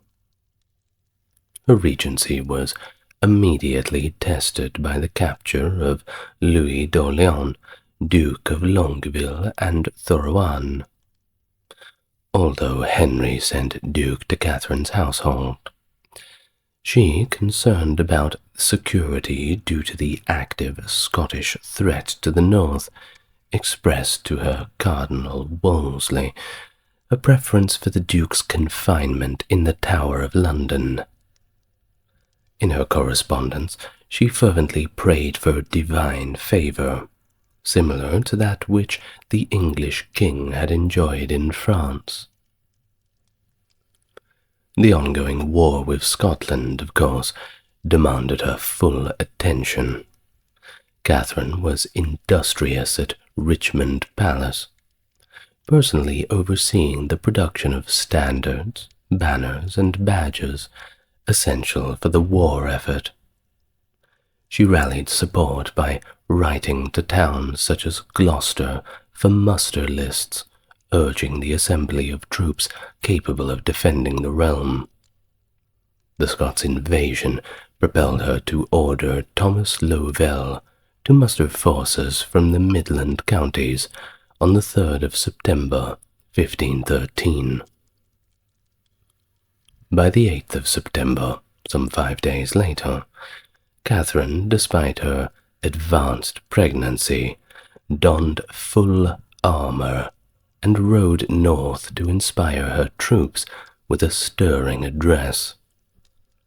Her eloquence and resolve were so impactful that reports of her speech reached Peter Martyr de Anguera in Valladolid within weeks. Contrary to reports that placed her 100 miles north of London when the victory at the Battle of Flodden Field was announced, she was actually near Buckingham. From Woburn Abbey she sent Henry a piece of the bloodied coat of the fallen King James IV of Scotland, suggesting it to be used as a banner at the siege of Tournai.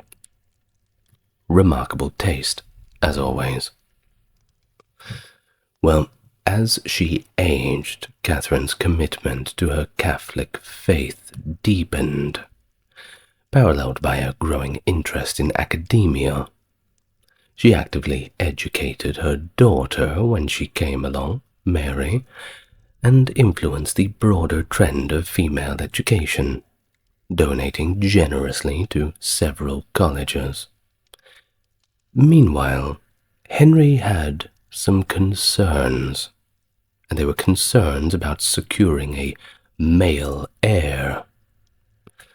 Well, reminded of course by the historical precedents of long civil wars that were triggered by female succession.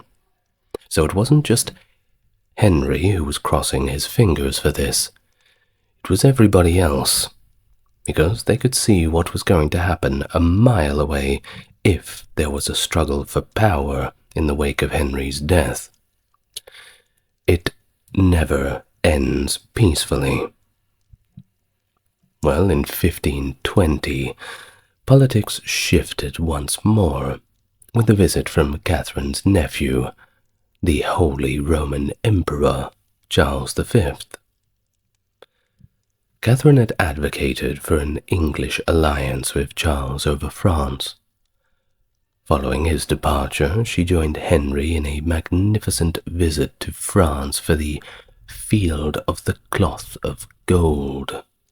Yet, within 2 years, England had declared war on France, and Charles V was welcomed back, this time with plans to betroth him to Mary.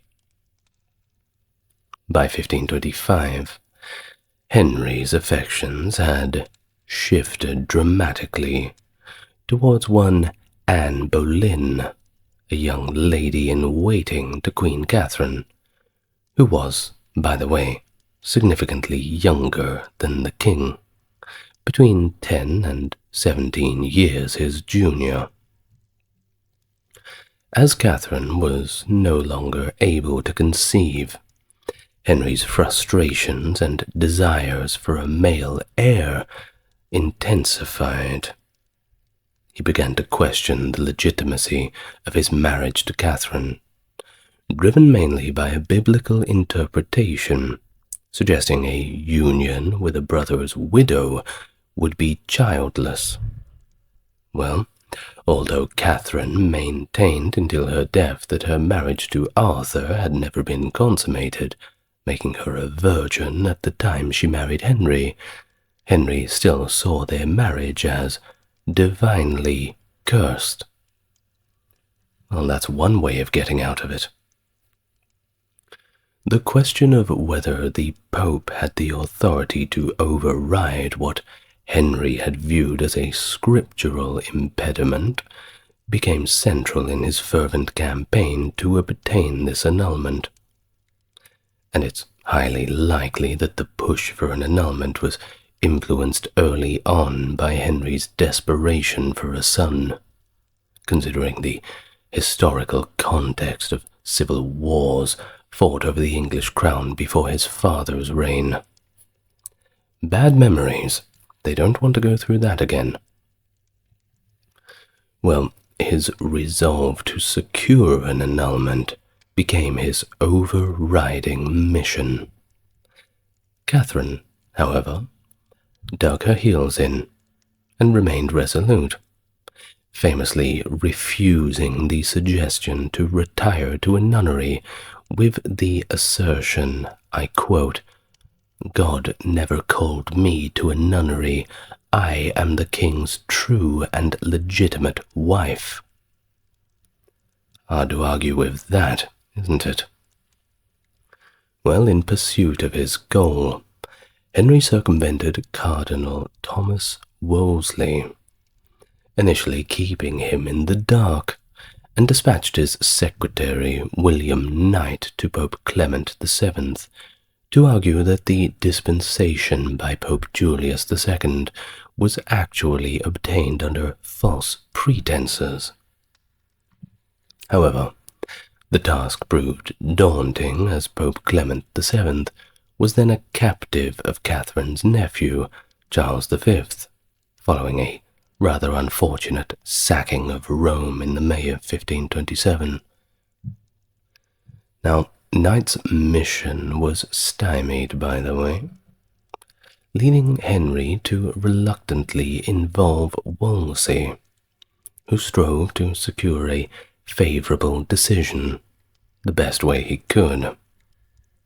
And amidst all of these ecclesiastical negotiations, both Pope Clement VII and the reformer Martin Luther, who was universally loved and popular at the time, suggested an unconventional solution: that Henry might take 2 wives to maintain the royal dignities of both Catherine and their daughter Mary.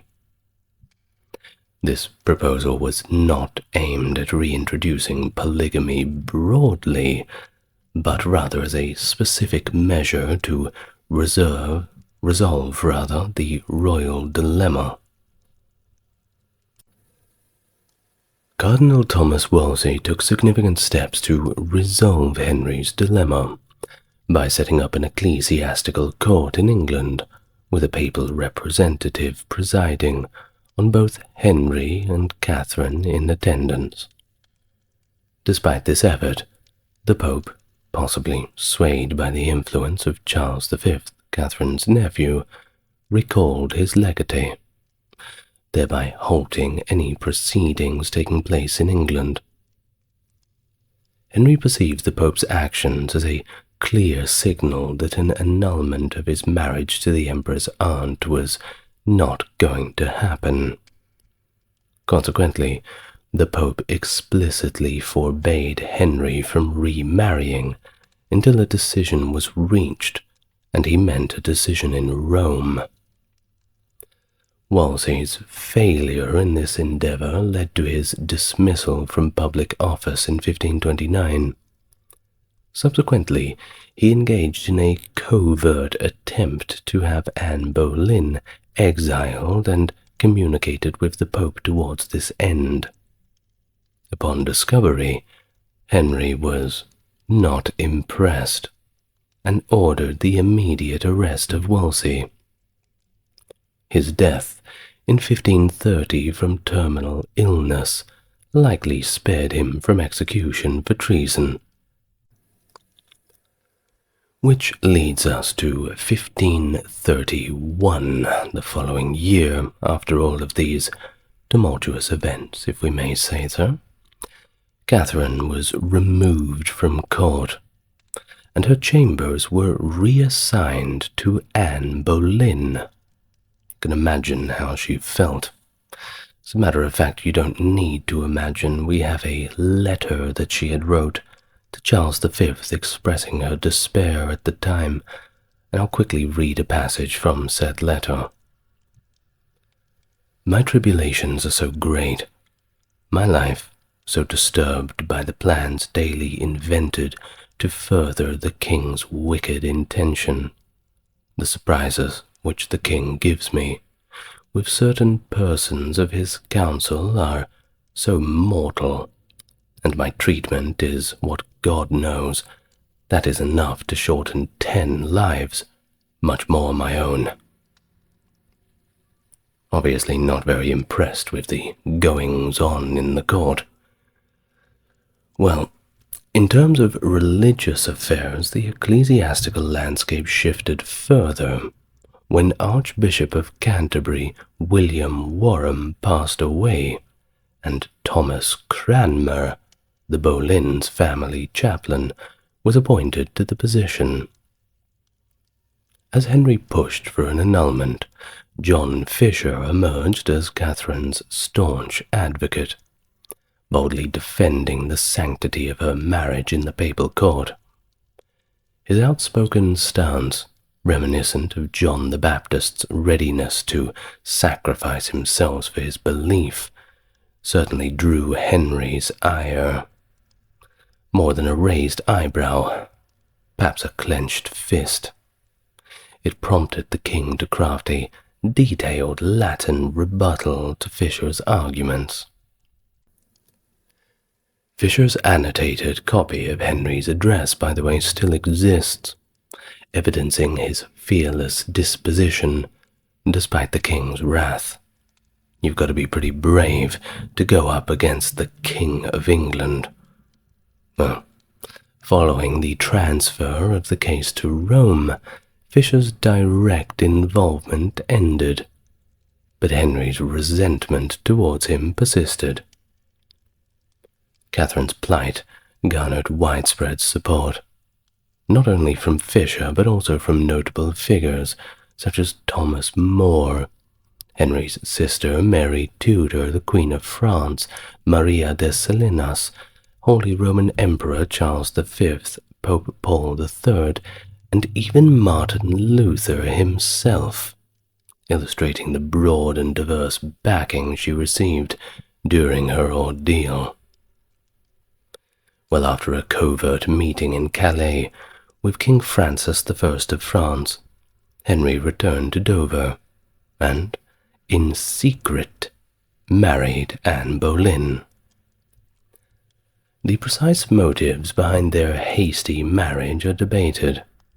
Some believe that Anne was already pregnant, and Henry wished to avoid the possibility of an illegitimate heir, while others argue that Anne, having witnessed her sister Mary Boleyn's brief affair with the king and subsequent disregard, insisted on a marriage before any intimate relations. Smart girl. Henry justified their union by arguing the invalidity of his marriage to Catherine, given her prior marriage to his brother Arthur. And he thus claimed that if Catherine's marriage to Arthur was consummated, he was free to marry under canon law. At least that's what he kept repeating to himself and the angry onlookers as he tied the knot with his new wife. Well, on May 23rd, 1533, Thomas Cranmer, presiding over a specially convened court at Dunstable Priory, officially declared Henry's marriage to Catherine unlawful, dismissing Catherine's steadfast assertion that her marriage to Arthur had never been consummated. And just 5 days later, Cranmer affirmed the legality of Henry's marriage to Anne Boleyn. So, it was done. The paperwork had all been signed, and, well, it was all over for Catherine. Well, not quite. Despite these declarations, Catherine maintained her status as Henry's legitimate wife and England's rightful queen till her dying day, a title her servants continued to use in her presence. However, Henry only recognized her as the, quote, Dowager Princess of Wales. Still not a bad title, but not the one she wanted. He acknowledged her as the widow of his brother, rather than as a queen. Well, her final years were marked by isolation and frequent relocations. She resided at the Moor Castle in Hertfordshire, starting in late 1531, going back in time there for a moment, before being moved to the royal palace of Hatfield, Elsing Palace in Enfield, Ampthill Castle in Bedfordshire, and finally the coveted Buckden Towers in Cambridgeshire. Just a side note, don't you just love these English town names? They're just so charming. Well, in July of 1533, she was moved to Kimbolton Castle, where she lived a reclusive life, dressed in the austere garb of a Order of St. Francis, and adhering to strict religious fasts. Catherine reportedly rarely left her room, except of course to attend Mass. Although she was allowed occasional visitors, she and her daughter Mary were prohibited from seeing or even writing to each other. However, sympathetic intermediaries secretly exchanged letters between them. Henry proposed improving living conditions and the possibility of reunion if both of them had acknowledged Anne Boleyn as queen. But good luck getting that to happen. Both mother and daughter steadfastly refused. In the late December of 1535, with her health rapidly deteriorating, Catherine prepared for her impending death. She drafted her will and reached out to her nephew, Emperor Charles V, requesting his protection for her daughter Mary. Amidst these solemn preparations, she is said to have written a poignant final letter to King Henry VIII, and it goes a little like this, and it's a little bit sad, forewarning.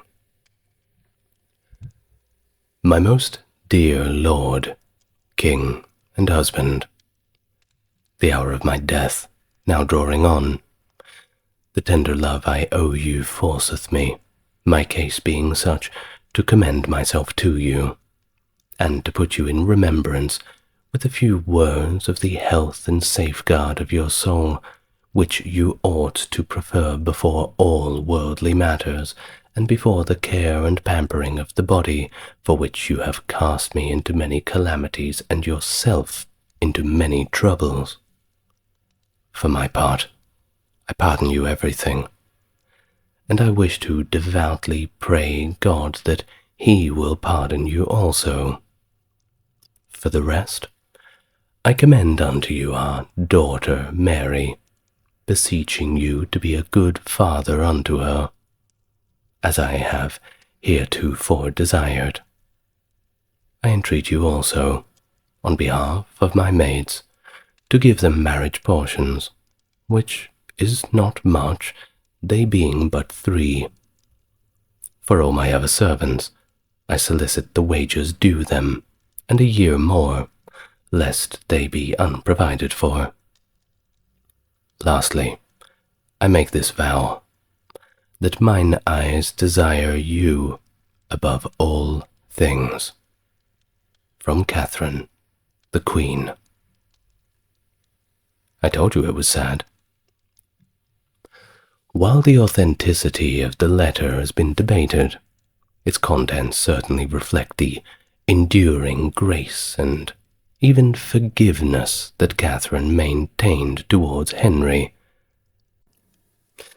Well, we can say for sure that if this letter was somehow intercepted by Henry's new wife, well, that would certainly cause an argument.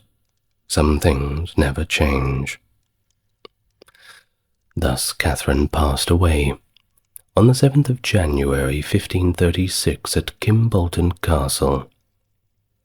The news of her death spurred various reactions at court, and of course sparked rumors of foul play, including speculation that she had been poisoned, possibly by Gregory de Cassal.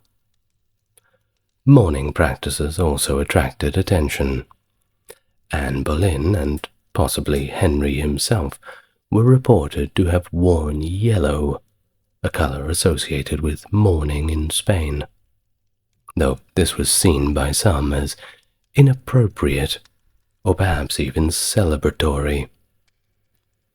Despite the public display, both Henry and Anne reportedly mourned privately later that day. On the day of her funeral, Anne miscarried a male child, leading to further grim rumors about Catherine's death, though modern experts believe that her symptoms, as reported, were more consistent with those of cancer. Either way, she was laid to rest in Peterborough Castle, honoured as a Dowager Princess of Wales, but of course not as the Queen. Henry abstained from the funeral, and also prohibited their daughter Mary from attending, highlighting the continued complexities of his relationships and the turbulent era of his reign. Regardless, not a very kind move to bar Mary from going to her own mother's funeral under any circumstance. Now let's talk just a little bit about Catherine's religious observance, because it is a rather important part of her life. So before we go, let's just say a few words on that. Of course, she was deeply committed to her faith, and a devout member of the Third Order of St. Francis. She meticulously balanced these royal duties of hers, in any capacity, with her religious obligations, seamlessly integrating the demands of her role as queen and later on the smaller role she played, with her personal piety. Now, after her marriage to Henry was annulled, she famously declared her spiritual priorities by stating, and these are her words, "I would rather be a poor beggar's wife and be sure of heaven, than queen of all the world and stand in doubt thereof by reason of my own consent. Thus, her religious practice was marked by a focus on the essential elements of Catholic devotion, the big four: Mass, prayer, confession, and penance, rather than the outward celebration of saints and holy relics, which she did not emphasize in her personal views on spirituality. But despite this, she remained acutely aware of the flaws she perceived within the Church's hierarchy, though she maintained a critical distance from the more radical criticisms like those proposed by Martin Luther of 1517, which ignited the Protestant Reformation, and, well, plenty of other events. You may want to watch the video on Martin Luther. It's quite interesting, especially his later writings. Now that is a rabbit hole. Well, back to Catherine. In her youth, she was lauded for her exceptional beauty, described as, and I quote, the most beautiful creature in the world, and it was said that there was nothing lacking in her that the most beautiful girl should have. Esteemed figures like Thomas More and Lord Herbert later reflected on her appearance, noting, there were few women who could compete with the Queen in her prime. These accolades highlight the remarkable impression Catherine made with her striking looks and royal demeanor throughout her life. But of course, it's not all about the outside appearance. It can't be. She was not only a queen, but also a pioneering advocate for women's education, and that is important. This is exemplified by the controversial book, at least at the time, The Education of a Christian Woman by Juan Luis Vives, which argued that women have the right to an education, and was both dedicated to and commissioned by Catherine. I know this all sounds pretty obvious, but you must send your brain back in time a little bit. Well, her influence extended even to her adversaries, as Thomas Cromwell, a known opponent, remarked, if not for her being a woman, she could have defied all the heroes of history. Catherine's compassion was evident when she successfully interceded on the behalf of the rebels of the evil May Day, advocating for their lives for the sake of their families, not often something you see in royals. Her commitment to social welfare in general was further demonstrated through her initiation of an extensive program for the relief of the poor. A patron of Renaissance humanism, Catherine was friends with notable scholars such as Erasmus and Thomas More, and some even viewed her as a kind of martyr. Well, her final resting place in Peterborough Cathedral is a site of continuous tribute. You'll rarely see it without decorations of flowers or pomegranates, which are, by the way, her heraldic symbol. Hers is a tomb that proudly bears the inscription, Catherine, Queen of England. In the 20th century, George V's wife, Mary of Teck, had her grave notably enhanced, further infirming her as her status as queen. Annually, Peterborough Cathedral holds a service in her memory, featuring processions, prayers, and various events, including tributes at her grave with candles, pomegranates, flowers, and other offerings. Notably, the Spanish ambassador to the United Kingdom attended the service commemorating the 470th anniversary of her death. And in 2010, the service included a reading of Catherine's speech before the Legatine court by actress Jane Lapotaire. In her birthplace of Alcala de Henares, a statue captured her as a young woman holding a book and a rose, symbolizing her lifelong dedication to not only learning, but everlasting grace. And if you've listened this far, perhaps you too have a dedication to learning. Not many make it to this point. If you did, you get the special message. One that I haven't thought of yet. The Battle of Tours, a significant confrontation fought in 732 AD between Frankish and Burgundian forces under the command of the great Charles Martel, and the invading Muslim armies led by Abdul Rahman al-Ghafiqi. This battle is often cited as a pivotal event in European history, as it marked the limit of the rapid Islamic expansion into Western Europe from the Iberian Peninsula. The victory of Charles Martel at Tours is considered crucial for Christian Europe's preservation, ensuring that the region would remain under Christian control and significantly influencing the continent's religious and cultural development.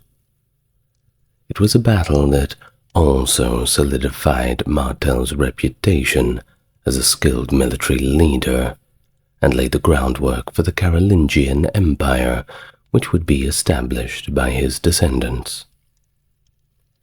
Hello and welcome to the channel. If it's your first time here, it's good to meet you, and if you're coming back, it's great to have you with me again. As always, to support the channel, you're already doing it. Just enjoy the content. Those who want to go above and beyond may refer to the video description. And now, without further ado, let us relax, get nice and comfortable, and we can begin our history of the Battle of Tours. The Battle of Tours, occurring after 2 decades of relentless Umayyad conquests in Europe, marked a critical juncture in the history of European continent. These conquests began with the invasion of the Christian Visigothic kingdom in the Iberian Peninsula in 711, and expanded into Frankish territories such as Gaul, territories that were once part of the Roman Empire, now a shadow of its former glory. The Umayyad campaigns aggressively advanced northwards into regions such as Aquitaine and Burgundy, culminating in significant conflicts, including a major battle at Bordeaux and a raid on Autun. Thus, this victory of Charles Martel at Tours is widely heralded for halting this northward progression, effectively safeguarding Western Europe from potential Islamization. Of course, later on they would retake the Iberian Peninsula too, but today we are just talking about the Battle of Tours. Well, historical consensus places the confrontation at the confluence of the rivers Claine and Vienne, situated between Tours and Poitiers. While the exact numbers of combatants remain uncertain, the Mozarabic Chronicle of 754, a contemporary Latin source providing a detailed account of the battle, portrays the Frankish forces as numerous and well-armed. In fact, according to this chronicle, the Frankish troops managed to kill the Umayyad leader, Abd al-Rahman, aligning with the accounts of many Arab and Muslim historians, who also acknowledge the formidable size and armament of the Frankish army. In contrast to this, however, most Western historical sources estimate the Franks to have been about 30,000 strong, significantly fewer than the Muslim force, which they place at more than double that number. Well, of course, revised assessments by modern historians suggest that the total Umayyad force likely outnumbered the Franks, when we consider the outlying raiding parties that later rejoined the main force before the Battle of Tours. This reevaluation is based on the estimates of what the land could support in terms of logistics, and the number of troops Charles Martel could feasibly raise and sustain during the campaign. The Umayyad forces are often described in various accounts as potentially reaching or perhaps even exceeding 80,000 men, a stark contrast to the estimates of the Frankish forces, which typically range from 15 to 30,000 men. Some historians challenge the higher estimates, however, for both armies as logistically unfeasible, proposing that numbers exceeding 50,000 for the Umayyads and similarly large numbers for the Franks are beyond what the countryside could have realistically supported, given the need for both armies to forage for food locally due to the absence of a formal logistical support system. This view is supported by a consensus that estimates a more likely range for both armies to be between 20 and 30,000 men each. Well, modern historical analysis, leveraging the estimated logistical capacity of the land to support such armies, often presents a more grounded figure than medieval sources. This method suggests that the highest estimates of troop numbers, once thought to be around 60 to at least 400,000, a little ridiculous in my opinion, for the Umayyad side, and up to 75,000 for the Franks, well, they seem to be very much exaggerated. But of course, when you're writing your histories of the time, you want to make the other side look as fearsome as possible, and, well, it's the old parable of the man who caught the very big fish. It gets bigger every time he tells the story. Well, indeed, we can say that the logistical realities of maintaining such a large force on campaign without that sophisticated supply system, well, that certainly just renders those kinds of numbers pretty much impossible.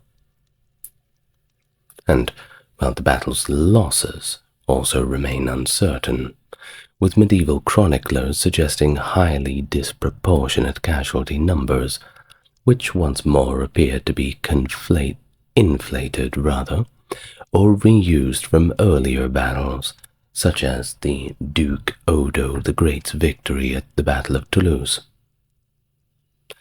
These figures were likely conflated over time with those of the battles of Tours, reflecting the era's historiographical practices rather than actual battlefield realities.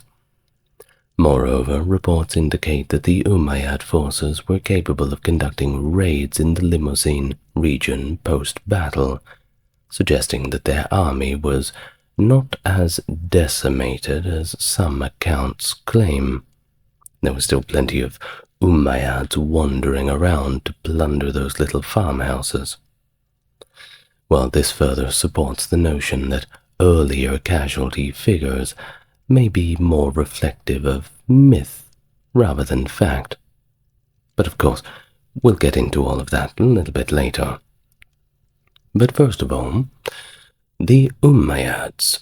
Well, I suppose we best introduce the protagonists of the story.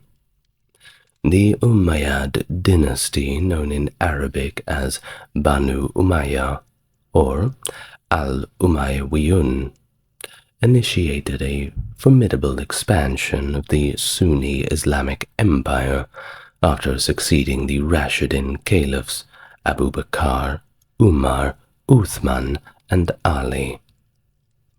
By the time of the Battle of Tours, the Umayyad Caliphate had established itself as arguably the preeminent military power in the world, a reputation bolstered by its vast conquests and the administrative control it wielded over diverse regions and peoples.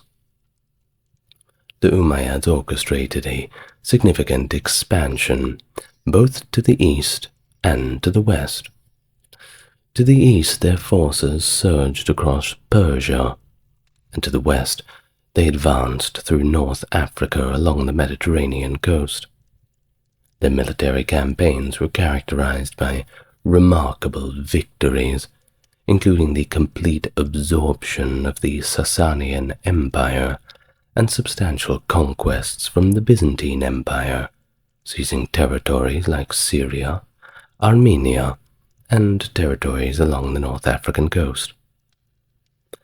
But despite all of these successes, their advance was of course eventually curtailed by Leo the Isaurian at the Battle of Akroinon in 740, marking the Umayyads' final military campaign in Anatolia, and a significant turning point that stemmed their expansion into Eastern Europe. And what about the Franks? Well, let's quickly explain who they were. Under the leadership of Charles Martel, the Frankish realm emerged as the preeminent military force in Western Europe. They were the tough guys. That's certainly something we can say. During his tenure as commander-in-chief, the Frankish kingdom encompassed what is now northern and eastern France, including the regions that were known as Austrasia, Neustria, and Burgundy, as well as most of western Germany and the Low Countries, which, if we put into today's terms, we're talking countries like Belgium, Netherlands, and Luxembourg. Good luck pointing out Luxembourg on a map. Well, this extensive domain marked the Frankish kingdom's progression towards becoming the first significant imperial power in Western Europe since the decline of the Roman Empire. So it was a big deal, to say the least. Well, despite its growing influence and territorial gains, Charles Martel's realm faced persistent challenges from external forces. These included ongoing conflicts with the Saxons and the Frisians, as well as struggles against other formidable opponents like the Basque Aquitanians. The latter were led by Odo the Great, Duke of Aquitaine and Vasconia, a skilled leader and seasoned warrior who presented a significant obstacle to the Frankish expansion efforts in the region. This dynamic period was characterized by Charles Martel's efforts to solidify and extend Frankish power across a fragmented and often hostile Europe. By 719, under the leadership of Al-Sam ibn Malik al-Khawlani, and by the way, I will do my best with the Arabic names, he was the governor of Al-Andalus. Umayyad troops had successfully overrun Septimania, following their extensive conquests up the Iberian Peninsula. Al-Sam established his capital in Narbonne from 720 onwards, a city the Moors referred to as Arbona. With Narbonne's strategic port under their control, the Umayyads faced very little resistance as they subdued the nearby cities of Alet, Béziers, Agde, Lodève, and Nimes, which were still governed by their Visigothic counts. Despite this swift expansion, the Umayyad campaign into Aquitaine encountered a significant setback at the aforementioned Battle of Toulouse.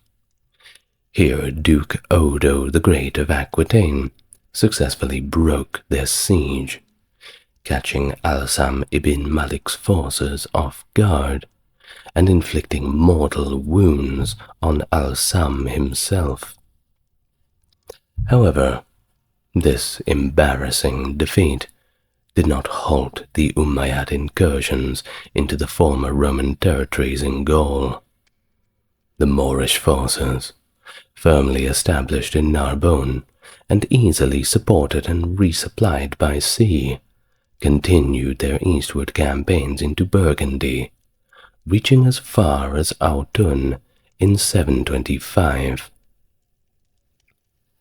Facing threats from both the advancing Umayyads in the south and the Franks to the north, Duke Odo sought allies, ultimately forming an alliance in 730 with Uthman ibn Naisa, known as Manuza by the Franks, who was the deputy governor of what would later become known as Catalonia. This alliance was cemented by the marriage of Uthman to Odo's daughter, Lampagier, which temporarily halted Moorish raids across the Pyrenees, securing Odo's southern border. But the important word, of course, is temporarily. The fragile peace was, of course, disrupted, as it always is, the following year, when Uthman killed the bishop of Urgell, Nambaudus, and declared independence from his Arab overlords in Cordova. In response, the Umayyad Caliph Abd al-Rahman sent an expedition to quash Uthman's rebellion, subsequently turning his forces towards Odo, Uthman's ally. Thus, Odo assembled his forces at Bordeaux, but he suffered a crushing defeat. Bordeaux was subsequently plundered, and during the subsequent Battle of the River Garonne, the extent of the devastation was such that, according to the Chronicle of 754, God alone knows the number of the slain, which makes me believe it was probably a pretty high number. This chronicler described the Umayyad forces as unstoppable, once again quoting from the text that they pierced through the mountains, trampled over rough and level ground, plundered far into the country of the Franks, and smote all with the sword, insomuch that when Odo came to battle with them at the river Garonne, he fled. Well, this series of events shows the relentless advance of the Umayyad forces and the dire situation facing the Frankish territories. Somebody had to do something about it. After suffering significant defeats at Bordeaux and Garonne, Odo set about reorganizing his forces and reached out to the Franks for assistance. Understanding the gravity of the threat to his realm, Odo informed the Frankish leader Charles Martel of the impending danger. Charles agreed to help, but only after Odo consented to submit to Frankish authority, effectively recognizing the growing power of the Franks.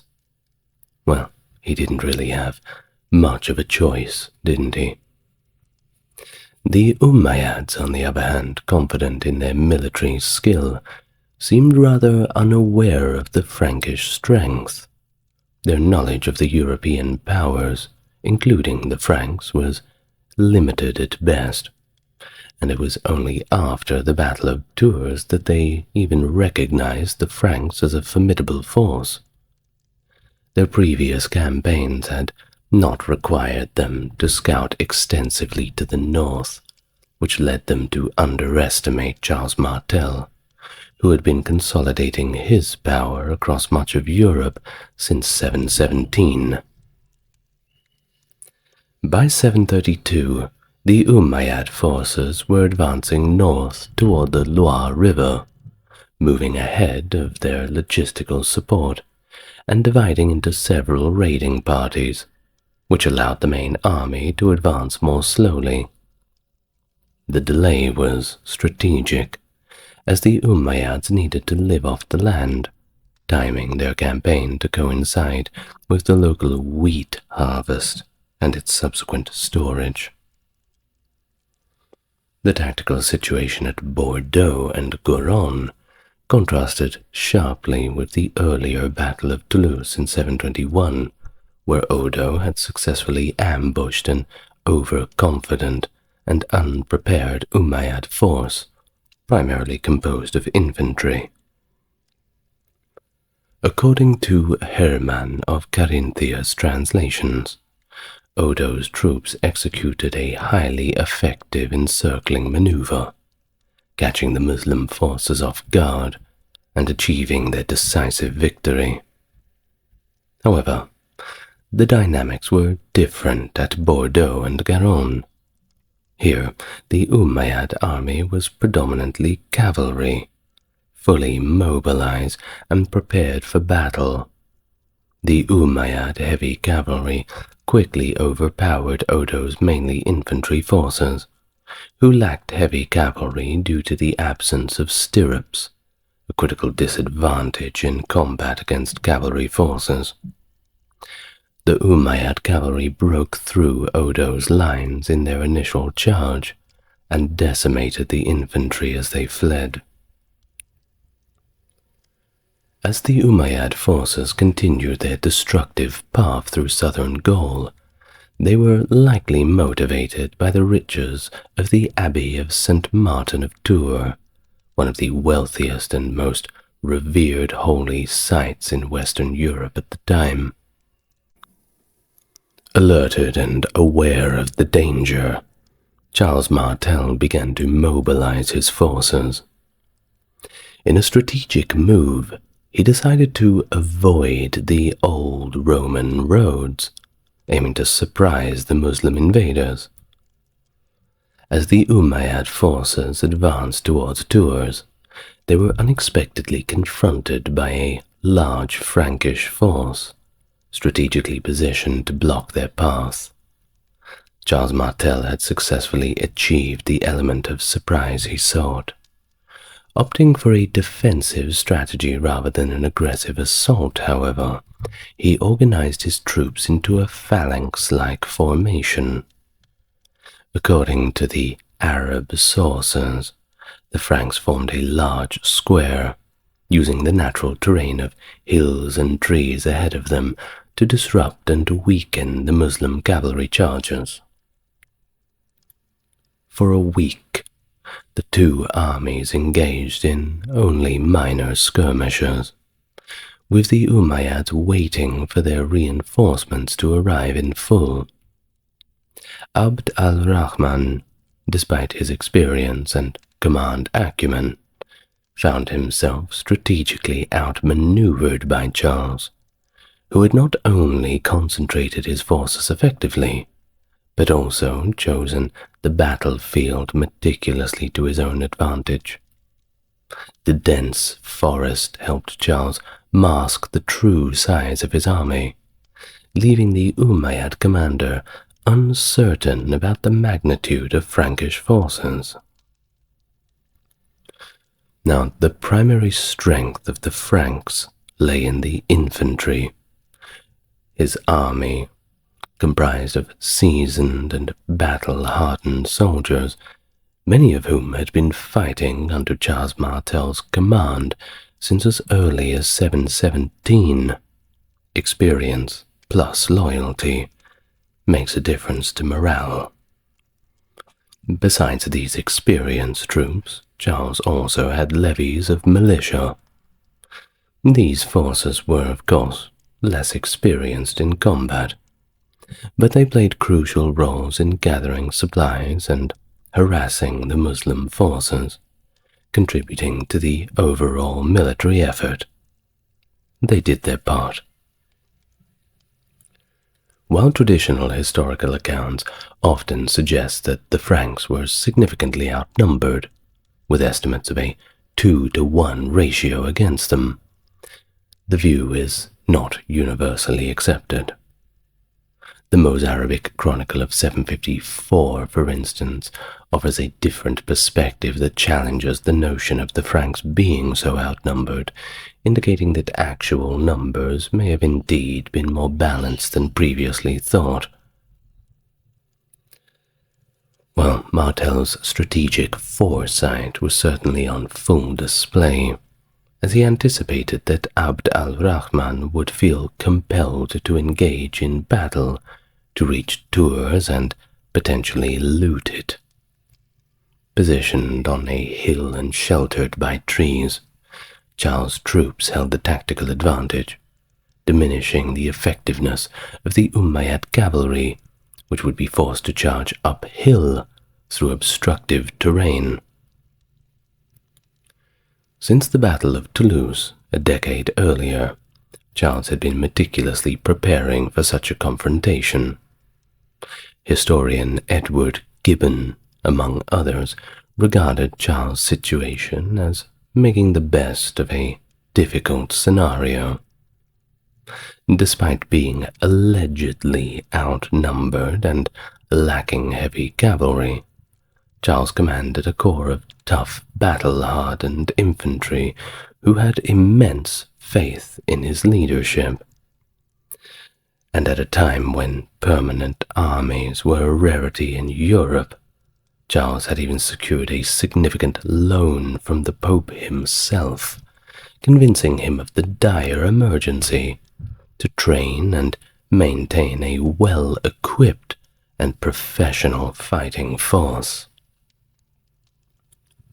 Thus, in a phalanx formation, Charles' infantry was ideally prepared to withstand the cavalry charges.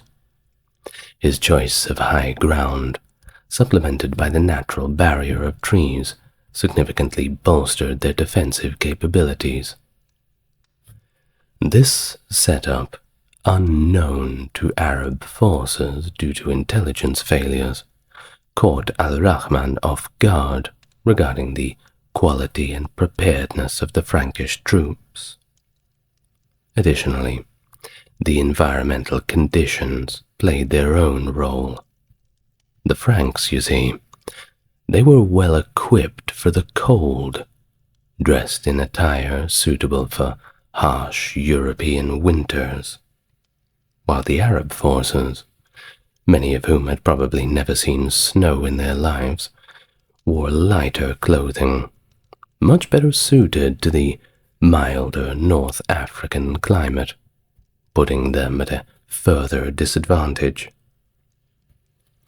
The ensuing battle evolved into a strategic standoff, with the Muslims hesitant to assault what could potentially be a numerically superior enemy entrenched in a formidable defensive position. After all, who knows what could run out of those forests, and how many of them could be hiding? Well, Charles' forces, arrayed in their dense formations, patiently waited for the Umayyad charge. After a week of standoff, with winter looming, al-Rahman decided there could be no more delays, initiating the battle that would ultimately determine the fate of Europe. Al-Rahman, of course, relied heavily on his cavalry, repeatedly charging the Frankish lines throughout the day. Despite several breaches by the Arab cavalry, the disciplined Frankish infantry held their ground. This successful defense against heavy cavalry was considered an extraordinary achievement at the time. The core of Charles' army, rallied up in that phalanx, had extensive campaign experience across Europe, which was crucial in withstanding the Umayyad charges.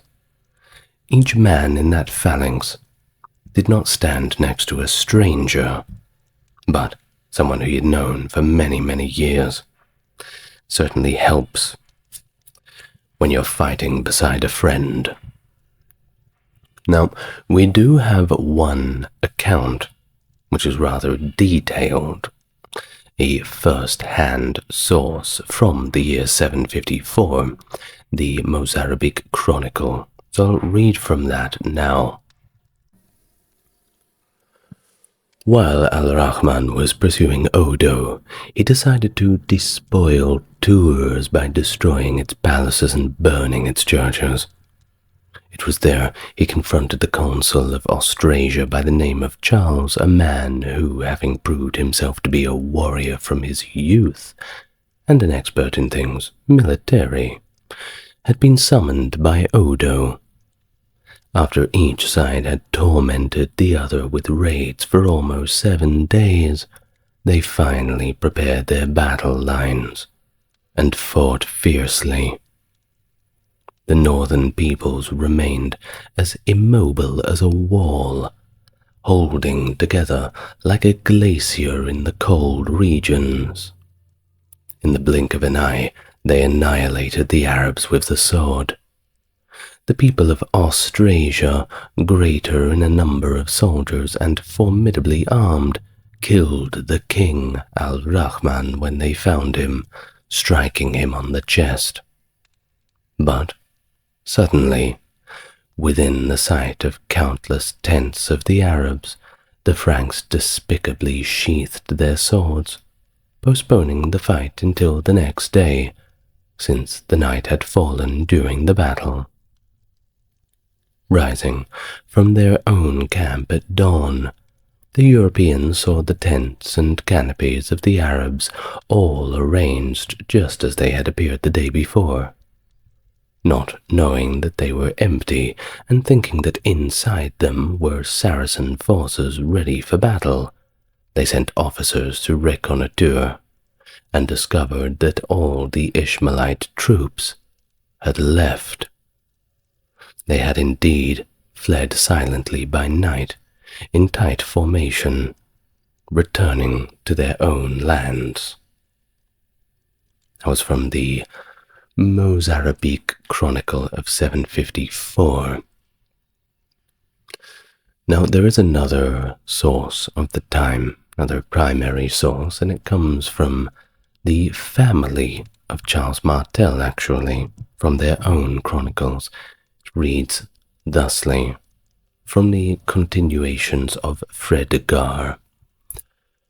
Prince Charles boldly drew up his battle lines against them, and the warrior rushed in against them.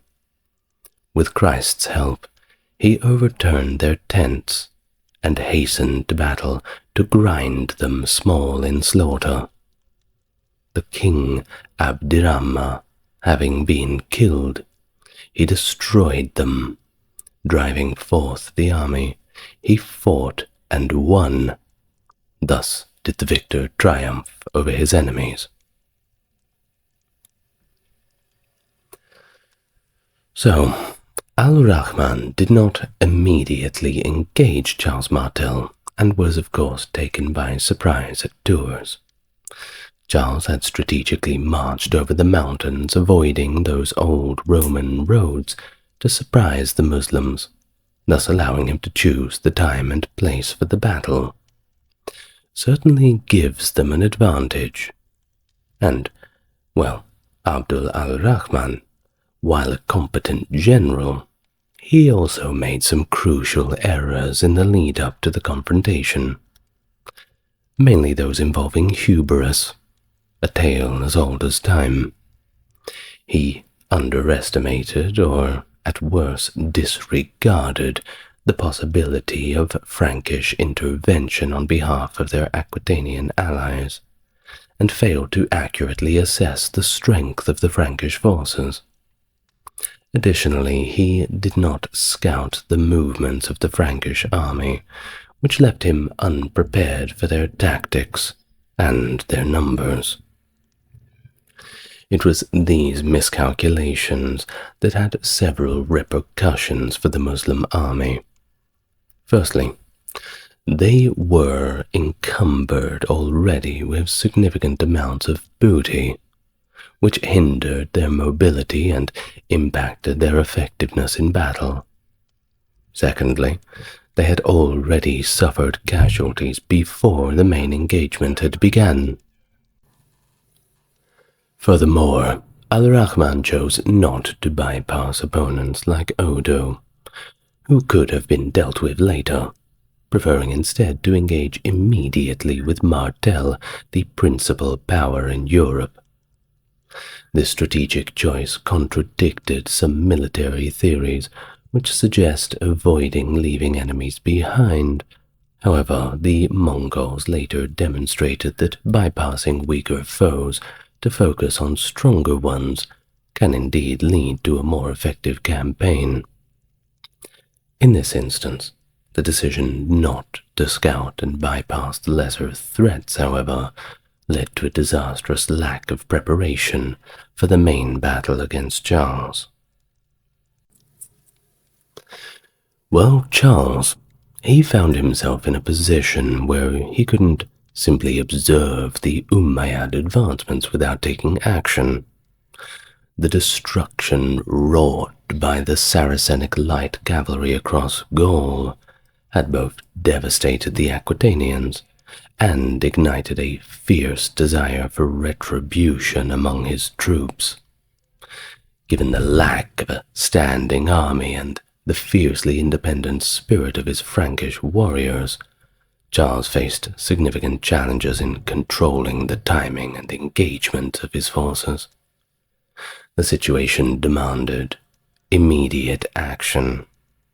The longer that the Franks had watched their territories being pillaged, the more difficult it became to maintain a cohesive fighting force, especially when the traditional campaigning season drew to a close. The stakes of inaction were, thus, exceedingly high. It suggested that if Charles had failed to confront and halt this Umayyad advance, there may have been no formidable force left to defend Western Europe. Thus, the significance of the Battle of Tours has been likened to other pivotal battles in history, such as Marathon and Leipzig, which profoundly influenced the course of Western civilization in their own way. The outcome of Tours, where Charles managed to halt this devastating invasion, was thus not just a tactical victory, but a turning point that preserved the trajectory of European development. Well, strategically, the decision to engage the Umayyads unexpectedly proved to be astute. By choosing the time and the place of the battle, he utilized this element of surprise to great effect, catching the Umayyads off guard and disrupting their momentum. It suggested that even Charles and his men might not have fully grasped the impact of their victory at the time, a battle that staved off the potential Islamic conquest of Gaul. After their defeat, the Umayyad army retreated south across the Pyrenees. In the years that followed, Martel continued his expansion southward. Following the death of Odo around 735, who had previously recognized Charles' authority, albeit reluctantly in 719, Charles aimed to annex Odo's duchy. He traveled there to secure the homage of the Aquitanians, but the local nobility declared Hunald, Odo's son, as their duke.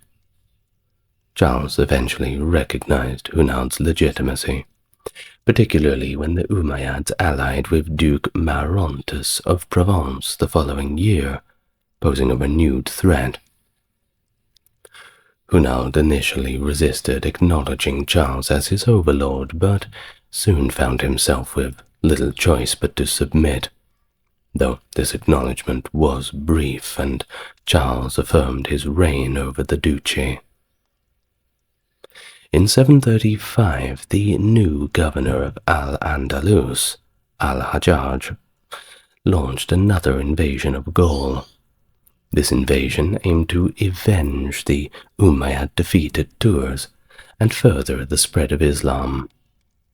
Historians note that Uqba ibn al-Hajjaj was particularly zealous, reportedly converting around 2,000 Christians during his military career.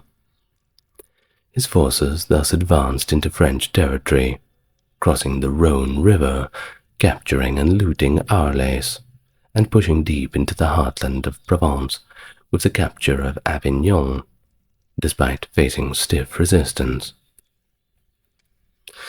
But his forces maintained a presence in Septimania and parts of Provence for 4 years, conducting raids as far as Lyon, Burgundy, and Piedmont.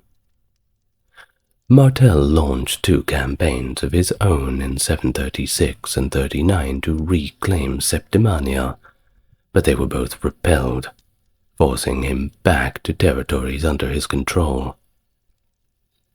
The second Umayyad expedition, despite its ultimate failure, was considered potentially more dangerous than the first. The cessation of serious Muslim expeditions across the Pyrenees followed, although smaller raids did continue.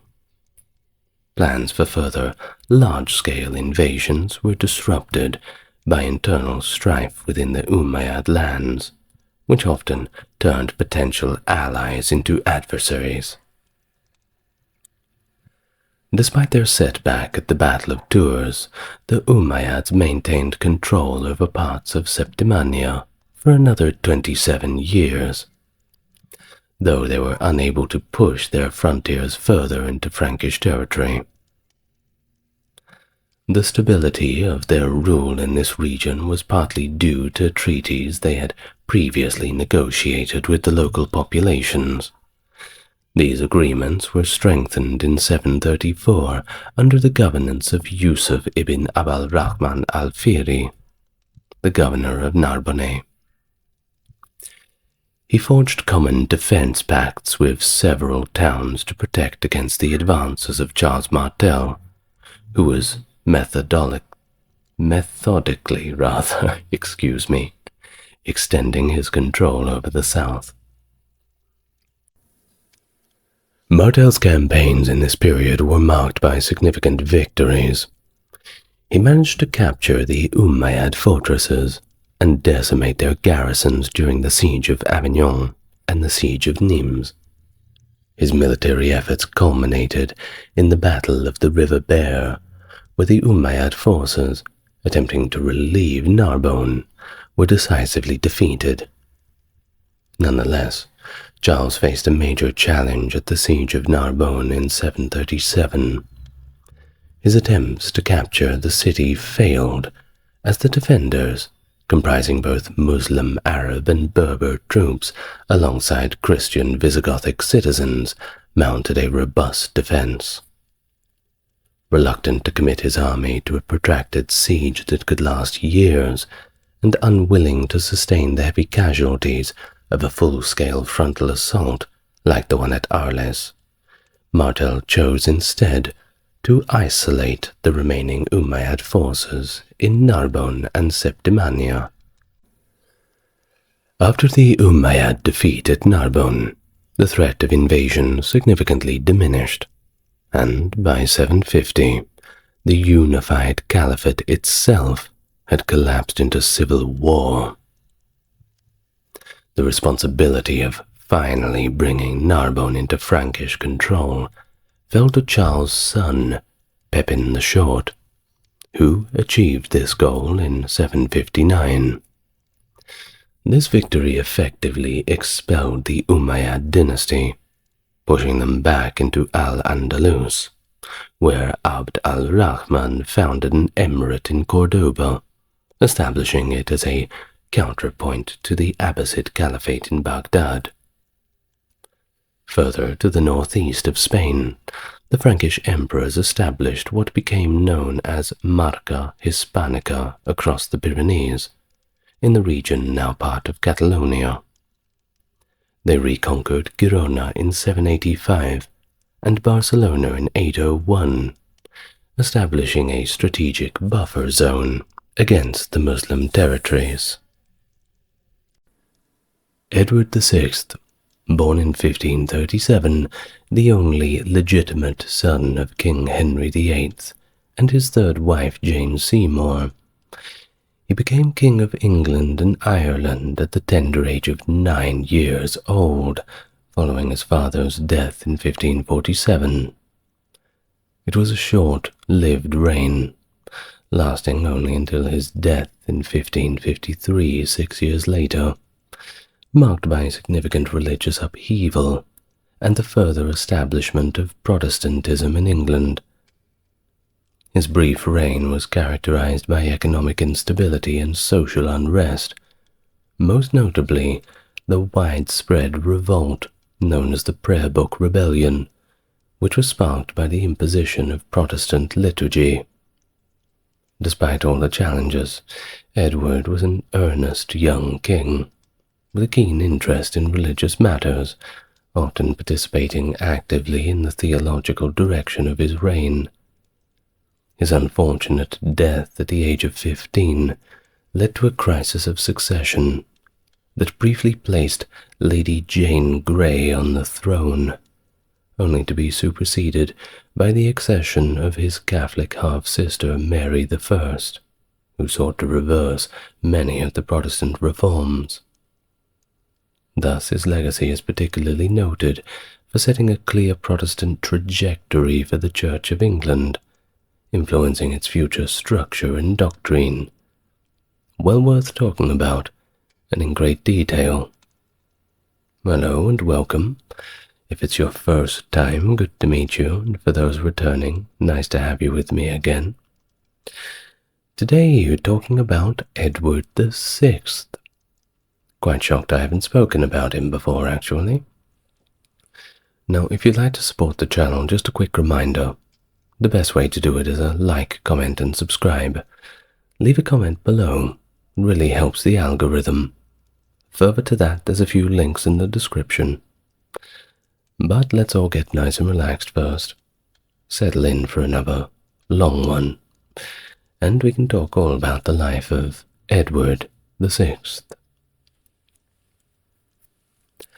Born on the 12th of October 1537 at Hampton Court Palace, Middlesex, Edward VI was the much-anticipated male heir of King Henry VIII and his third wife Jane Seymour.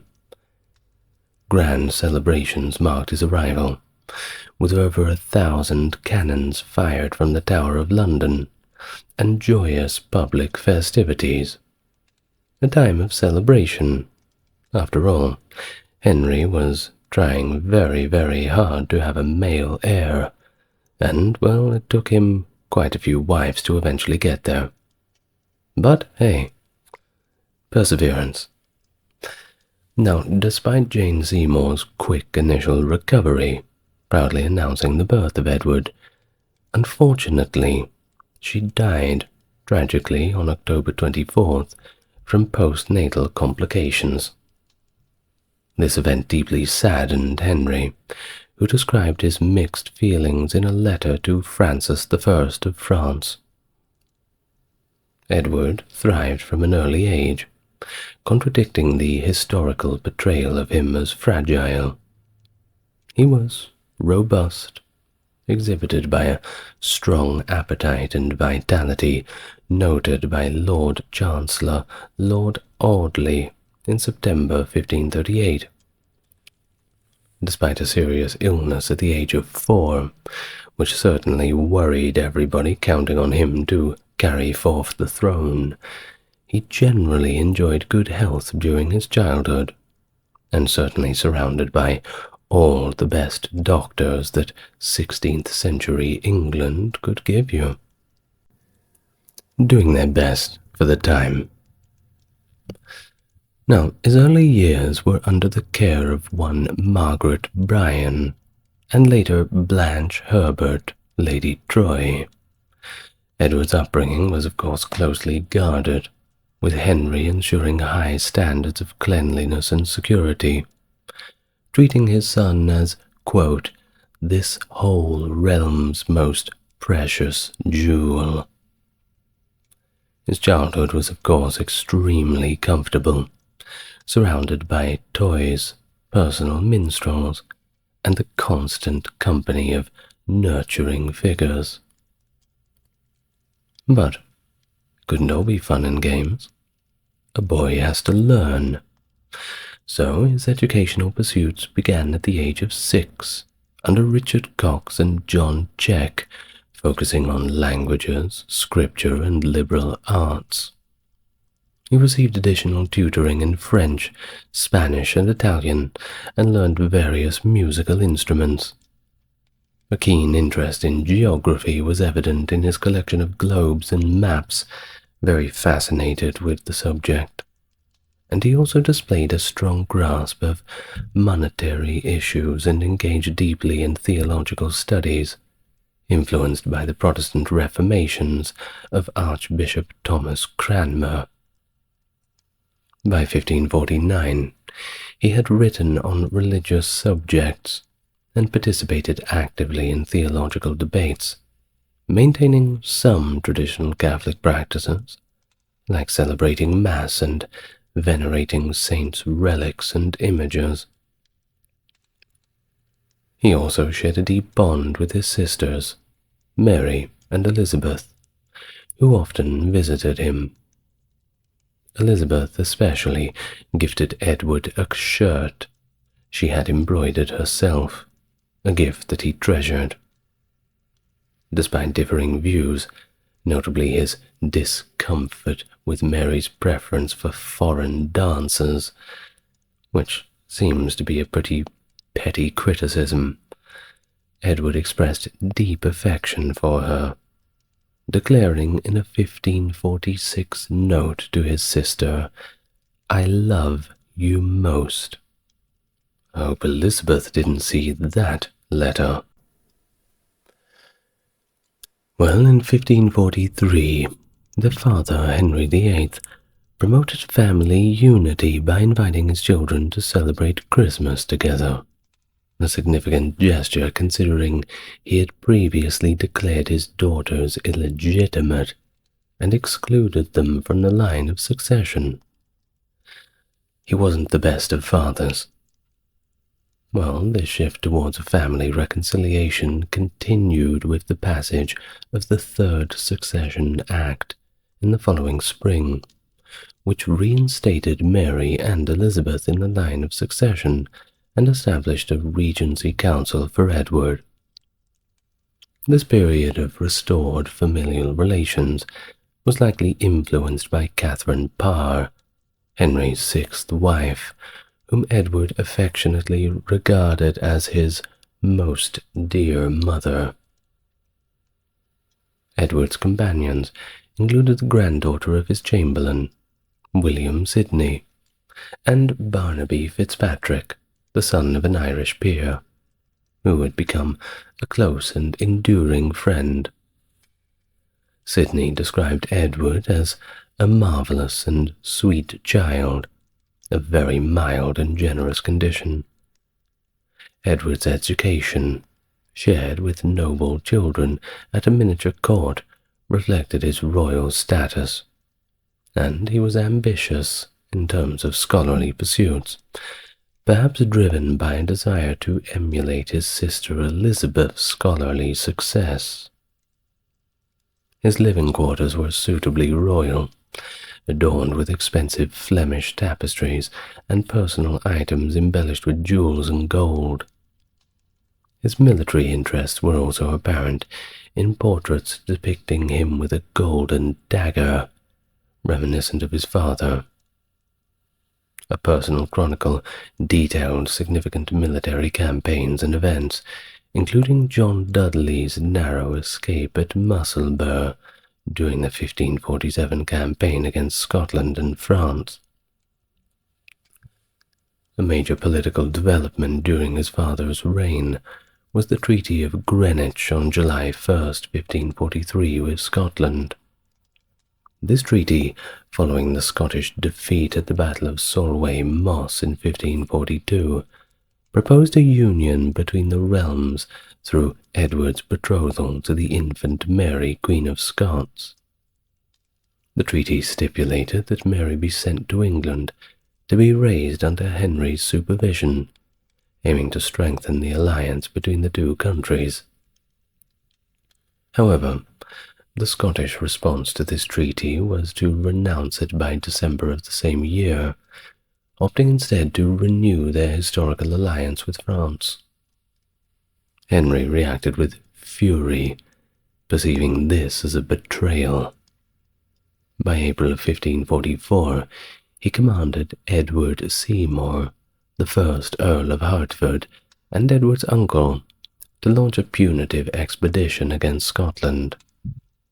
Henry's instructions were chillingly explicit, ordering Seymour to, I quote, "put all to fire and sword, burn Edinburgh town, so razed and defaced that when you have sacked and gotten what you can of it, as there may remain forever a perpetual memory of the vengeance of God lightened upon them for their falsehood and disloyalty." Very clear instructions. Of course, this directive led to a brutal military campaign, unprecedented in its ferocity, all directed against the poor Scots. Quite hard done by throughout their history by the English. Deep-seated animosity. Well, the conflict initiated by these events would extend to the reign of Edward VI, and came to be known as the rough wooing, a term that starkly contrasted with the violent military actions that intended marital union between Edward and Mary that was supposed to bring peace. On the 10th of January, 1547, then 9 years old, Edward expressed his gratitude in a letter to King Henry VIII and his stepmother for the New Year's gift of their portraits which were sent from Hertford. This atmosphere of gratitude shifted dramatically by the end of the month, however, when on January 28th, King Henry passed away. Edward Seymour and William Paget, key figures in the royal circle, initially kept the king's death a secret to manage a smooth transition of power. Seymour, along with Sir Anthony Browne, travelled to Hertford to bring Edward to Enfield, where he and his sister, Lady Elizabeth, learned of their father's passing, and were briefed on his will. Thus, Henry's death was officially declared to Parliament on the 31st of January 1547 by Lord Chancellor Thomas Wriothesley, with proclamations confirming Edward's succession distributed widely thereafter. Edward was escorted to the Tower of London, amid salutes from the Tower's ordnance and nearby ships. The following day, the realm's nobility paid homage to the new king, and Seymour was named protector of the realm. A lot of pressure for a 9-year-old. Well, Henry was interred on the 16th of February at Windsor, alongside his wife Jane Seymour, fulfilling his final wish. His coronation occurred on the 20th of February at Westminster Abbey, with the ceremony shortened to accommodate the young king and to reflect the Reformation's influence, which rendered some traditional rites now inappropriate. The day before his coronation, Edward made a ceremonial procession from the Tower of London to the Palace of Westminster, akin to previous monarchs like Henry VI. Riding through the throngs of onlookers and elaborate pageants, Edward enjoyed the performance of a Spanish tightrope walker at St. Paul's Cathedral, certainly a sight to be seen, and not something you see every day at that period of time. Archbishop Cranmer, during the coronation drew comparisons between Edward and the biblical reformer King Josiah, urging Edward to advance the Protestant Reformation, particularly advocating for the dissolution of Rome's ecclesiastical power and the removal of religious imagery. The ceremony was followed by a lavish banquet in Westminster Hall, where Edward, notably wearing his crown throughout, embraced his new sovereign duties. Now Henry VIII's will designated 16 executors to govern until Edward reached the age of 18, supported by 12 additional advisors. The will's authenticity and final adjustments are subject to historical debate, with some suggesting it was modified by those close to Henry to enhance their power and secure wealth, particularly benefiting the reformist faction. Do you think people would do that? Argue over somebody's will when there's money involved? I suppose some things never change. Well, by the end of 1546, conservative figures such as Stephen Gardiner were excluded from royal access, and Thomas Howard, the Duke of Norfolk, faced treason charges and asset seizure, dramatically altering the political landscape just before Henry's death. Critics point out that Gardiner's exclusion and Norfolk's charges were not solely based on their religious conservatism, highlighting that other conservatives maintained influential roles and questioning the impact of radicals like Sir Anthony Denny, who had control over the king's dry stamp. Regardless, following Henry's death, the will's executors distributed extensive lands and honours among themselves and their allies, enabled by a last-minute clause allowing for, quote, unfulfilled gifts. How convenient. This particularly favoured Edward Seymour, the Earl of Hertford, who ascended to Duke of Somerset and was appointed Lord Protector and Governor of the King's person, consolidating his control over the young King Edward VI and the English realm.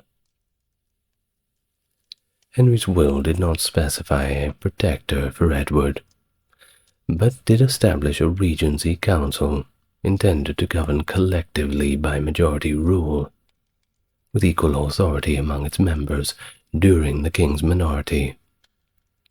However, just days after Henry's death on February 4th, under Edward Seymour's influence, 13 of the 16 executors, some absent, endorsed Seymour as protector, rationalizing this as in line with the will's authority.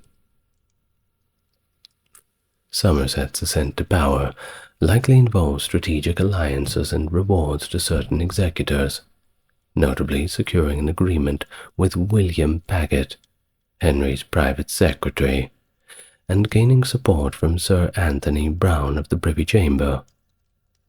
Somerset's military successes in Scotland and France further bolstered his qualifications for the role, and by March 1547 he had secured letters patent from King Edward granting him extensive powers to appoint members to the Privy Council and consult them at his discretion, effectively setting up an autocratic rule.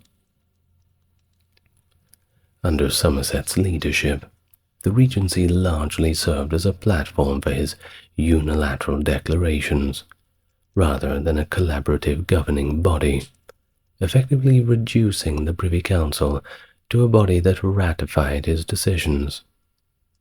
This consolidation of power was noted by Francois Vanderdelft, the imperial ambassador, who observed that Somerset governed with absolute authority, with Paget acting almost as his secretary. Although Somerset faced limited opposition, significant resistance did come from Thomas Wriothesley, the Chancellor, who challenged Somerset's near-royal control over the council. Wriothesley's protests led to his quick removal from office on charges of misconduct, showing once again the tensions within this new administration. Thomas Seymour, Somerset's younger brother, became a prominent dissenter, even though he was awarded a baronetcy, the Lord Admiralship, and a seat on the Privy Council. Thomas relentlessly sought greater power. No matter what they gave him, it was never enough. He endeared himself to King Edward VI by providing him with pocket money and suggesting that Somerset was mismanaging the royal finances, depicting the young king as impoverished. All of this manipulation extended to encouraging Edward to assert his authority and question the protectorate. Thomas's maneuvering took a more personal turn in the spring of 1547, when he secretly married Catherine Parr, the widowed queen of King Henry. His home became a hub for Protestant reformers, hosting notable figures like Lady Jane Grey and Lady Elizabeth. The situation escalated in summer of 1548, when Catherine, during her pregnancy, caught Thomas red-handed in an inappropriate encounter, I suppose we can word it like that, with Elizabeth. Obviously, she was not impressed. This resulted in Elizabeth's immediate transfer to Sir Anthony Denny's household. Well, Catherine Parr eventually passed away in September of 1548, shortly after childbirth, and Thomas quickly renewed his pursuit of Elizabeth through correspondence, writing her letters, hoping to marry her. However, Elizabeth, wary and heeding the council's advice, remained quite non-committal. She ghosted him, basically.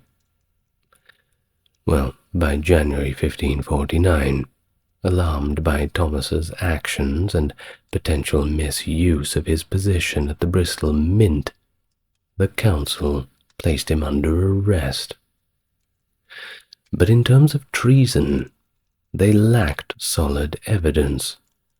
So he was condemned by an act of attainder, and finally he was executed on the 20th of March, 1549, ending his ambitious pursuit of power. Better luck next time. Somerset's military capability was evident in his Scottish campaigns and the defence of Boulogne-sur-Mer in 1546.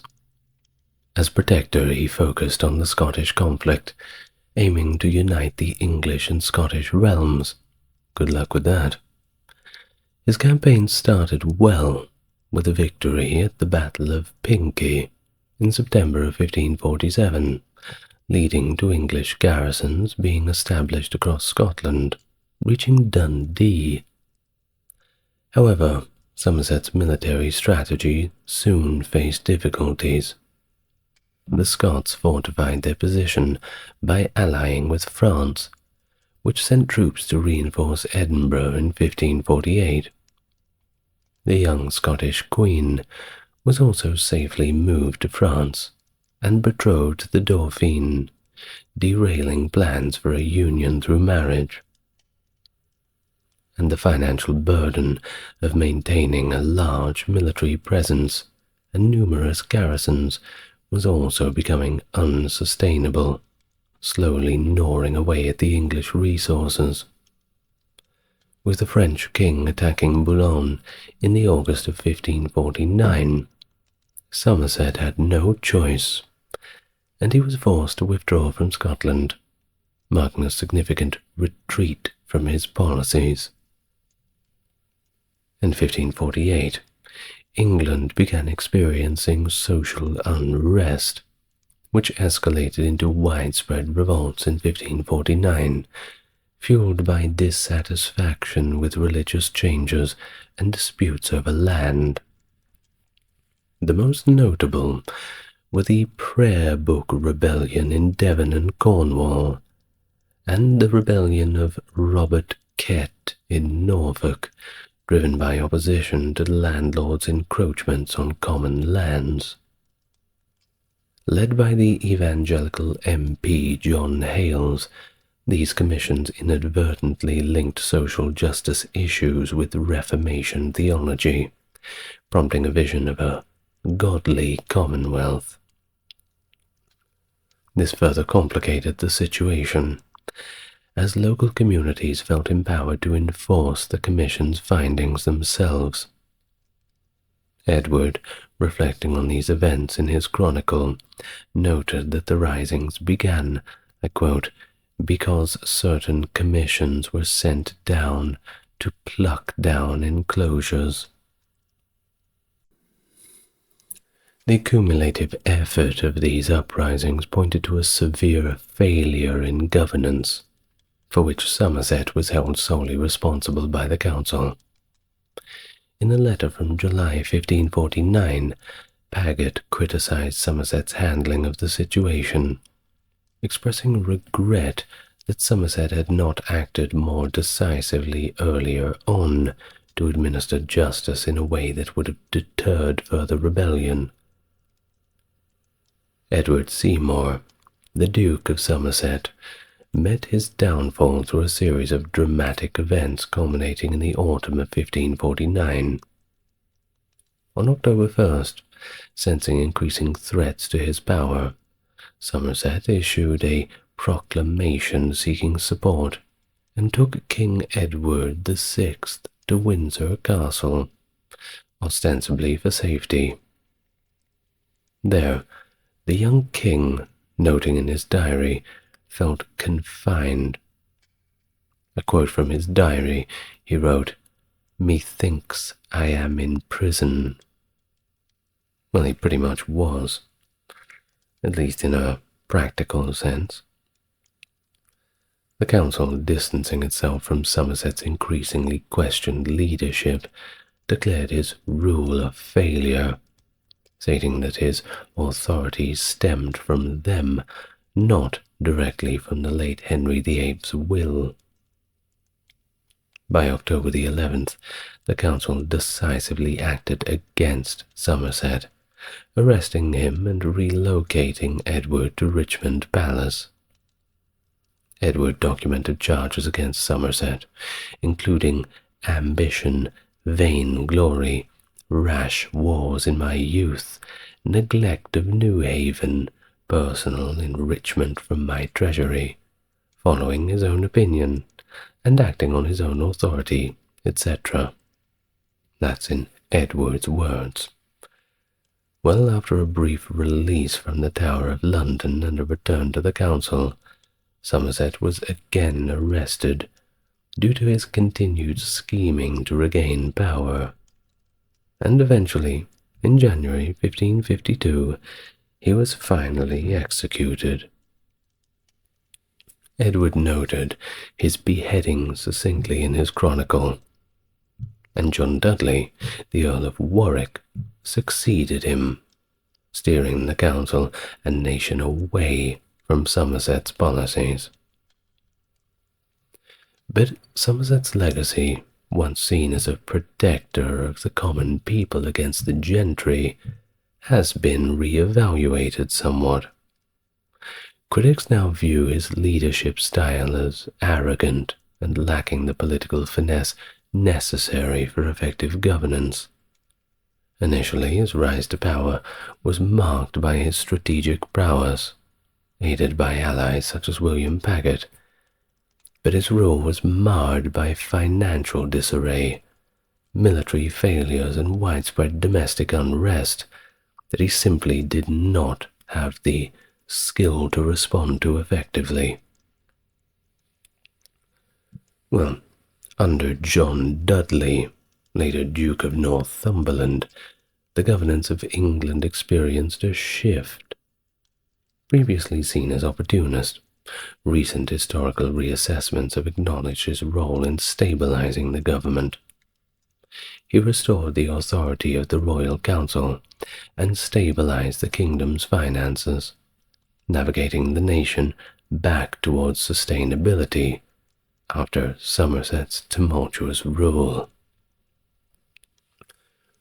Warwick's main political challenge came from Thomas Wriothesley, the Earl of Southampton, a conservative with influential connections.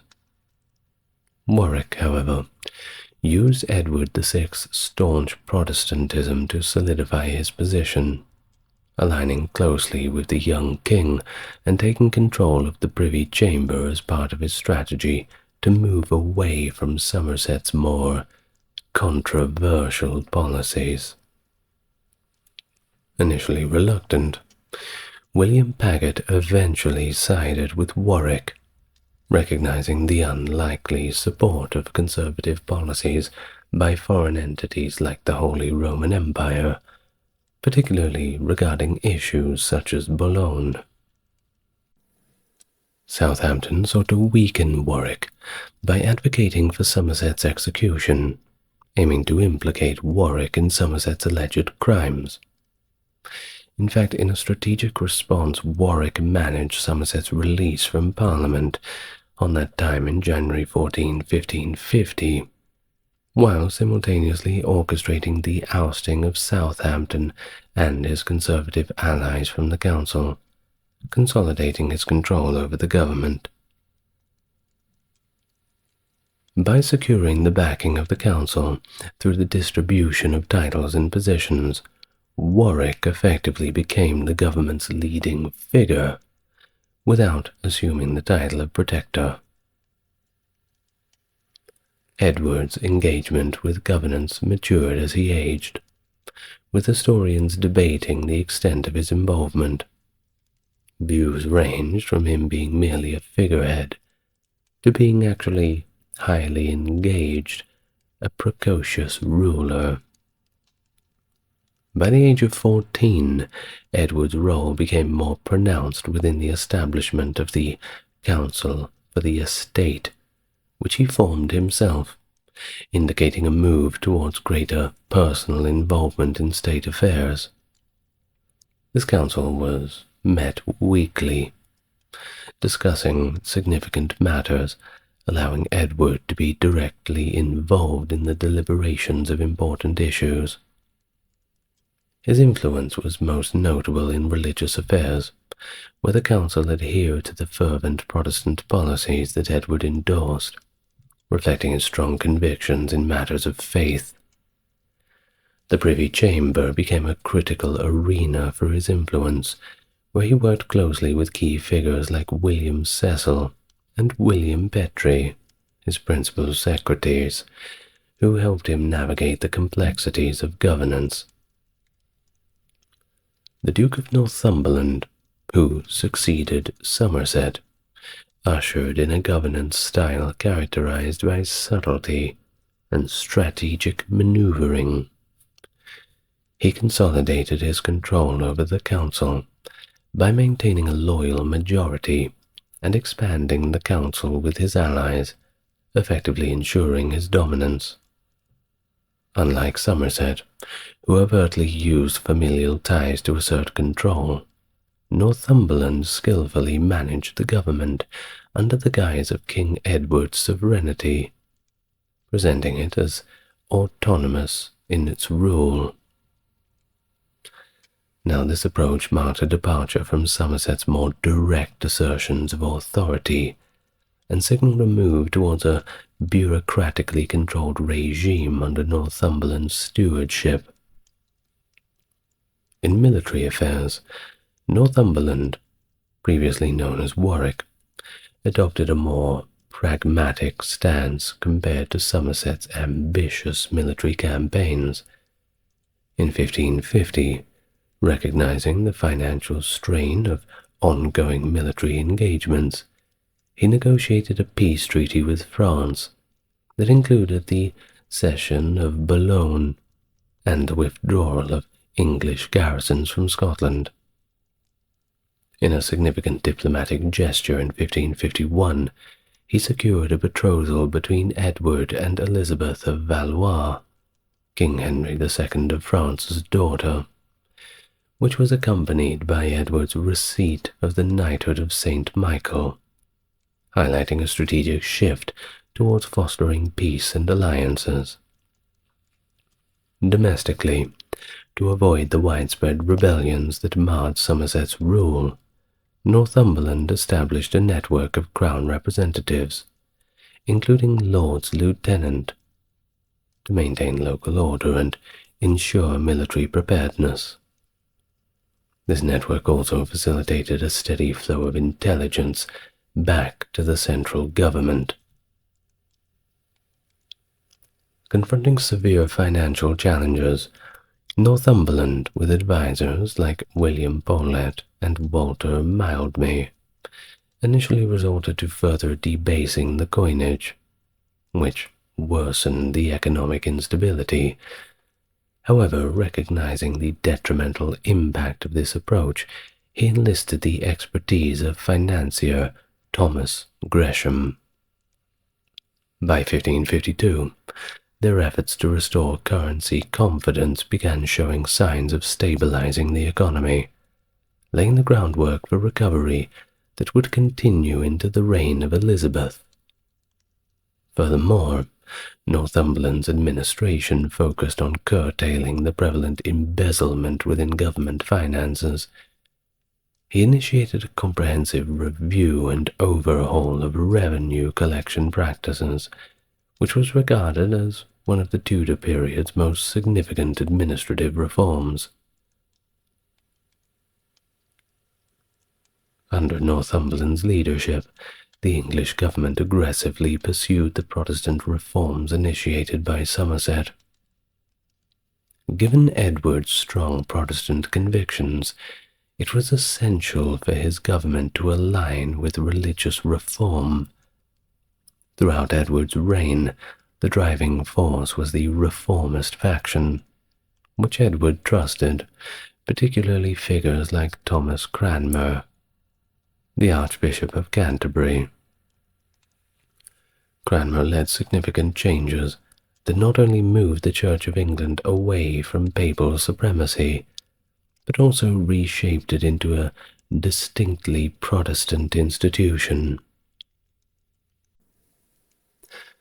Well, in terms of the Church's financial dynamic, that was also transformed. The ongoing confiscation of church property, which had started under Henry VIII with actions like the dissolution of the chantries, proved to be financially advantageous for both the Crown and those who were acquiring the properties. A win-win for everyone except the Church. Thus, the Church reforms during Edward's rule were motivated by both political and religious objectives, leading to a financially weakened Church by the end of Edward's reign, with many ecclesiastical properties shifted into secular hands. The personal religious beliefs of Somerset and Northumberland have been debated by historians, with opinions varying on their commitment to Protestantism. However, Edward's devoutness is less contested. Described by John Fox as a godly imp, and compared to the biblical Josiah, Edward was deeply committed to the Protestant cause. Oh, by the way, go and read The Book of Martyrs by John Fox. It's one of my recommendations. Well, he engaged daily with Scripture and was an avid listener of sermons, often displaying strong resistance to Catholic practices. But despite his devout image, which prominently features in Protestant narratives such as Fox's Acts and Monuments, historians do suggest some caution. suggesting that Edward's transition from traditional Catholic observance to robust Protestant reforms was influenced significantly by Cranmer and other reformist advisors. Now, the Reformation in England was marked by a clash between conservative elements who wished to retain traditional rituals and radical reformers who advocated for sweeping changes, as evidenced by widespread iconoclasm. Amidst this, Archbishop Cranmer undertook the considerable task of creating a unified English liturgy encapsulated in the Book of Common Prayer of 1549. This new liturgy was intended as a compromise, but it faced resistance from both sides. Traditionalists who mourned the loss of certain rituals, and reformers who criticized the retention of some Catholic elements. Now bear in mind, these are all Christians, just slightly different Christians, still arguing amongst each other. It's not good. Well, the resistance was significant, as demonstrated by the Prayer Book Rebellion in Devon and Cornwall, which resulted in substantial loss of life. Additionally, senior Catholic figures like Bishops Stephen Gardiner and Edmund Bonner, who resisted the new prayer book, were thrown in prison and removed from their positions. As the reforms became more entrenched, doctrines such as justification by faith alone and the provision of communion in both kinds to all followers were established. The Ordinal of 1550 redefined the ordination of priests, shifting from a divine calling to a government appointment.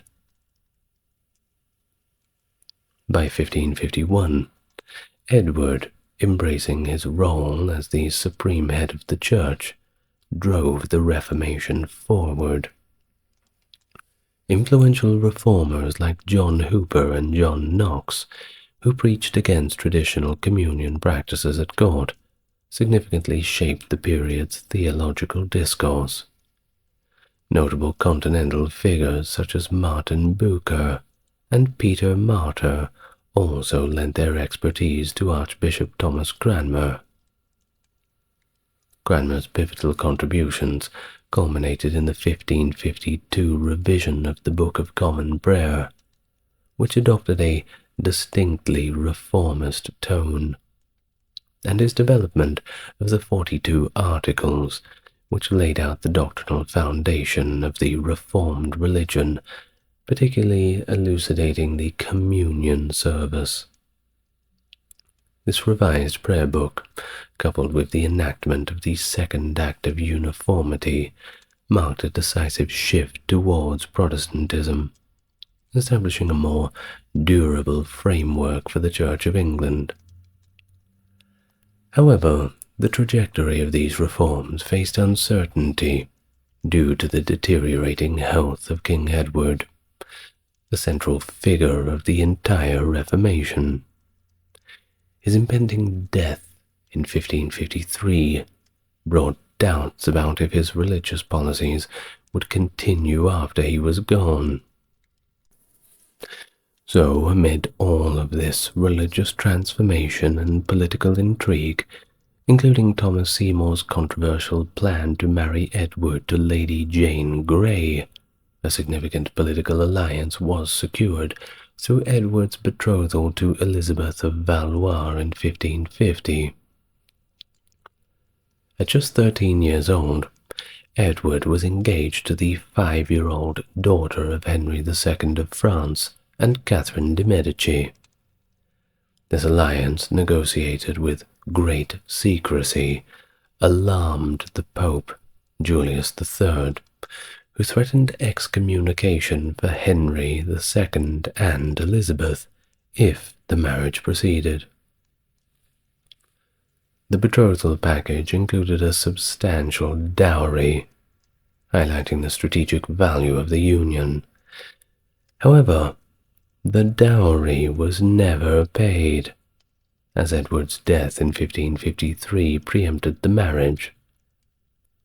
Subsequently, Elizabeth's destiny shifted dramatically as she later married Philip II of Spain, the widower of Mary I, Edward's half-sister. By February 1553, King Edward VI's health had started to decline significantly, and by June of that year, after experiencing several bouts of improvement and worsening conditions, his situation had become dire. A potential death loomed as a significant threat to the continuation of the Reformation, a situation that his council and key officials found deeply concerning due to the possible ascension of his Catholic half-sister Mary.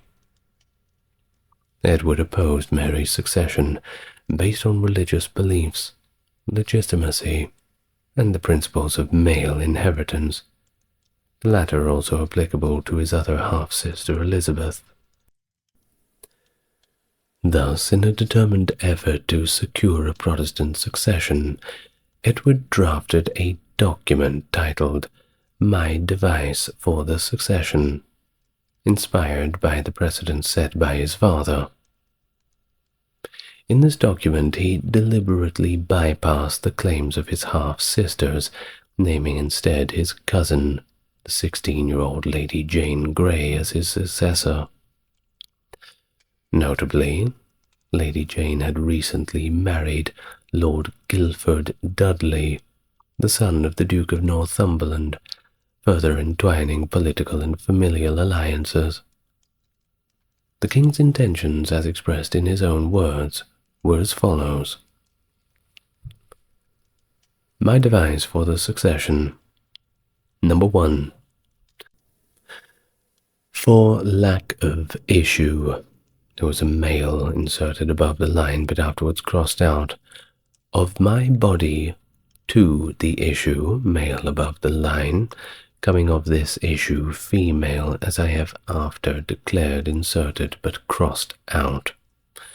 To the L. Francis heirs male, for lack of erased, if she have any inserted such issue before my death inserted, to the Lady Jane's and her inserted heirs male, to the Lady Catherine's heirs males, to the Lady Mary's heirs males, to the heirs males of the daughters which she shall have hereafter, then to the Lady Margaret's heirs males, for such lack of issue, to the heirs males of the Lady Jane's daughters, to the heirs males of Lady Catherine's daughters, and so forth till you come to the Lady Margaret's daughters inserted heirs males. What a word salad, huh? Number 2. If after my death their male be entered into 18 years old, then he to have the whole rule and governance thereof. 3. But if he be under 18, then his mother to be the governess till he enter 18 years old, but to do nothing without the advice and agreement inserted, a 6 parcel of a council to be pointed by my last will to the number of 20. 4. If the mother die before the heir enter into 18, the realm to be governed by the council provided that after he be 14 all great matters of importance be opened to him. 5. If I died without issue, and there were none male heir, then the Lady Frances to be regent altered to governess. For the lack of her eldest daughters, and for the lack of them the Lady Margaret to be governess after, as is aforesaid, till some heir male be born, and then the mother of that child is to be the governess. 6. And if during the rule of the governess there die 4 of the council, Then shall she by her letters call an assembly of the council within 1 month following, and choose 4 more, wherein she shall have 3 voices. But after her death the 16 shall choose among themselves, till the heir come to 18 erased, 14-year-old, and then be their advice shall choose them. End of the document. Well, as Edward's health deteriorated, he made crucial revisions to his succession document. As we had just noticed, all of those little things crossed out and added in, prioritizing male heirs from Frances Grey, Duchess of Suffolk's lineage, extending to her daughters Lady Jane Grey, Lady Catherine Herbert, and Lady Mary. Originally aimed at male successors, the situation and perhaps Duke of Northumberland's influence led Edward to allow direct succession rights to Lady Jane and her sisters, a deviation meant to secure a Protestant heir. Edward specifically excluded his half-sisters, Mary and Elizabeth, from the succession, citing their previous declarations of illegitimacy by their father, Henry VIII, which had never been formally reversed.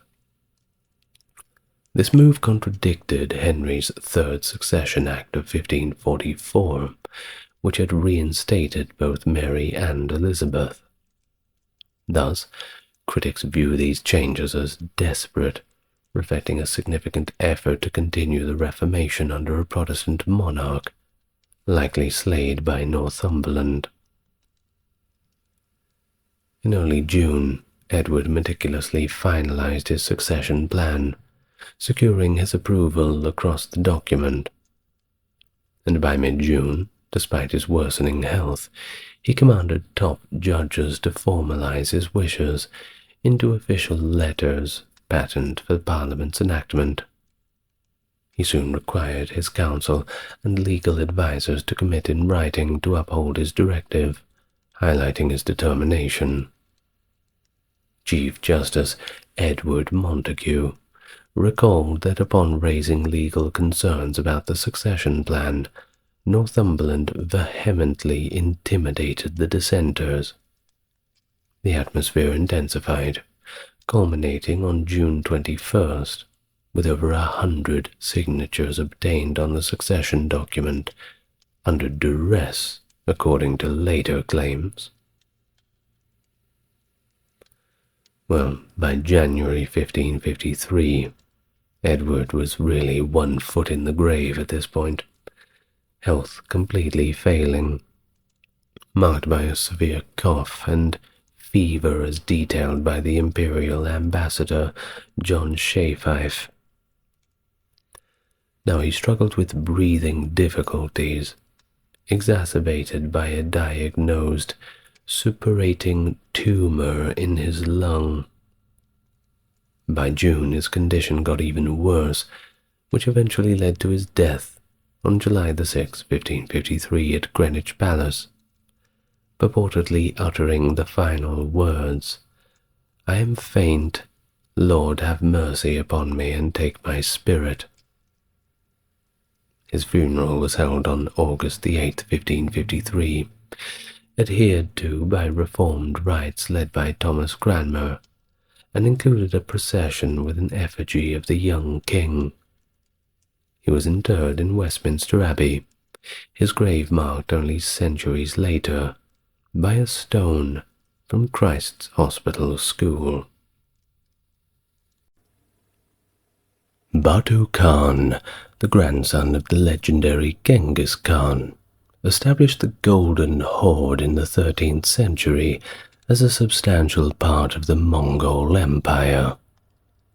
This group later came to control a large portion of what is now Russia, Kazakhstan, parts of Eastern Europe and the Caucasus.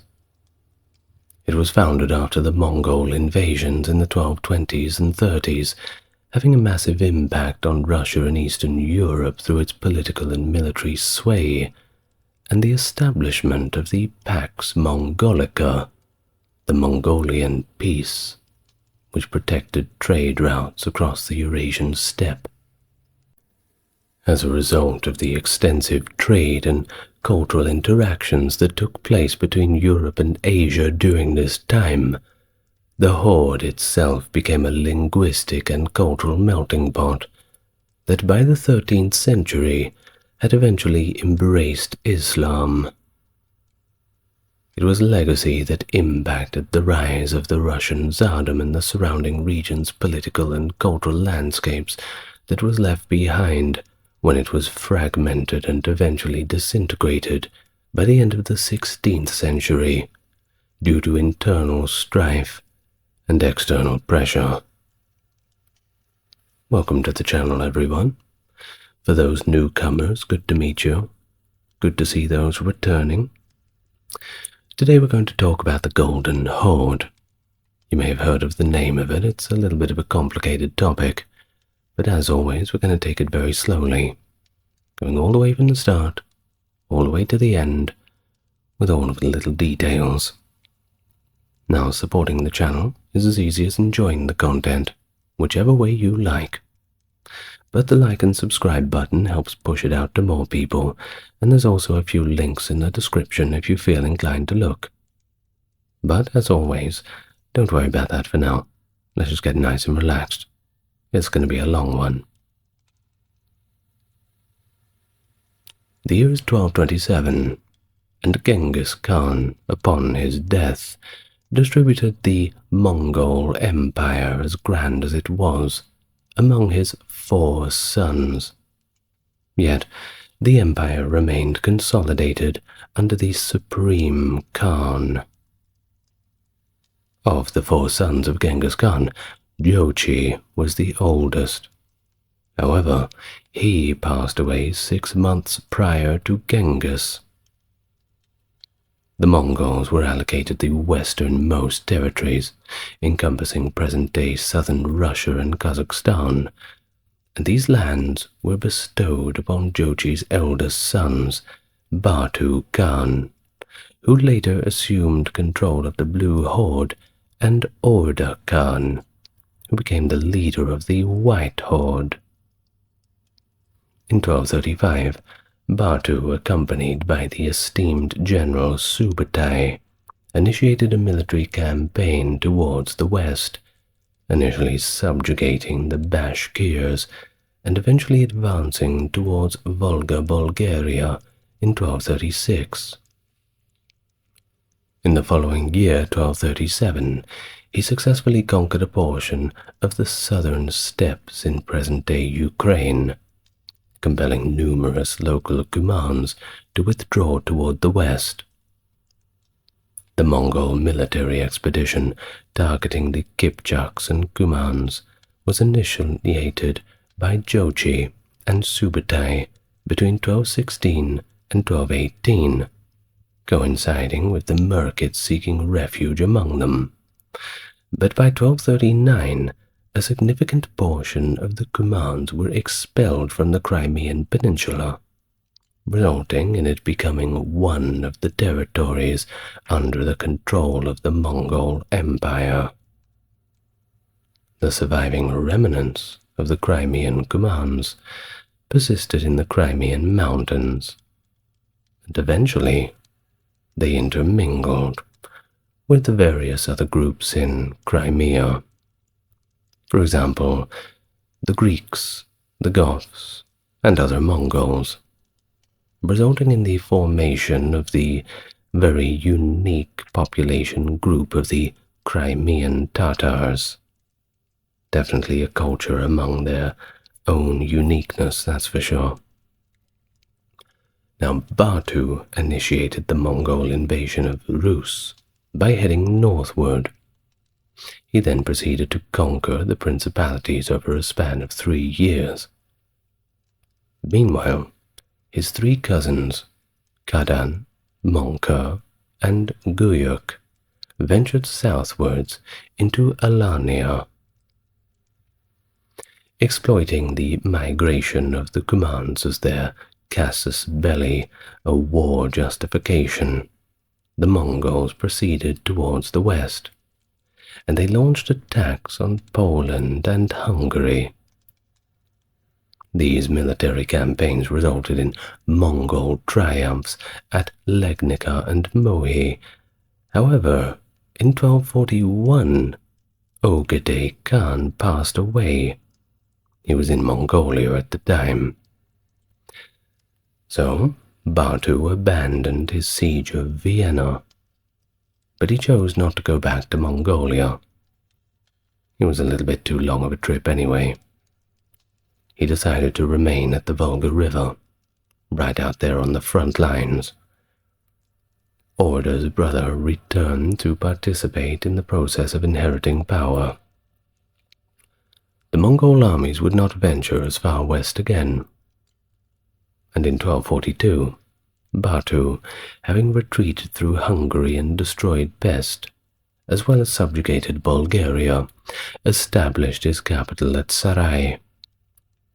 Sarai was a city located on the lower stretch of the Volga River, specifically on the site where the Khazar capital of Atil once stood. Prior to that, Shiban, the younger sibling of Batu and Orda, was granted his own vast territory east of the Ural Mountains, encompassing the rivers Ob and Irtish.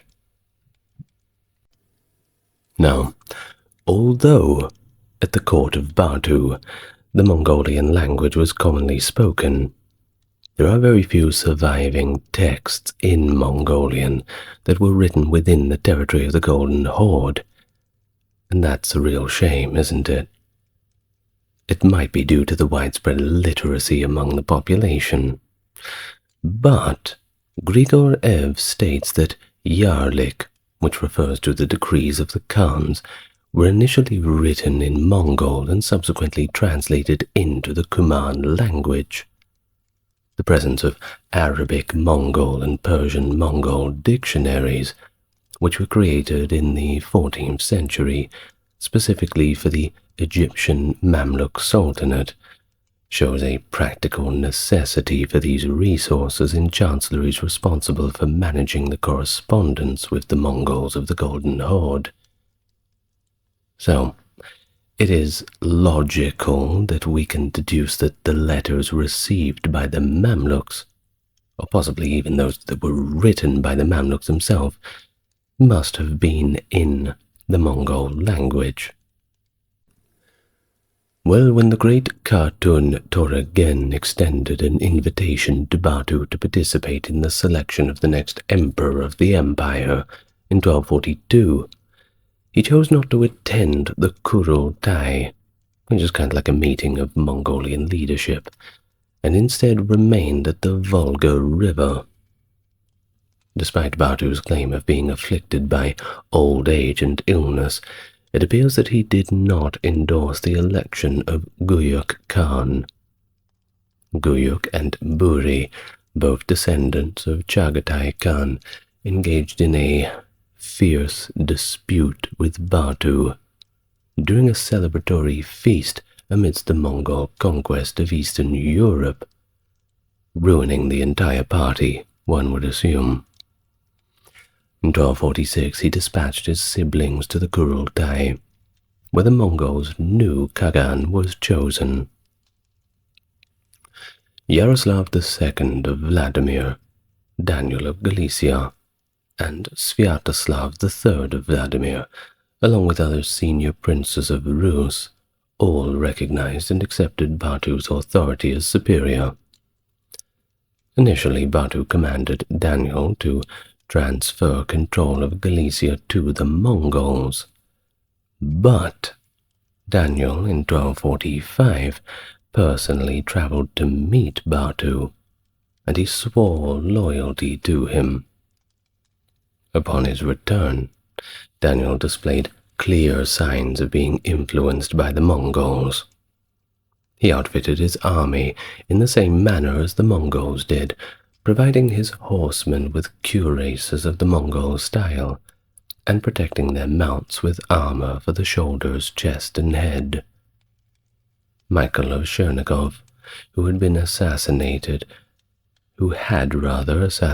a Mongol ambassador in 1240, declined to demonstrate submission, and he was put to death in 1246. Some tolerance, huh?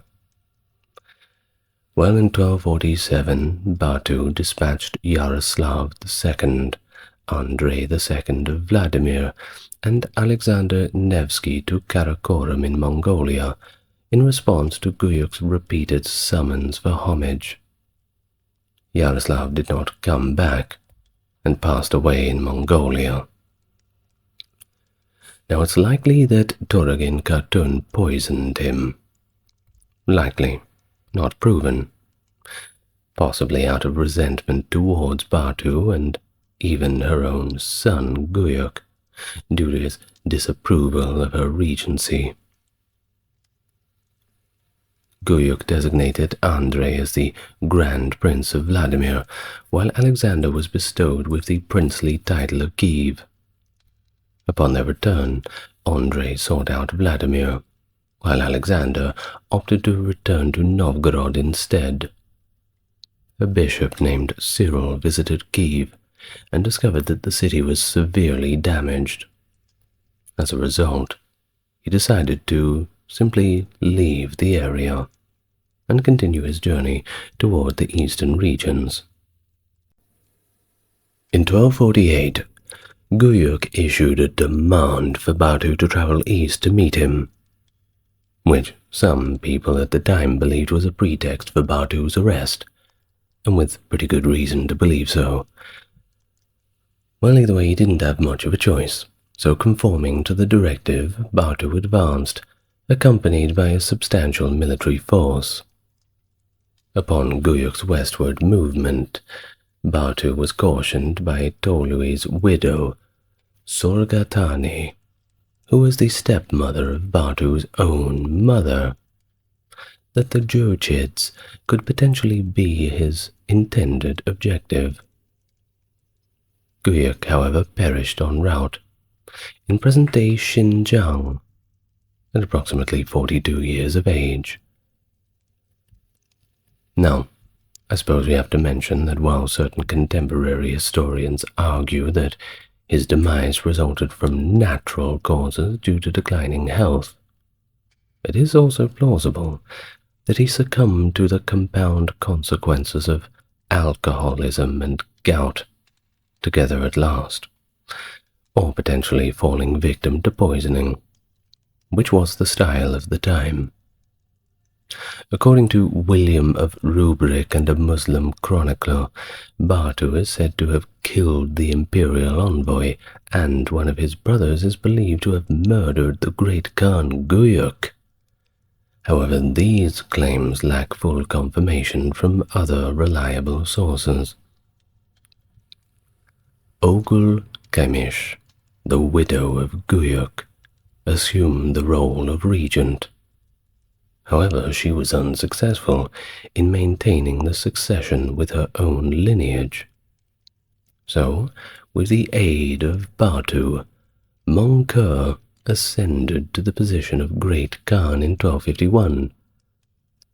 Upon uncovering a plot aimed at ousting him from power, Mongkur, the newly appointed Great Khan, initiated a systematic elimination of his adversaries. The estimated death toll of aristocrats, officials, and Mongol commanders varies. Some people put it at 77. Others say it's up to 300. I suppose we'll never really know, unless we find a giant pit of bones somewhere with very fancy clothes on them. Well, Batu's close relationship with Mongkur solidified his position as the most influential figure in the Mongol Empire, and it effectively guaranteed the cohesion of the realm. Batu, Mongkur, and other noble lineages jointly governed the region spanning from Afghanistan to Turkey. Batu granted Mongkur's census takers unrestricted access within his domain, regional censuses were conducted in the 1240s, encompassing the territories of Russia and Turkey. Between 1251 and 1259, Mongke carried out the initial comprehensive census of the Mongol Empire. The North China census was finished in 1252, but the counting of Novgorod in the far northwest was delayed until the winter of 1258–59. But an uprising also occurred in Novgorod in opposition to the Mongol census. However, Alexander Nevsky compelled the cities to comply with the census and the taxation. Thanks to Mongke's newly granted authority, Batu gained direct dominion over the princes of Rus. Nevertheless, Andrei II declined to immediately surrender to Batu, digging his heels in.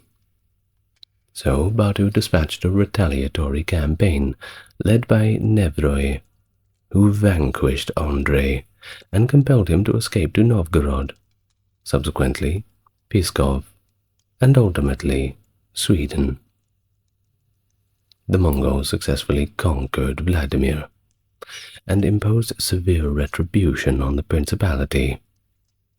The Livonian Knights ceased their progress towards Novgorod and Pskov, and due to his close relationship with Sartak Khan, the Christian son of Batu, Alexander was appointed as the Grand Prince of Vladimir by Batu in 1252. Now moving on to 1256, Batu was dead, and following his death, Mongke Khan appointed Sartak Khan as his successor. Immediately after his return from the court of the Great Khan in Mongolia, Sartak also passed away, and following his death, the infant Ulagchi assumed power with Borakchin Khatun serving as regent. The Khatun convened all the princes of Rus in Sarai to revalidate their patents. In 1256, Andrei journeyed to Sarai with the purpose of seeking forgiveness, and he was once again reinstated as the Grand Prince of Vladimir. Of course, it has to be said that when you conquer a place, you want the tax money, you want the military levies, but people are generally happier when they can somehow keep their own leaders. It tends to make you look a little bit more benevolent. It's what the Mongols and the Romans sometimes used to do. They would effectively leave those locals in power, albeit with the real power looking over their shoulder. Of course, maybe there's some parallels in our modern day. Who's really got the power? You know what I mean. Well, shortly after Ulagchi passed away, and Berke, the younger brother of Batu Khan, who at this time had actually embraced Islam, was crowned as the Khan of the Golden Horde in 1258. Well, back to the year 1256, Daniel of Galicia openly challenged the Mongols, and even expelled their soldiers from northern Podolia. In 1257, he successfully defended Ponizia and Volhynia against Mongol attacks led by Prince Kuremsa, and he also organized military campaigns to capture Kiev. In 1259, some years later, a Mongol army led by Borodai invaded Galicia and Volhynia and presented him with an ultimatum. Daniel was to immediately dismantle his fortifications or face an all-out assault on the towns. Well, the writing was on the wall. Daniel acquiesced and dismantled the city walls. In 1259, Berke initially initiated rather aggressive assaults on Lithuania and Poland, and insisted on the surrender of Bela IV, the Hungarian ruler, as well as the French King Louis IX in 1259 and 1260 respectively, and the Teutonic Order, those German knights, suffered significant losses as a result of his attack on Prussia in 1259 and 1260. It is likely that the Lithuanians were under the control of a ruling power in the 1260s, as there were reports that they were collaborating with the Mongols. In 1261, Berke also granted permission for the establishment of a church in Sarai. Well, 1259, Möngke Khan, dead. Another one bites the dust. Kublai and Arik Boke decided to start the Toluid Civil War. Now, Hulagu Khan of the Ilkhanate supported Kublai, but Berke supported Arik Boke. Berke used Arik Boke's name to mint coins, but militarily he was neutral. He freely accepted Kublai's enthronement after Arik Boke's defeat in 1264, and several White Horde elites joined Arik Boke's resistance. Jokid and Chagatai families were ordered to join Hulagu's Iran expedition by Möngke. Berke's persuasion may have forced his brother Batu to postpone Hulagu's operation, unaware that it would eliminate Jokid rules for years, and Hulagu's 1256–57 Middle East expedition included a large Jokid delegation from the Golden Horde under Batu or his first two successors.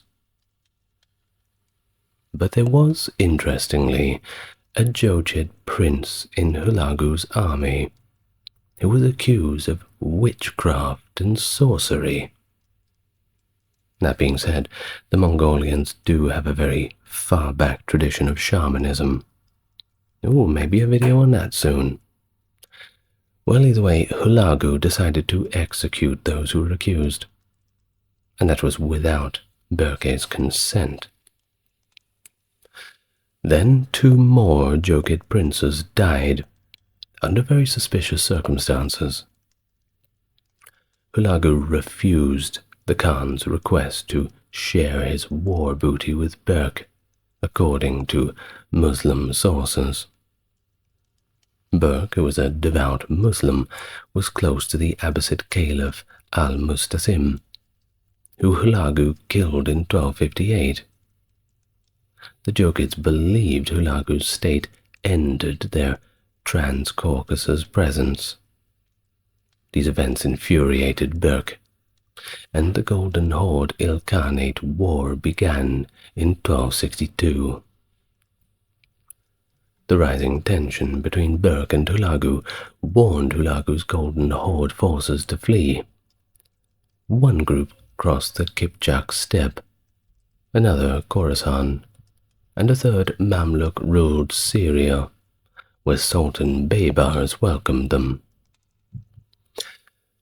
Hulagu severely punished the Iranian Golden Horde army, and Berke and Baybars allied with the Mamluks to attack Hulagu. The Golden Horde sent young Prince Nogai to invade the Ilkhanate, but Hulagu stopped him in 1262. The Ilkhanate army crossed the Terek River and captured an empty Jokid camp, but Nogai's forces surprised them and they were defeated. At this same battle, many tried to flee across the Terek River, which was frozen over, but not frozen enough. The ice broke, and many drowned. Berke was irritated by Suzdal's rebellion, which killed Mongol Darugachis and tax collectors. Thus, Berke planned a harsh expedition. He caved after Alexander Nevsky begged him, however, not to punish his people, and Vladimir Suzdal's cities paid a large indemnity. Money talks. Alexander, however, died returning to Gorodets on the Volga. From that day on, people adored him as the son of Suzdal. Now, the younger brother of former Seljuk Sultan Keikaus II appealed to Berk after his arrest in the Byzantine Empire. The Egyptian envoy was also detained. Of course, they weren't going to stand for all this. So they got together with Bulgaria, who at the time was Berk's vassal, and they helped Nogai invade the empire in 1265, as if the Byzantines weren't having a hard enough time already. Oh, just wait another 200 years, it gets worse. Now, the Mongol-Bulgarian army reached Constantinople the following year, and Nogai forced Michael VIII Palaiologos to release Keikaus and pay tribute to the Horde. Berk gave Keikaus Crimea as an appanage and married a Mongol princess. Berk died in Tiflis the following year, after Hulagu died in February 1265, forcing his troops to retreat. Now, on to Arik Boke, who had appointed Chagatai's grandson Algu as Central Asia's Chagatai Khan. He conquered Samarkand and Bukhara, substantial territories, then destroyed Khorazam's Golden Horde appanages after Bukhara's Muslim elites and Jokid retainers pledged loyalty to Berke. Algu charged Berke with purging his family in 1252 and demanded Hulagu attack the Golden Horde. He and Hulagu killed all Golden Horde retainers and enslaved their families in Bukhara, sparing only the men of Kublai's army. Algu then conquered Otrar and Khorazm, after Berk pledged allegiance to Kublai. Berk then lost Transaxania, but the left bank of Khorazm was retaken. You give a little, you get a little. Well, he wasn't around to enjoy it for too long.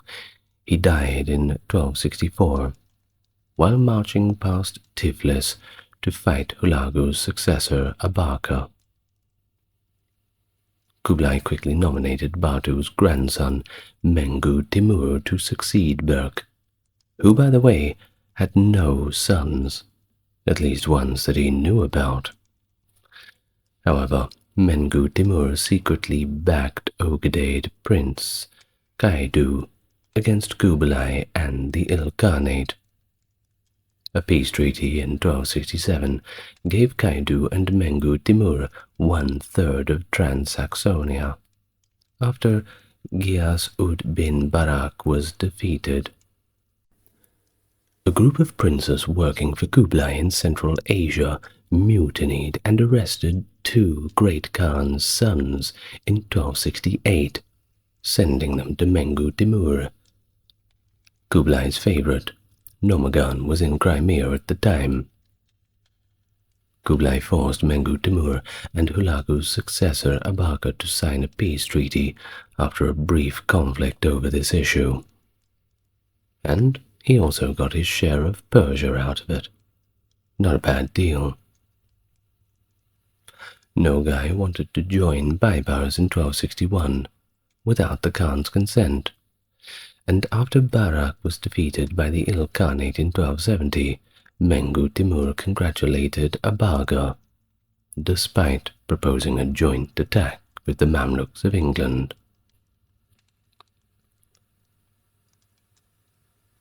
Now, Mengu Timur attacked the Alans north of the Caucasus in 1277.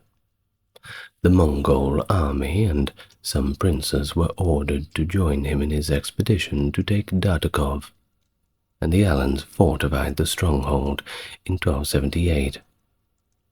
After his Ossetian expedition, Mengu Timur focused on the Byzantine Empire and Egypt in an attempt to weaken Nogai. After Constantine of Bulgaria died in the same year, 1277, Michael VIII and Nogai supported different candidates to the throne, which certainly strained relations.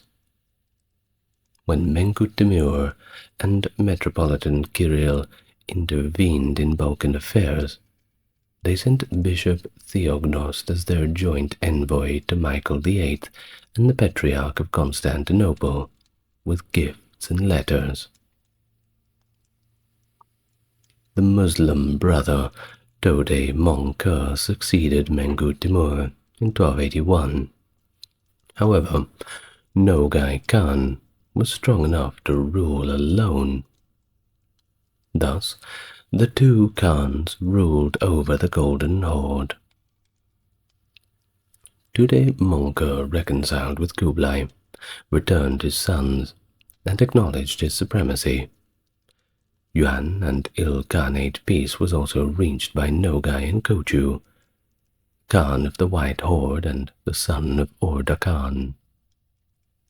Tode Monker wrote to the Mamluks proposing to fight the Ilkhanate, their common enemy, and this suggests that he was interested in Ilkhan-ruled Azerbaijan and Georgia. Thus, Nogai raided Bulgaria and Lithuania in the 1270s. He stopped Michael Anson II in Drastar in 1279, executed Ivailo in 1280, and exiled George Terter I to the Byzantine Empire in 1292, a long and bloody campaign for sure. During the Mongol invasions of Bulgaria after switching friendships in 1284, Sachi was ruled by Khan, whose coins were struck. We have quite a few of them. Nogai made Smilets Bulgarian emperor, a more favorable ally to the Mongol cause. Now, in terms of the height of Mongol rule in Bulgaria, this was certainly under the reign of Smilet. Very, very one-sided. A yes-man, that's for sure. Well, after his expulsion of local boyars in 1295, the Mongols launched another invasion to safeguard their protege. And in 1287, Nogai forced the Serbian king Stefan Milutin to accept Mongol rule, and took his son Stefan Dekanski as a hostage just to make sure that the agreement went through as promised. Well, it did. Vlachs, Slavs, Alans, and Turco-Mongols lived in Moldavia under his rule, one big, happy family. Nogai's influence in the Golden Horde also grew. He supported princes like Dmitri of Pereslav, who refused to visit Tode Monker in Sarai, while his brother Andrei of Gorodets sought his help. Nogai promised to help Dmitri win the Grand Princely throne. After hearing this, Andrei gave up Vladimir and Novgorod and returned to Gorodets. He took Vladimir from Dmitri with Tode Monker's Mongol troops, and the Mongol troops from Nogai helped Dmitri retake his holdings eventually, and then he expelled Andrei's Borogin prince-led Mongol army from Vladimir in 1285, the constant yo-yoing of the region. Mengu Timur at this time, in 1283, became a devout Muslim and decided to leave politics altogether, in a kind of midlife crisis sort of situation. In fact, rumors had spread that the Khan was mentally ill, and only cared to talk with clerics and sheikhs. Well, at the same time, Nogai and Talabuga invaded Hungary in 1285. Nogai conquering Slovakia, but Talabuga stalled north of the Carpathians. Talabuga's soldiers sacked Galicia and Volhynia in their anger, then ravaging Poland in 1286.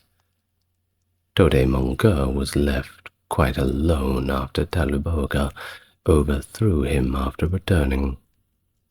In 1288 and 1290, Talabuga's army failed to invade the Ilkhanate.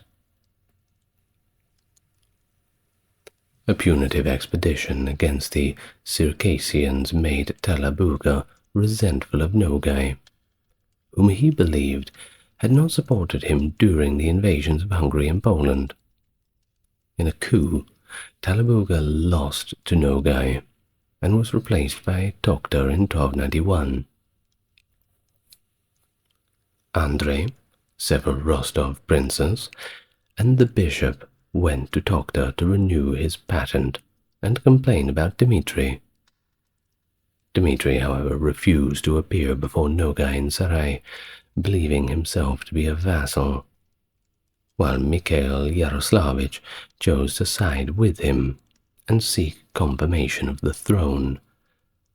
The Toktar court, however, did not see Daniel Nevsky, Alexander's youngest son. Two Russian princely factions emerged after this Golden Horde split.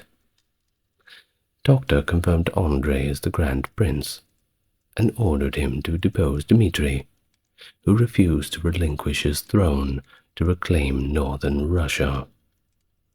The stubborn subjects were then punished by Toktar's brother Dudan's expedition, which sacked Vladimir and Moscow in 1293, forcing Dmitri to abdicate in shame.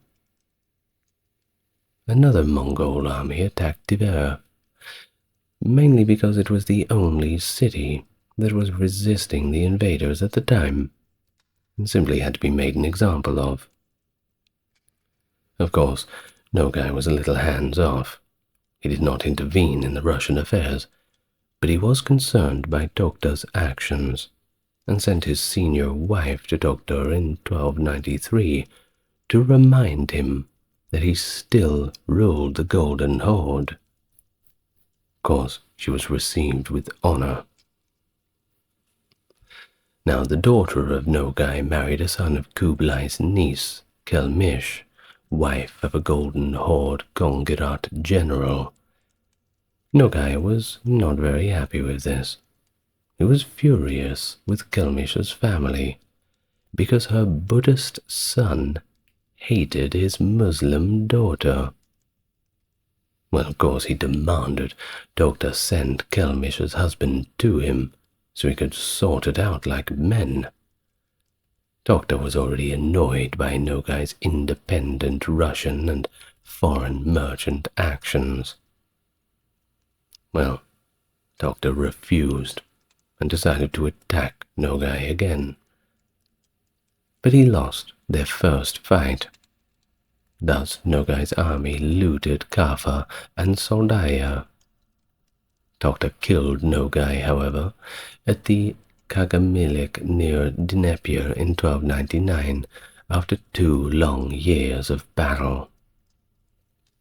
He had his son station troops in Sakji along the Danube to the Iron Gate, and Nogai's son Jarka fled to the Alans, and then on to Bulgaria, where he briefly ruled as emperor, before, like so many others, being assassinated by one Theodore Svetoslav, ordered specifically by Toktar. Well, following the death of Mengu Timur, the Golden Horde rulers withdrew their support from Kaidu, the head of the House of Ogedei. Kaidu attempted to retain power in the Golden Horde by supporting his own candidate, Kobeleg, against Bayan, Khan of the White Horde.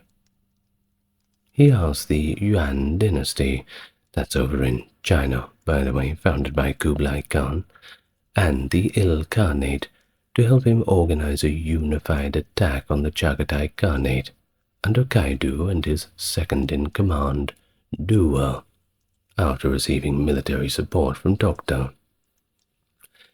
However, the Yuan court was not as excited about this idea, and fobbed them off for various reasons, ultimately telling them that at this time they could not provide immediate military aid.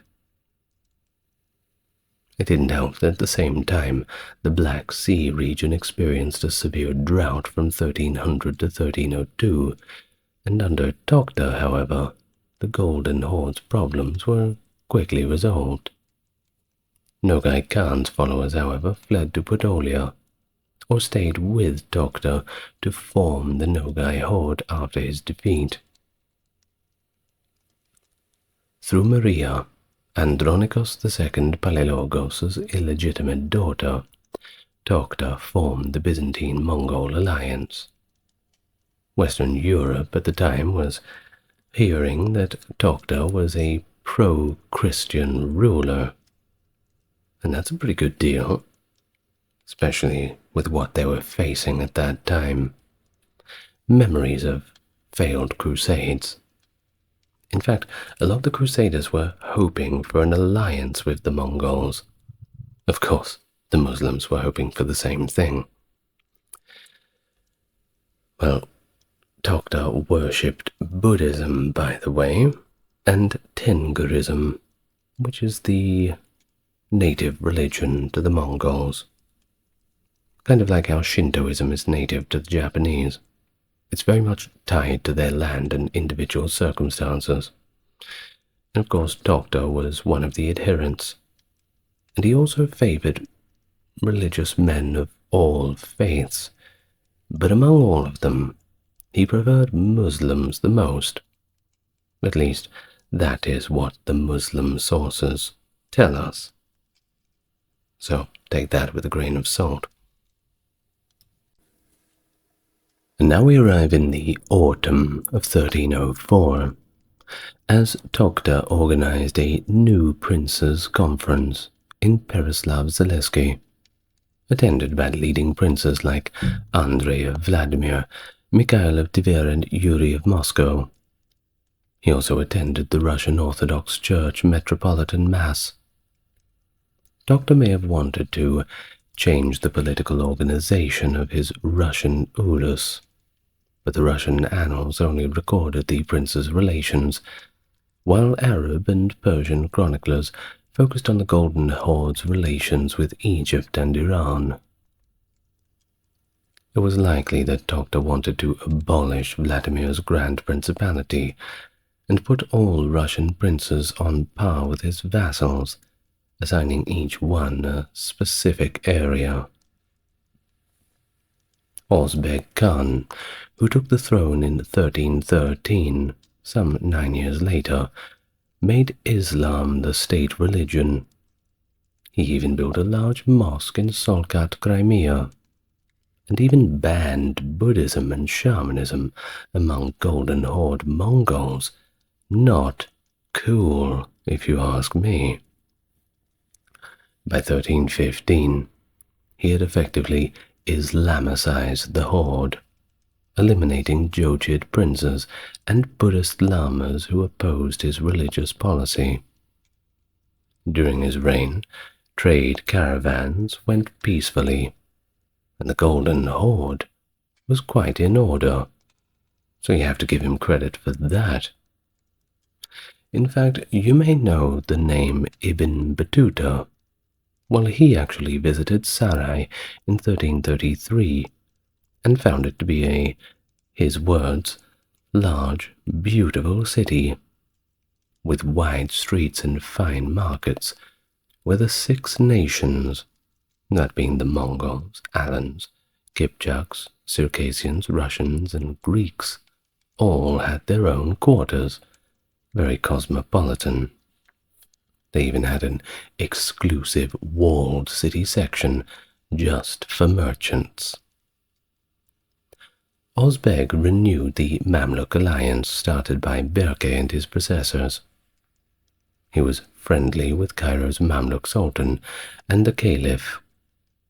Jokid Princess Tulun Bey married the Egyptian Sultan al-Nasir Muhammad in 1320, and after their divorce in 1327, she married one of al-Nasir Muhammad's commanders. After learning of this divorce in 1334 to 35, Ozbeg sent an angry message. There was somebody they forgot to ask. Well, Tulanbay lived until 1340, but al-Nasir Muhammad showed his ambassadors fake legal documents to prove that she had died. Certainly takes the heat off. You don't want too many people with eyes on you. Best to just be left alone in that situation. Well, Abu Sa'id's Golden Horde invaded the Ilkhanate in 1318 to 35, and in 1326 Ozbeg resumed friendly relations with the Yuan dynasty over in China, and he even began paying tributes and sending a few little gifts. After all, he was on the west end of the Silk Road. Well, back to 1319, when Ozbeg's army of over, reportedly 300,000, raided Thrace to support Bulgaria's war against Byzantium and Serbia. The Golden Horde raided the Byzantine Empire under Andronicus II Palaiologos and Andronicus III between 1320 and 41, and they even occupied Bikina Makaria. Well, after marrying Andronicus III's illegitimate daughter, Bailan, Ozbeg established more friendly relations with the Byzantine Empire, for a short time at least, but he never returned. Now, in 1316, Grand Prince Mikhail Yaroslavich defeated the party in Novgorod with Ozbeg's help. As Mikhail asserted his authority, his rival, Yuri of Moscow, wooed Ozbeg, appointing him as Grand Prince and marrying his sister Konchak. Yuri was defeated by Mikhail after ravaging Tiver's village, and his new wife and Mongol general Kaukati were also captured. Now, comparing him to Tokhta, Ozbeg's approach to Russian affairs was, well, let's say it's less constructive, aiming to prevent a unified state and maintain balance between princes, particularly between Tver and Moscow. The Tver uprising of 1327 led Ozbeg to support Moscow as the leading Russian state. Thus he limited Moscow's power by patenting the Grand Princely title to Alexander of Suzdal, and Ivan I was appointed as Grand Prince 4 years later after Alexander's death. This positive relationship led to the Moscow region prospering and experiencing rapid population growth. But once again, all with the Khanate leering over their shoulders. Now, after the Mongols weakened Galicia and Volhynia, the Lithuanian Grand Dukes built a strong army and administration, united the Lithuanian and Belarusian provinces under their rule. After Yuri's death in 1308, Gediminas of Lithuania took Kiev and made his brother Fedor prince, but the principality continued to pay tribute to the Khan. Ozbeg intervened to stop Poland and Lithuania from pursuing their plans after Yuri II married a daughter of Gediminas, and possibly gifted her to a son of the family.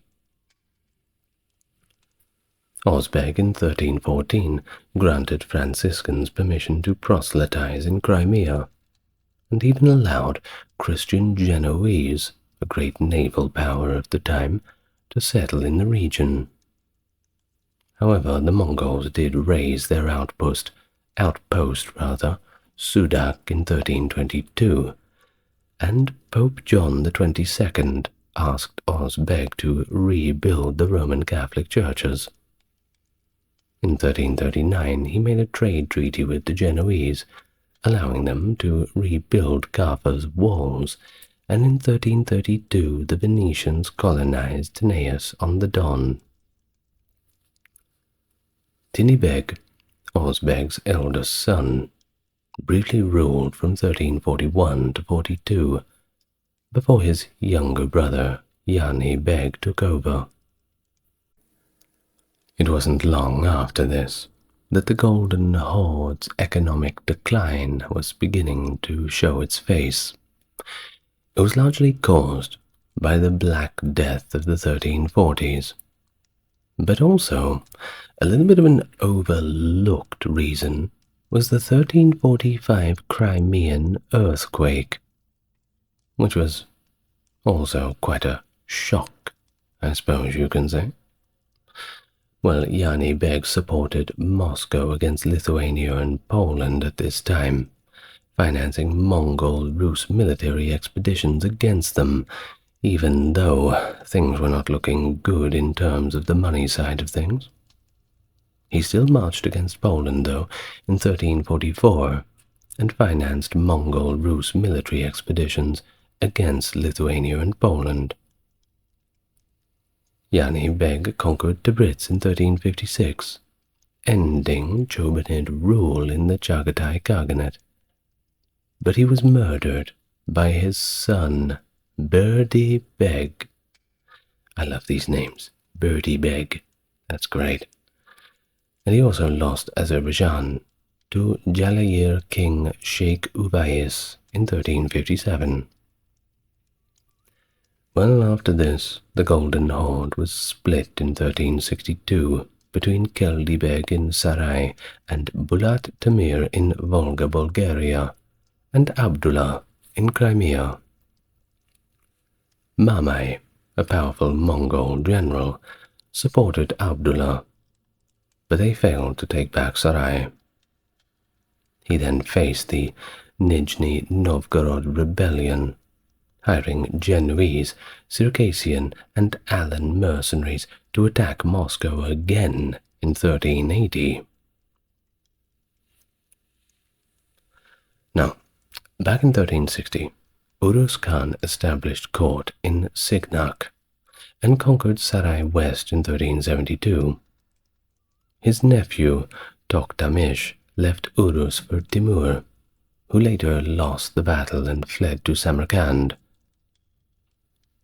Toktamish then took Sarai in 1378, and by the 1380s, the Shabanids and Kashan tried to overthrow the Khan.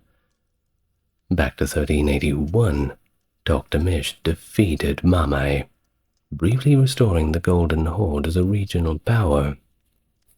However, after Mamai fled, the Genoese found him and killed him.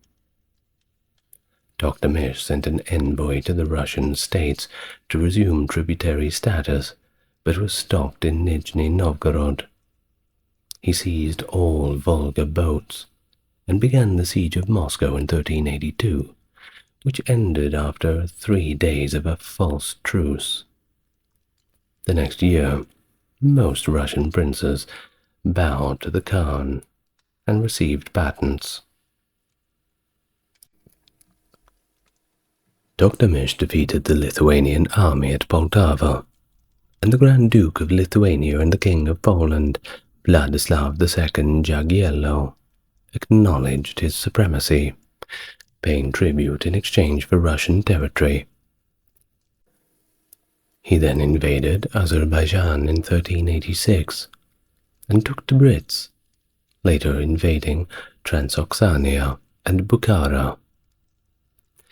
Timur defeated Toktamish's army at Sirdaria in 1389, and in 1394 destroyed Shirvan. He then appointed Korejak sovereign of the White Horde, Timur Kutluk Khan of Sarai, and Edgu as co-ruler. Toktamish fled to Lithuania and proposed suzerainty over the Russian lands in exchange for help retaking the Golden Horde. The Khanate of Seville was ruled by a dynasty that originated with Taibuga in 1405. After the death of Uzbek Khan, Udul Kakir Khan in 1428, that Khanate split in two, with Shaibanid Ibak Khan and Taibugig Muhammad at the fortress of Sibir. In 1419, the Golden Horde had functionally ceased to exist, with Ulugh Muhammad as Khan of whatever remained. His authority was, however, limited to the lower banks of the Volga, where Totkamish's other son, Kepek, also reigned. The Grand Duchy of Lithuania replaced the Golden Horde's influence in Eastern Europe.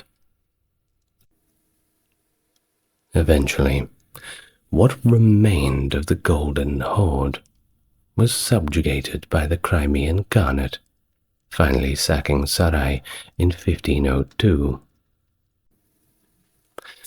Well, the last Khan of the Horde, Sheikh Ahmed, didn't die in some glorious battle. No last stand with a body full of barbed arrows and wounds. No, he died in a dirty old prison in Kaunas after 1504. Yeah, not the climactic end that you were expecting. But sometimes that's just how it goes. Richard I, also known as Richard the Lionheart, was a formidable figure in medieval European history, renowned for his prowess and leadership on the battlefield. Richard ascended to the throne in England in 1189, ruling until his death in 1199. His lineage traced back to Henry II of England and Eleanor of Aquitaine, and though initially an unlikely heir, Richard emerged as a dominant force in European politics. From a young age, Richard exhibited military acumen, taking command of his own army by the age of 16 and quelling rebellions against his father. However, his most notable exploits came during the Third Crusade, where he played a crucial role as a commander of the Christian forces. Hello everyone and welcome to the channel. If you're new here, it's good to see you. And if you're coming back, it's good to see you again. If you'd like to support the channel and everything I do here on YouTube, go and have a look at the Patreon, where all the videos are ad-free. Also, like, subscribe and comment below if you're enjoying this style of content. Now without further ado, let's begin our topic for today's video. Richard the Lionheart.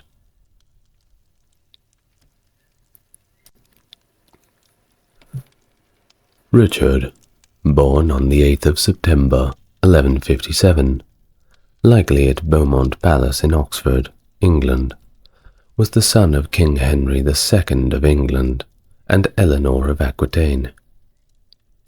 He grew up alongside siblings William, Henry the young king, and Matilda, with William passing away before Richard's birth.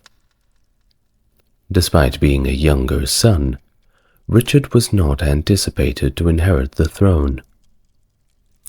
He had 4 additional siblings from his parents, and 2 half-sisters from Eleanor's prior marriage to King Louis VII of France.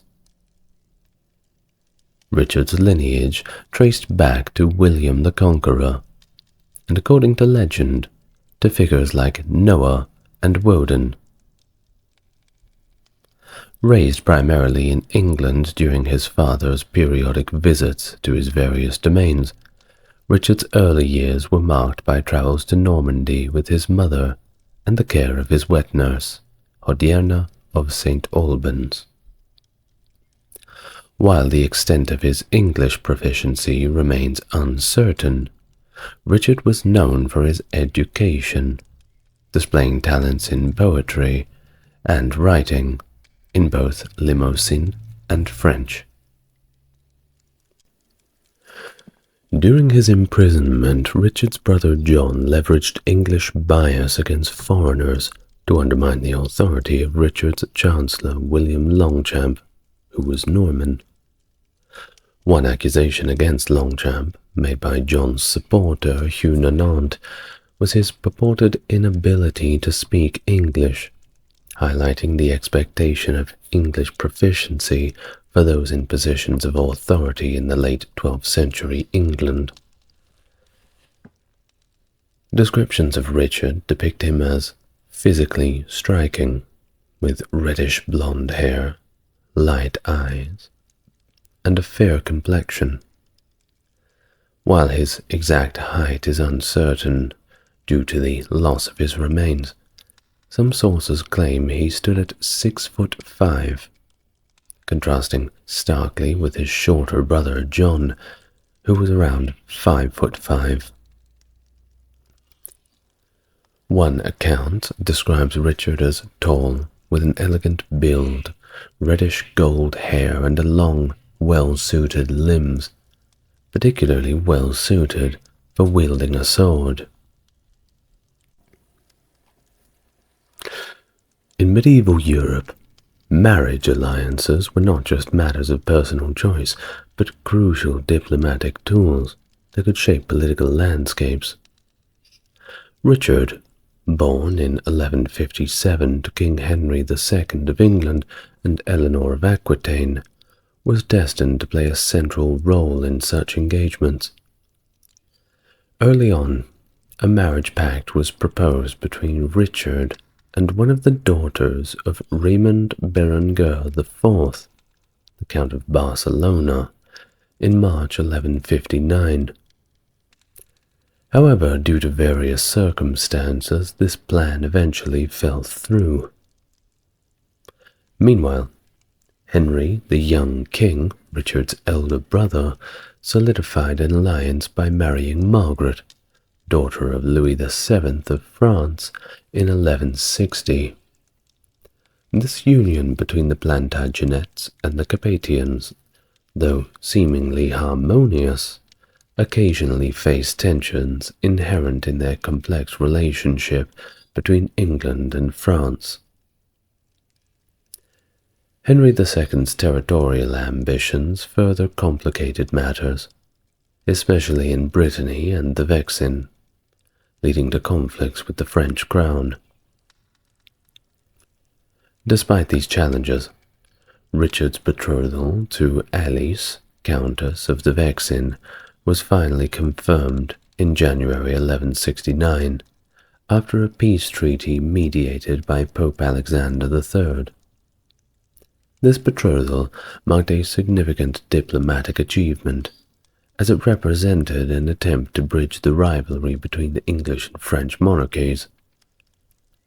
Henry II, envisioning a division of his vast territories, planned for Richard to inherit Aquitaine and Poitiers from his mother, Eleanor, thereby securing his position as a powerful vassal in southwest of France. Henry II's illness in 1170 prompted the formal implementation of his territorial division plan.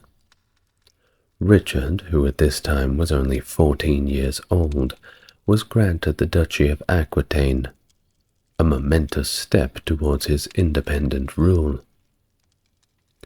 Together with his mother, Eleanor, Richard embarked on a tour of Aquitaine in 1171, aiming to assert his authority and win over the local populace.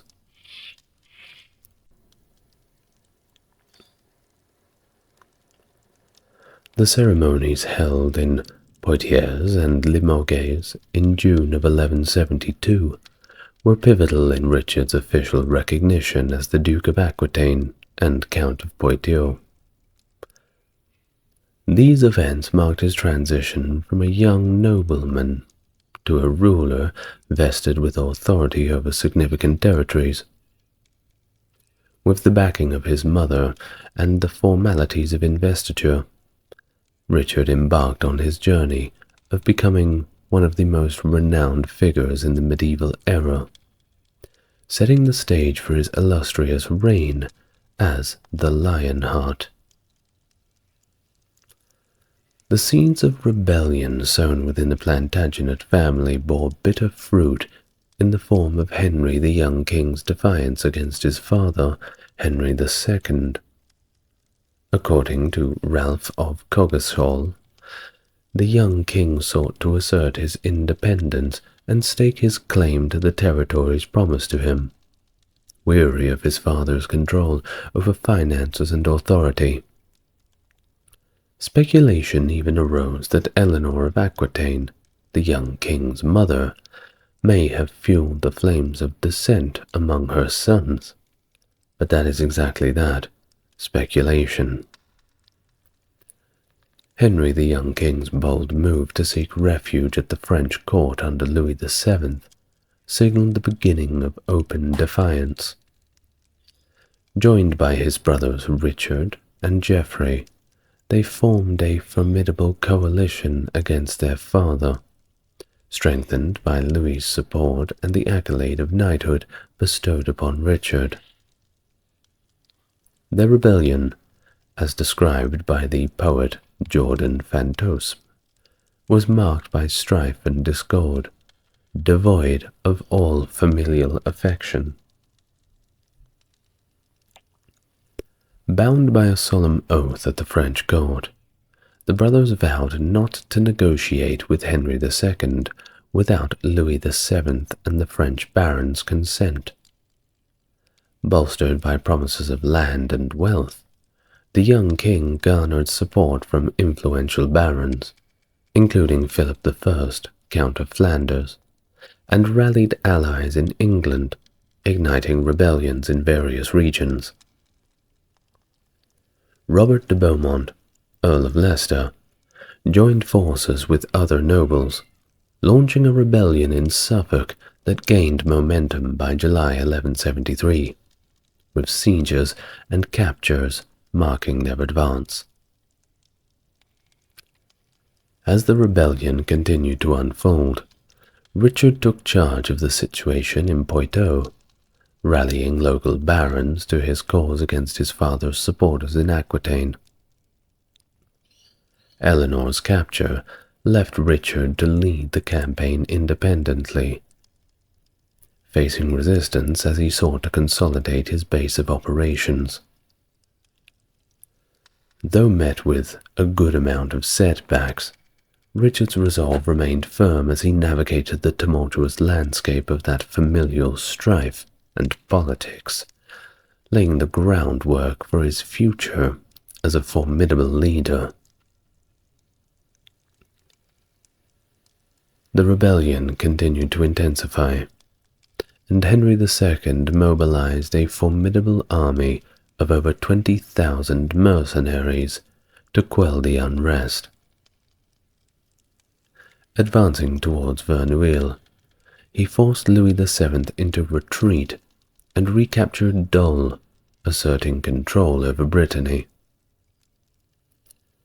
Despite the military presence, Henry III extended an olive branch to his sons, offering peace, but the Council of Louis led to its rejection. In a swift turn of events, Henry's forces seized Saintes by surprise, capturing much of its garrison, while Richard narrowly escaped, seeking refuge in Château de Taillebout. Meanwhile, Henry the young king and the Count of Flanders prepared to support the rebellion in England. However, their plans were thwarted as Henry II swiftly returned with a contingent of soldiers, accompanied by his prisoners, including Eleanor and his sons' wives and fiancées. Yet upon his arrival, Henry discovered that the rebellion had already crumbled, with key figures like William of Scotland and Hugh Bigod already captured. Subsequently, Henry returned to France, lifting the siege of Rouen, where Louis VII and the young king had converged after abandoning their English invasion plans. The ensuing defeat led to the signing of the Treaty of Mont-Louis in the September of 1174. With the truce excluding Richard, he found himself to be isolated and vulnerable. In a dramatic plea for forgiveness, Richard sought reconciliation with his father, reportedly shedding tears and falling at Henry's feet. Moved by his son's display of contrition, Henry extended the peace, marking the beginning of a reconciliation process that would also involve Richard's brothers. However, the terms offered to the brothers were less favorable than earlier proposals, with Richard granted limited control over castles in Poitou and Aquitaine. Eleanor, held as a captive, remained a political pawn in Henry II's political maneuvers, ensuring Richard's compliance with the terms of reconciliation. Following the resolution of the conflict, efforts to restore order in the rebellious territories commenced. Henry undertook the pacification of Anjou, while Geoffrey focused on Brittany. In January of 1175, Richard was dispatched to Aquitaine to quell dissent among the barons who had rallied to his cause. The Chronicle of Roger Howden provides insight into Richard's activities during this period, detailing his endeavors to restore control over the region. According to Howden, Richard's directives included the restoration of most rebel-held castles to their pre-war condition, albeit within a tight deadline, with some structures rather slated for destruction. The task proved to be arduous, given the proliferation of stone castles and the extensive fortification that was undertaken by the barons. One notable engagement during Richard's campaign was the 2-month siege of Castillon-sur-Agen. Despite the fortress's formidable reputation, Richard's determined leadership and siege engines eventually compelled the defenders to surrender. It was during this campaign that Richard earned the epithet the Lion, or the Lionheart, for his courageous and indomitable demeanor. References to Richard as our Lion appear as early as 1187, while the moniker Lionheart is first documented in Ambroise l'Histoire de la Guerre Sainte, and once again, sorry about my French pronunciation, in 1191, during the campaign in Acre, later in the Crusades era. Also, you might hear the French expression Coeur de Lion. Richard de Coeur de Lion just means Richard the Lionheart, but I'll try and keep it in English as much as I can. Now, amidst these military exploits, tensions simmered within the royal family.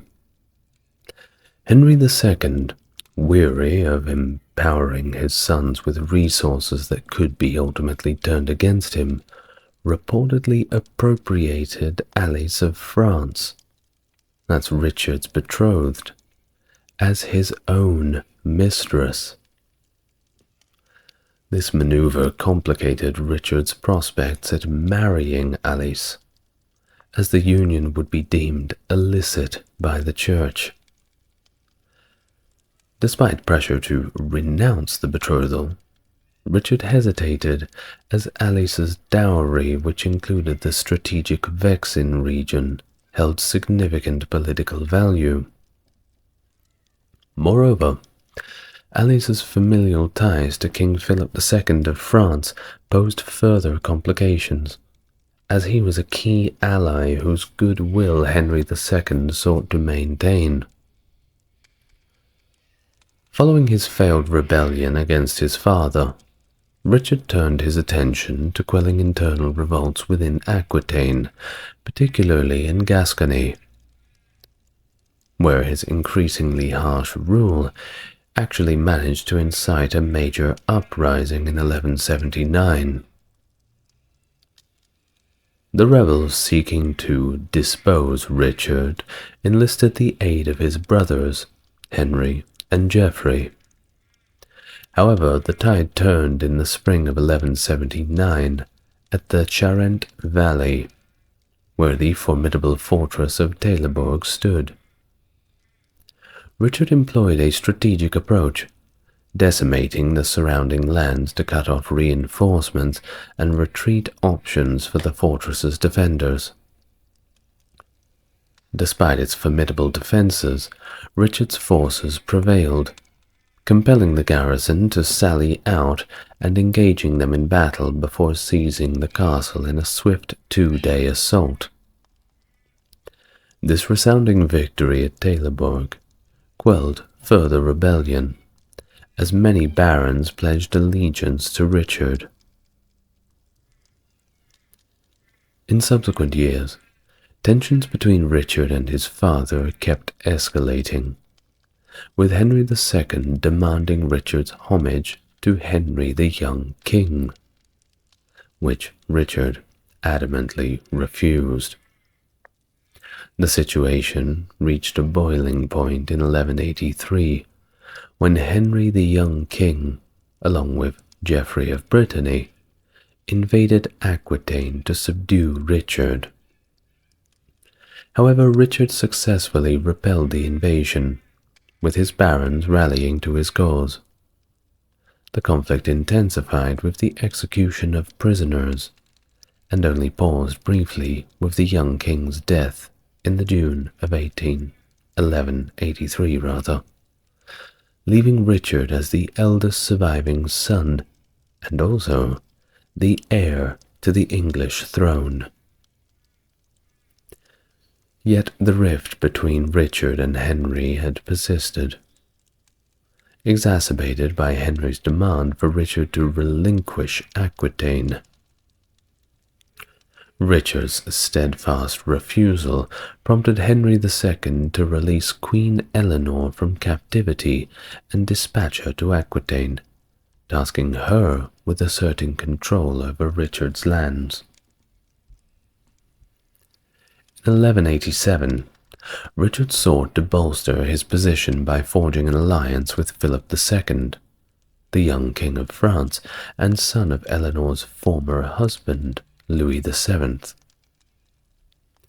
Roger of Howden's chronicle depicts Richard's audacious move to secure his castles in Poitou and defy his father's authority, effectively setting the stage for further confrontations between the father and son. Howden's focus on the political dynamics between Richard and Philip sheds light on their strategic alliance, which was instrumental in shaping the events leading to Richard's ascension. In response to the escalating tensions with his father and the looming threat posed by Henry's forces, Richard took decisive action by joining Philip in taking the cross at Tours, indicating their commitment to the Crusades. In exchange for Philip's support against Henry, Richard paid homage to him in November 1188. Their combined forces achieved a significant victory over Henry's army at Balance on the 4th of July, 1189, prompting Henry to acknowledge Richard as his heir apparent. Just 2 days later, Henry's death in Chinon paved the way for Richard to ascend to the English throne, as well as inherit the titles of the Duke of Normandy and Count of Anjou. Although Roger of Howden's account of Henry's death bleeding in Richard's presence remains unverified, it underscores the political intrigue surrounding Richard's rise to power. Richard I's investiture as Duke of Normandy on the 20th of July, 1189, marked a significant step in his ascent to power, culminating in his coronation as king at Westminster Abbey on the 3rd of September, 1189. However, this momentous occasion was marred by violence and persecution against the Jewish community. Despite tradition barring Jews from investiture culture, some Jewish leaders ventured to present gifts to the new king, only to face rather brutal mistreatment at the hands of Richard's courtiers, as recounted by Ralph of Diceto.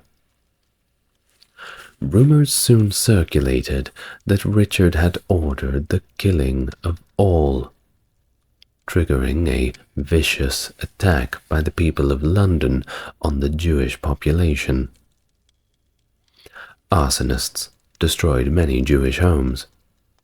Several Jews were forcibly converted, and there were also many tragedies of casualties in the mix of all of this. Roger of Howden attributes the violence to jealousy and bigotry among the citizens, with Richard punishing the perpetrators and even allowing forcibly converted Jew to return to Judaism.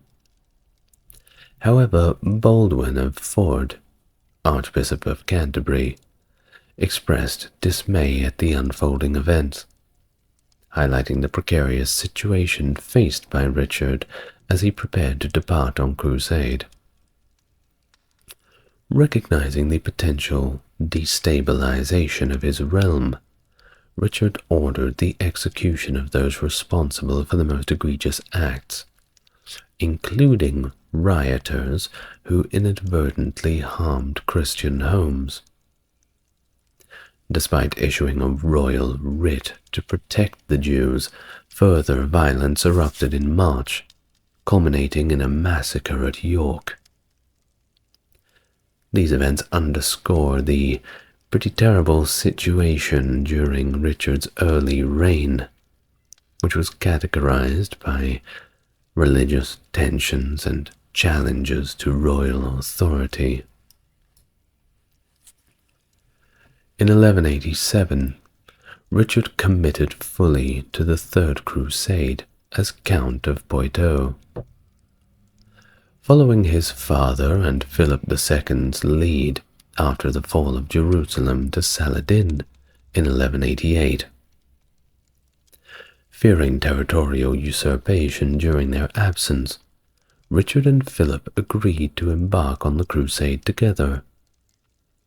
Richard, seeking redemption for his past deeds, raised funds for his crusader army by depleting his father's treasury, imposing taxes, and granting positions and privileges for exorbitant fees. Notably, he freed William I of Scotland from his oath of subservience in exchange for a hefty sum. Finalizing agreements on the continent, he appointed various officials to oversee his domains and left regions to manage affairs in his absence. Troubadours like Bertrand de Born criticized Richard's delay in departing for the crusade. Meanwhile, Richard's brother John began scheming against William Longchamp, one of the appointed regents. In pursuit of funds, Richard was reputed to have made a rather interesting remark. Apparently he had quipped, "I would have sold London if I could have found a buyer." In September 1190, Richard and Philip arrived in Sicily, where they encountered political turmoil following the death of King William II. Tancred had seized power, imprisoning Richard's sister, Queen Joan, and withholding her inheritance. Richard demanded her release and restitution, which was granted, partially. However, the unrest continued to persist, leading to a revolt in Messina in October of the same year. Richard intervened, capturing the city and establishing it as his base, leading to a good amount of friction with Philip. After prolonged negotiations, a treaty was signed in March 1191, securing compensation for Joan and confirming Arthur of Brittany as Richard's heir. Despite the initial tensions, Richard and Philip made a full reconciliation, with Richard ending his betrothal to Philip's sister Alice. Before departing for the Holy Land, Richard met with Joachim of Fiore, who shared a prophecy from the Book of Revelation with him. The prophecy was rather motivating, and sent Richard along his way. In April 1191, Richard embarked from Messina for Acre with 17,000 troops. But he didn't get far. A storm scattered his fleet. His sister, Joan, and fiancé, Berengaria of Navarre, along with other ships, was stranded on Cyprus, which at the time was ruled by Isaac Komnenos. Upon arriving in Lemessos in the 1st of May, Richard demanded their release, but Isaac refused. Richard's forces then took Lemnos, and various Holy Land princes, including Guy of Lusignan, pledged support in exchange for backing Guy against Conrad of Montferrat. Local magnates then began to desert Isaac, who initially sought peace, but later attempted escape. By June 1st, Richard's troops, led by Guy de Lusignan, conquered the island fully. Isaac surrendered, and Richard named governors, eventually selling Cyprus to the Templars' master, Robert de Sable, before departing for Acre on the 5th of June. The swift capture of Cyprus secured a vital maritime route to the Holy Land and bolstered Richard's reputation and coffers, while the island maintained a Christian stronghold until the Ottoman conquest of 1570. Before departing Cyprus for the Crusade, Richard married Berengaria, daughter of King Sancho VI of Navarre, whom he had grown close to at the Navarrese tournament. The lavish wedding took place on the 12th of May, 1191, in Lemessos' Chapel of St. George, attended by Richard's sister Joan. Despite being betrothed to Alice, Richard pursued the match to secure Navarre as a fief and align with Eleanor's interests, as Navarre bordered Aquitaine. Richard and Berengaria briefly joined the Crusade together, before returning separately. Berengaria faced challenges on her journey home, and did not reach England until after Richard's death. Although Richard expressed some remorse for his past behavior after his release from German captivity, he and Berengaria remained estranged, and their marriage remained childless. Richard arrived at Acre on June 8, 1191, and supported Guy of Lusignan's claim to the kingship of Jerusalem. despite Guy's wife Sibylla's death during the previous year's siege of Acre. Conrad of Montferrat, Sibylla's half-sister, Isabella's second husband, contested Guy's claim and was backed by Philip of France and Leopold V, Duke of Austria. Richard also allied with Humphrey IV of Toron, Isabella's first husband. Despite suffering from a serious illness similar to scurvy, Richard aided in the capture of Acre. He quarreled with Leopold over the deposition of Isaac Komnenos and raised banners, resulting in Leopold's departure from the Crusade, followed by Philip's departure due to health issues and disputes with Richard. Richard kept Muslim prisoners as hostages, but feared being trapped in Acre, so he ordered their execution. He then defeated Saladin's forces at the Battle of Arsuf and advanced towards Jerusalem, reaching Beit Nuba before deciding to retreat due to bad weather and other strategic concerns. Negotiations with Saladin were unsuccessful. Then Richard refortified Ascalon in early 1192. Following an election, Richard reluctantly accepted Conrad of Montferrat as king of Jerusalem and sold Cyprus to his protégé, Guy. However, Conrad was assassinated by the assassins before his coronation. Richard's nephew, Henry II of Champagne, then married Conrad's widow, Isabella, who at this time was pregnant with Conrad's child. Although the murder remained unsolved, many suspected Richard's involvement. In the June of 1192, the Crusader army approached Jerusalem, but it was divided on strategy. Richard and the majority advocated for attacking Egypt to weaken Saladin, while Hugh III, Duke of Burgundy, insisted on a direct assault on Jerusalem. This disagreement led to a retreat to the coast, as the army lacked a unified command.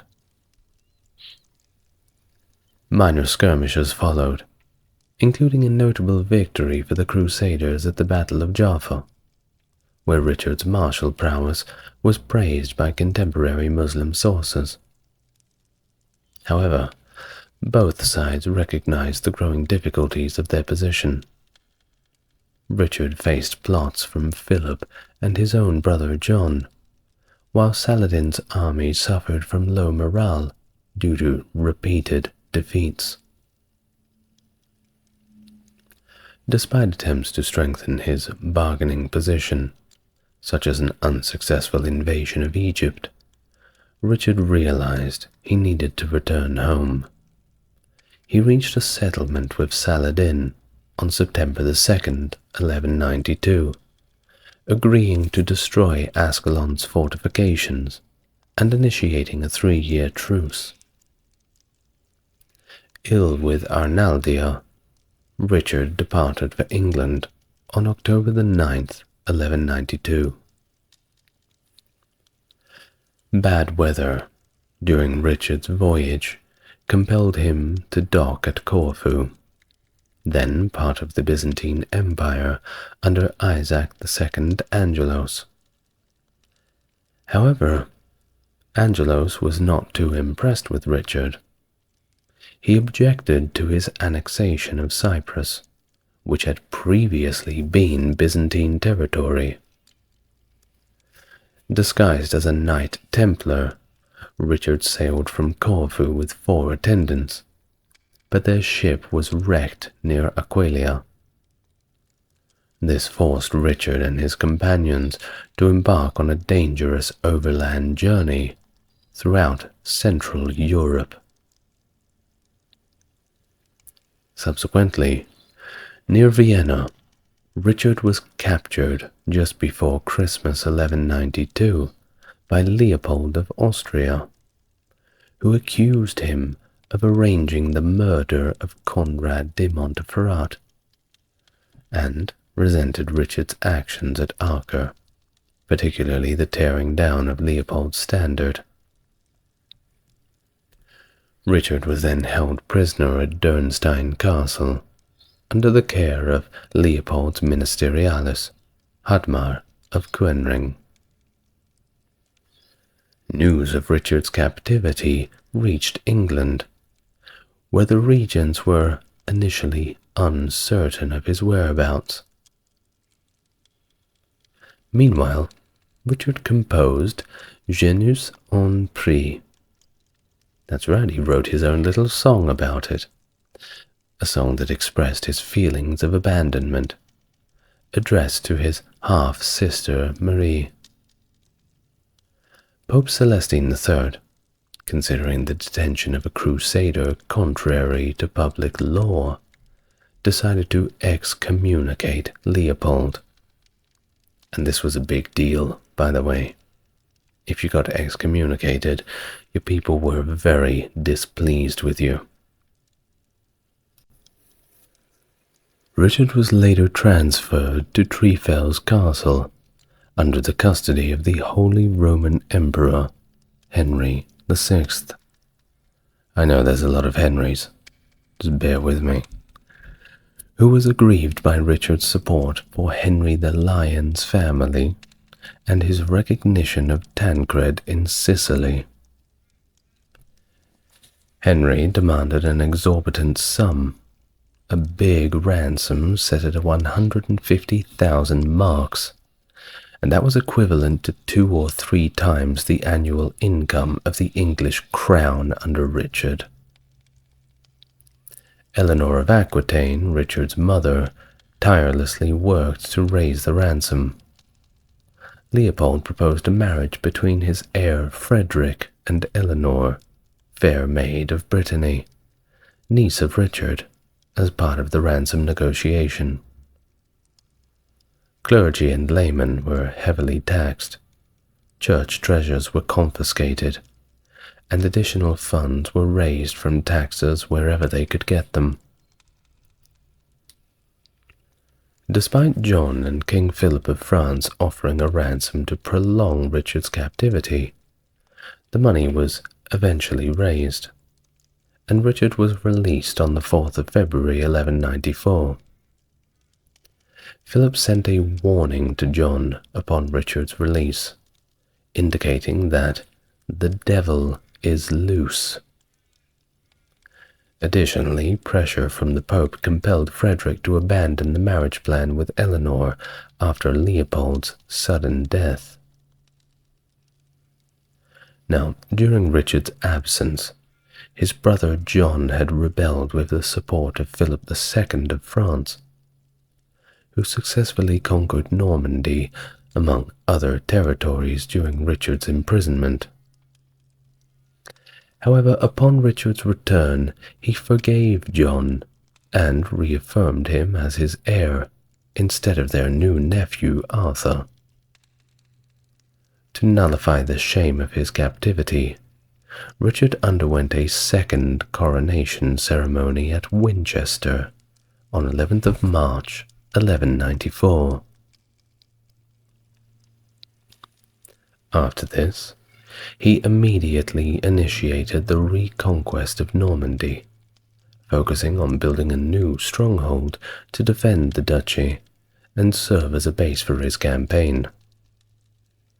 Despite the terms of the Treaty of Louviers prohibiting fortifications, Richard embarked on the construction of the formidable Château Gaillard. The Archbishop of Rouen, initially reluctant to sell the necessary land, eventually acquiesced after Richard seized the property amid opposition from the church. Construction of Château Gaillard, although costly, proceeded swiftly under Richard's personal supervision. Its innovative design and efficient construction made it one of the finest castles in Europe. Richard made the chateau his favored residence, evident in official documents bearing its name. Determined to resist Philip's expansionist ambitions, Richard formed alliances and waged war against him. Despite Philip's military successes, Richard secured victories at battles like Fret-de-Val in 1194 and Gisors in 1198, where he adopted the motto, "God and my right," which later became the motto of the British monarchy. In March 1199, Richard found himself in Limousin, quelling a revolt led by Viscount Aymar V of Limoges. Despite it being Lent, Richard mercilessly ravaged the Viscount's land in a campaign marked by fire and sword. He then turned his attention to the insignificant castle of Chalus-Chabrol, which some chroniclers suggest was due to rumors of a hidden treasure trove of Roman gold. On the 6th of March, 1199, tragedy struck as Richard was struck in the shoulder by a crossbow bolt during the siege. The wound quickly turned gangrenous, sealing Richard's fate. There was nothing they could do about it. Desiring to confront his assailant, Richard learned that the crossbowman was a youth seeking revenge for Richard's prior action against his family. Remarkably, Richard forgave the boy and granted him freedom, showing a final act of mercy before his death on the 6th of April, 1199, in the presence of his mother. Richard's death marked the end of an era, earning him the posthumous epithet, the Lion by the Ant. His remains were then divided, with his heart interred in Rouen, his entrails in Chalos, and the rest of his body laid to rest beside his father in Fontevraud Abbey. In 2012, analysis of Richard's embalmed heart revealed symbolic substances, including frankincense. In the years following his death, Bishop Henry Sandford claimed to have witnessed Richard's ascent to heaven in a vision, suggesting his purification in purgatory. With no legitimate heirs, Richard's brother John succeeded him as king, although his French territories initially favored his nephew Arthur. Richard's passing without direct heir marked the beginning of the decline of the Angevin Empire. Thank you very much for joining me. It's been a pleasure to have you here with me again today. I'd like to, before we end the video, give a thank you to my Mega Chad member on the Patreon, Stark Factory, for his contribution to the channel. Thank you very much, Stark Factory. I know you're out there listening. If you would like to become a patron and get all of the videos ad-free, along with supporting the channel and keeping me going, then follow the links in the comments and description to the Patreon. It's all so easy these days, isn't it? Otherwise, make sure you're looking after yourself and looking after the people around you, and don't do anything that I wouldn't do. Good advice. I will see you in the next video, everybody. Good night.